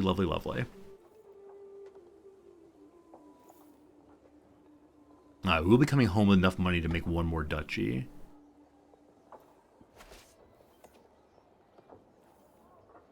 So Strathclyde won against through Southriar, rather. So Strathclyde here managed to push out the boneless fellow. So that means Gwyned's troops are returning home more or less immediately. And if they just dismiss them, they'll have to wait a few months in return. If they march down here, it's the better move. They probably won't make it in time. All right! The Cornish Catholics are cranky. They want to rise up and free us from our heathen rule. This turns my Vikings into, or my Raiders into non-Raiders, doesn't it? That's not good. Alright, I'll be back in just 1 second. Need to handle something. Return presently. No worries. Be right back.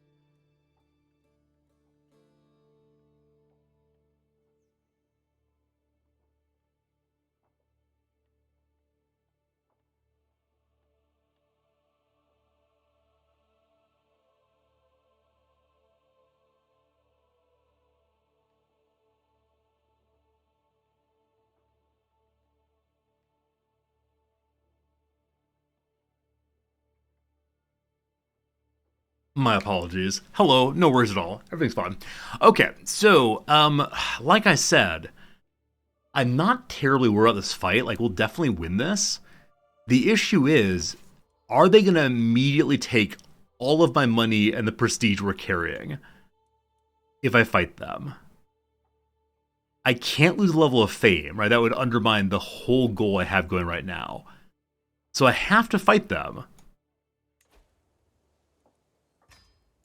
Okay, the Vikings got to stay as Vikings.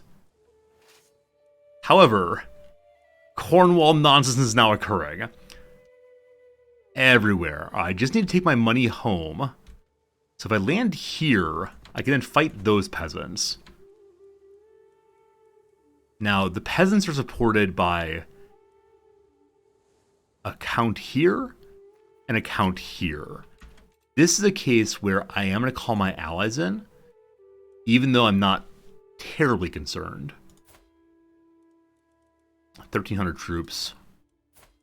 1,800 troops. Take you. Okay. Oh, I can also raise the rest of my troops, can't I? I only have my levy folks doing stuff, so I think if I raise here, we can get them raised before anybody notices. Yeah. So you can pick off this group, hopefully. And gotta make sure we have the best possible commander here. He's a Catholic who doesn't really want to be fighting for me, but he's, I mean, nothing huge there, actually. Not amazing stats, but if he dies in combat, we'll send money to his family, and I'm sure he'll appreciate that. My son! More sons, more good! So they're actually running away. This is always the very awkward part about trying to fight on islands. The enemy can potentially get out very, very, very quickly. More learning. So, while we're here, we could try to go ahead and finish out all of Carefree. I mean, all of Whole Body. I don't know if we get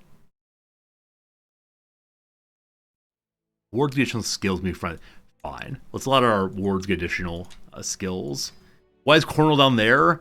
It's still here, don't worry. But this is actually us. Our first ducal title was Cornwall. Oh, that said, I should change that over. Thank you for reminding me. I want my main title to be Man.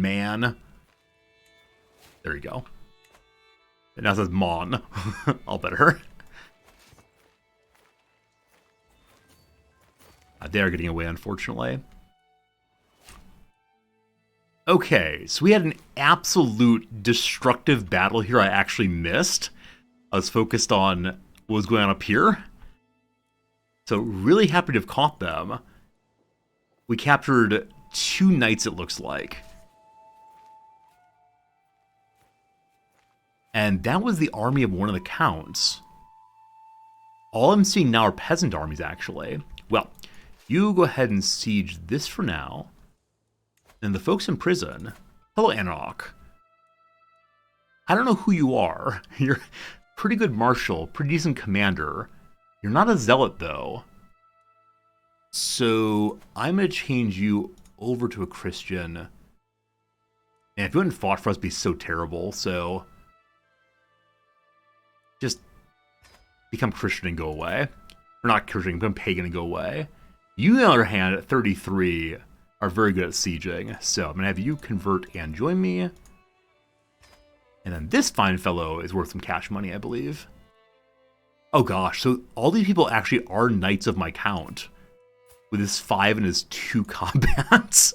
So, no, definitely not the happiest of armies we're fighting against. We just dropped off our raid loot. We got a tiny bit more prestige. And now I'm sending the king here to stop that revolt. Everything's good. Can we reject those counts' titles after the war's over? Yeah. They actually may be auto-imprisoned. I'm not quite sure on that. Even though I played a tremendous amount of this game, my knowledge of resolution of war is always not great.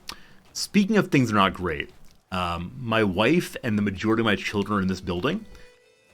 And so I need to go stop this raid immediately. And I'm not sure we're either fast enough, but gosh, we'll try. We got 10 months. I suspect we can march down there in time. They have more troops, but ours are higher quality. Also, there are 4 knights back here. They swear they're loyal to me. 4 loyal knights just trying to come help. Yeah, we'll definitely make it in time. We should win with no problems at all. Especially when we bring in our second army as well. And there we go. There's the army of my ally arriving. Cool.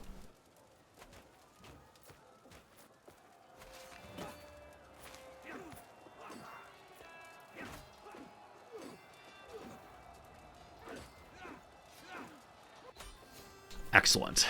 So we captured the leader of the group against us. That does resolve the war if we want to. We also captured this guy. He's a peasant organizer. He'll be a fine fighter for us. You are a brute. Love that. What's your job? Brute. You have no family, so off with his head. And the leader here, he's got a lot of money. Now, if we free him with that money, we'll have to continue fighting the war. But it's 100 money. Yeah, I'll continue fighting the war for 100 money. Oh, wow. So actually we got the 100 money, and we're still at 100% war score. We destroy his armies entirely, so that's super lucky. 1,050%. Good. The war is over. Now let's go ahead and look into the issue of those shameful counts. What's this? It's the shameful counts are already in prison, and they're trying to buy freedom. Hello to you. So you do have money. I can take your tile, correct? Okay, I actually can't take his title unless I change our crown authority. I thought that in the case of someone who revolts against you, you could. Pardon me briefly while I look into that. So move to crown authority costs a tiny bit of prestige. We gain a little bit more money, a bit more troops. The vassals dislike this, but who cares? Cool. Now, with the more authority in the crown, we walk back into the prison once more. Hello, friend. Give me your title. Thank you. I'll then go ahead and free him for some cash money. Number 2, you seem sick, my friend. Give me your title. Oops. Accepts. And then go ahead and free him as well. And then the leader here. He's real good at martial. I'll just let him go free for the last of his cash. So we have 2 more counties that were previously held by Catholics we're going to give to true Nord folks. Hey, After, how you doing, my friend? Good seeing you today. Alright, Kjolbjorn, 45 years old, unmarried. That's fine. We'll go ahead and give him this and hope he can keep an eye on it long term. And then Quimper, what a great city name that is. Alright, older here, missing a leg, might die right away, has no family, he'll figure it out. So no more problems with domain size. Still about a third of the way to where we're going to go.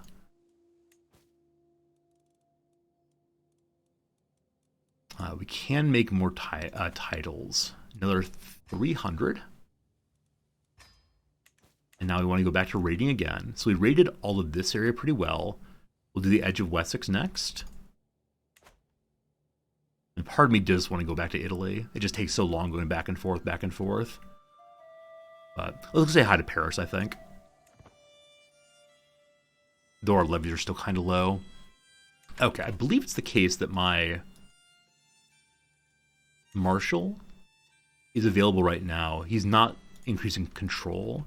We want to increase control pretty badly, but it's better for me to have him help with refilling the levies right now. Yeah. So it's filling at 30 a month right now. Hey, boy number 2 is now at age. He has another diplomatic skill. He's actually better at diplomacy than his elder brother, the inheriting boy is. But he's in charge of a county all on his own. That's just fine. The Jarl of Yland has died. Very sad. The inheriting person there is this fine fellow who is betrothed to someone who's not one of mine. We're going to go out alliances for a little bit and then panic and create them later if necessary. We have nearly enough money for one more title. We can do that while we're on the road. Hide and peek. Hello, child. You're 13 years old. All right. What's he doing in that wardrobe in the servants' quarter? He claims he's playing hide and seek. However, he's seeing people plucking a rooster together and enjoys the lust. All right. So our kiddo will be able to produce a whole bunch of children with his beautiful dwarf wife. I can't wait. As much as I do want level 2 of stress, I'm actually feeling much better with having more members of the dynasty created. We're still merely an obscure dynasty, but as time goes by, more and more kids, more and more better. Counselor died, unfortunately. So, who's next possible marshal? Some champion. Of the large vassals not on council, Kjolbjorn is a 10. I'll put on the council too. Hopefully be cool. And hope find someone a little better a little bit later.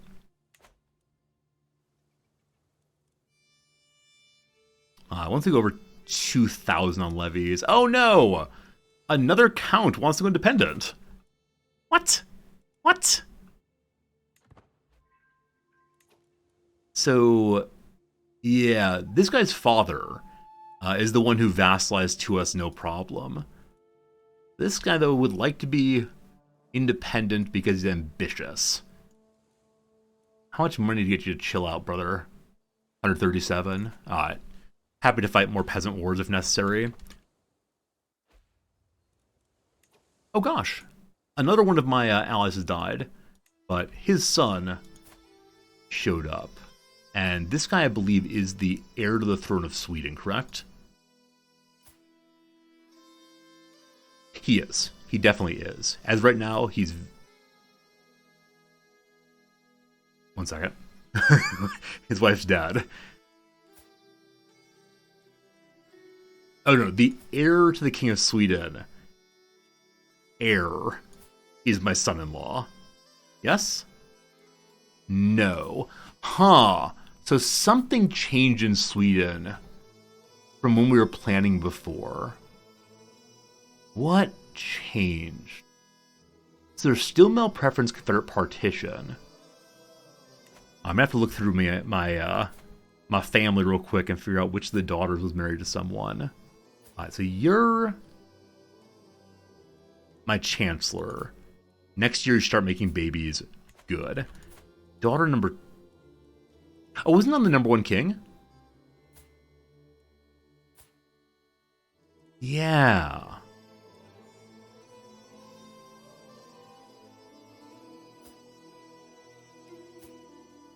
Okay, I think we're actually good. My apologies. So, my heir is married to this random woman who doesn't like me very much. I make dirty jokes at parties. Her father is Eriker. Eriker is...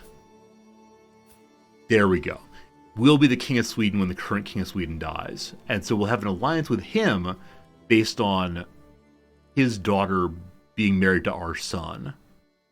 So that is good and correct. My apologies for getting confused briefly. Cool. Over 2,000 now. Let's head to France, like I said before. Bring me the Raiders. Oh no! My buddy King Bjorn of Sweden has died. So on the one level, cool. That means that We now have an alliance with Sweden automatically, correct? Is that true?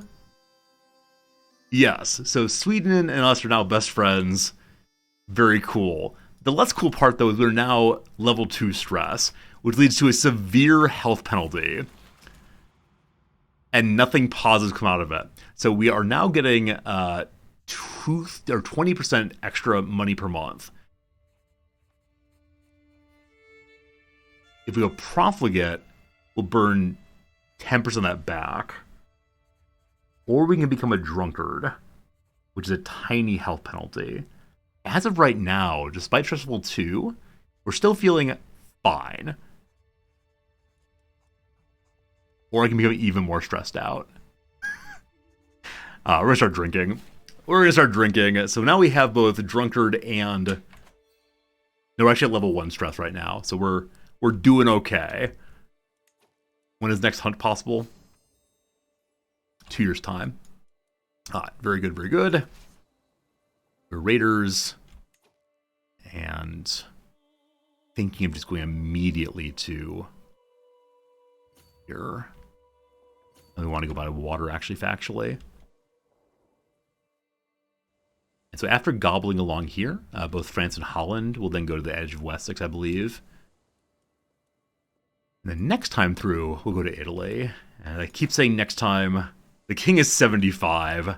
It's possible to make it 80, but I don't know. I feel like I've forgotten some mechanic for building up more and more prestige more quickly.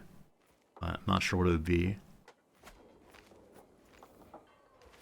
So yeah, all of these have more than 20 money.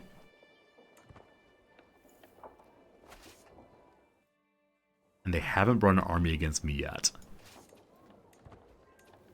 We captured someone's wife, who is surely worth more cash. When's class today? It's at 3:20. It's currently 1 o'clock, which is to say I should be saying goodbye. But fighting neutral hostiles give a bunch of prestige. Yeah, I haven't seen too many of those. I know often they're Viking armies, but yeah, just more battles could be a good way of going. But I should be saying goodbye right now, but I'm very much enjoying the playthrough, and so I'm going to give it another 10 minutes or so. And then tomorrow we'll continue this. Where's the King of France's army? He should have attacked us by now. Which is to say, I'm about to become very, very, very greedy if he does not appear in the next, I don't know, moment and a half or so. We're just marching on Paris.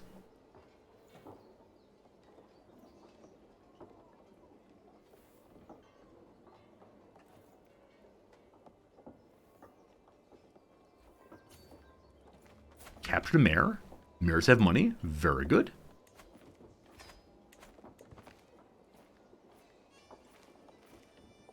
So we're being able to siege the main temple of France right now with no response. He has money. He has a military. Am I getting baited into something absolutely terrible?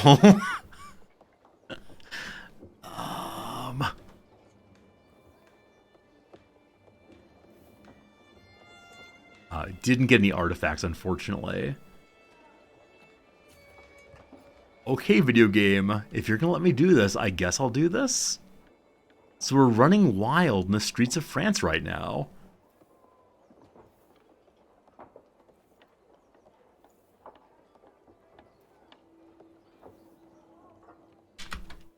Okay. The army is rising. I thought we were waiting for full stack. Alright, we gotta run as soon as this is done. There we go. So we captured someone's grandson. Awesome. Also, my beloved... Who are you? One of the many, many daughters is now grown up. She's the one who should give me genius babies. Welcome to adulthood. Now, King Charles's grandson, young Carol. You are also worth money. And now, run. Bum-ba-dum-ba-dum-ba-dum. Oh boy, oh boy. Oh no. Alright. So, this might go unfortunately. I wonder if I should have run away overland instead. So, we might win this according to the game. The rolls are in our favor, but there are so many people against us. Yeah, there's no way. Absolutely no way. Just please don't die. We didn't die. We lost all of our treasure, all of our prestige. We leave embarrassed and sad. We're also being raided right now. Gotta stop that for sure. Alright, a courtier between friends. My chancellor, this guy here, has brought me a visitor. This guy here. He's a physician. Well met. It occurred to me that Grima might be of service in the court. She's an incredibly talented diplomat, as silver-tongued as I come. I would make use of her. Unfortunately, I can't. I'd hate to see her great talent go to use. She's crazy good at diplomacy. I'm going to decline for the prestige. The game wouldn't let me escape a river, so we were trying for that. It was just too slow going, unfortunately. I thought we'd get out, but wrong again, Resorty. I'm going to raise all the rest of my troops and hopefully get there before they're able to embark.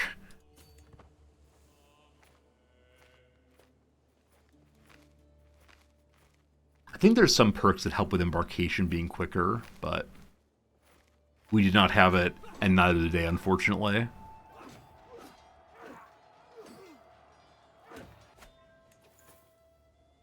Hey, we got some raid loot. Good stuff. Like I said, though, my only great pleasure is that we didn't have our king die. If we want to, we can create a kingdom of our own.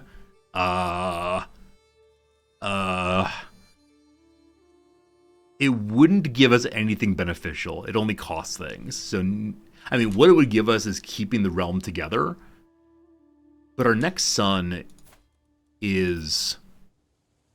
he's established. So he's a fairly low level of prestige. I think it's got to be living legend on this guy or bust. He's still feeling fine. Just fine. Alright, unfortunately it is the case that I got to go. I need to go get ready for class. I need to go work on the YouTube video for a little bit. So thank you for being here. I hope you enjoyed yourself. Tomorrow we'll return to this, and I'm not sure how it's going to work out, to be honest. I've got some doubts. But tomorrow we raid Holland. Tomorrow we once again go to Italy, probably, and we just hope the king holds on until living legend. I'm not sure. If you enjoyed what you saw, hope you throw a follow. Hope you come back tomorrow. Hope you enjoy yourself. Tomorrow is a Thursday here, so it'll be Crusader Kings Thursday. And look at my poor fellow's missing leg. Poor buddy. Anyway, goodbye. Thank you. Appreciate you. Have a good one.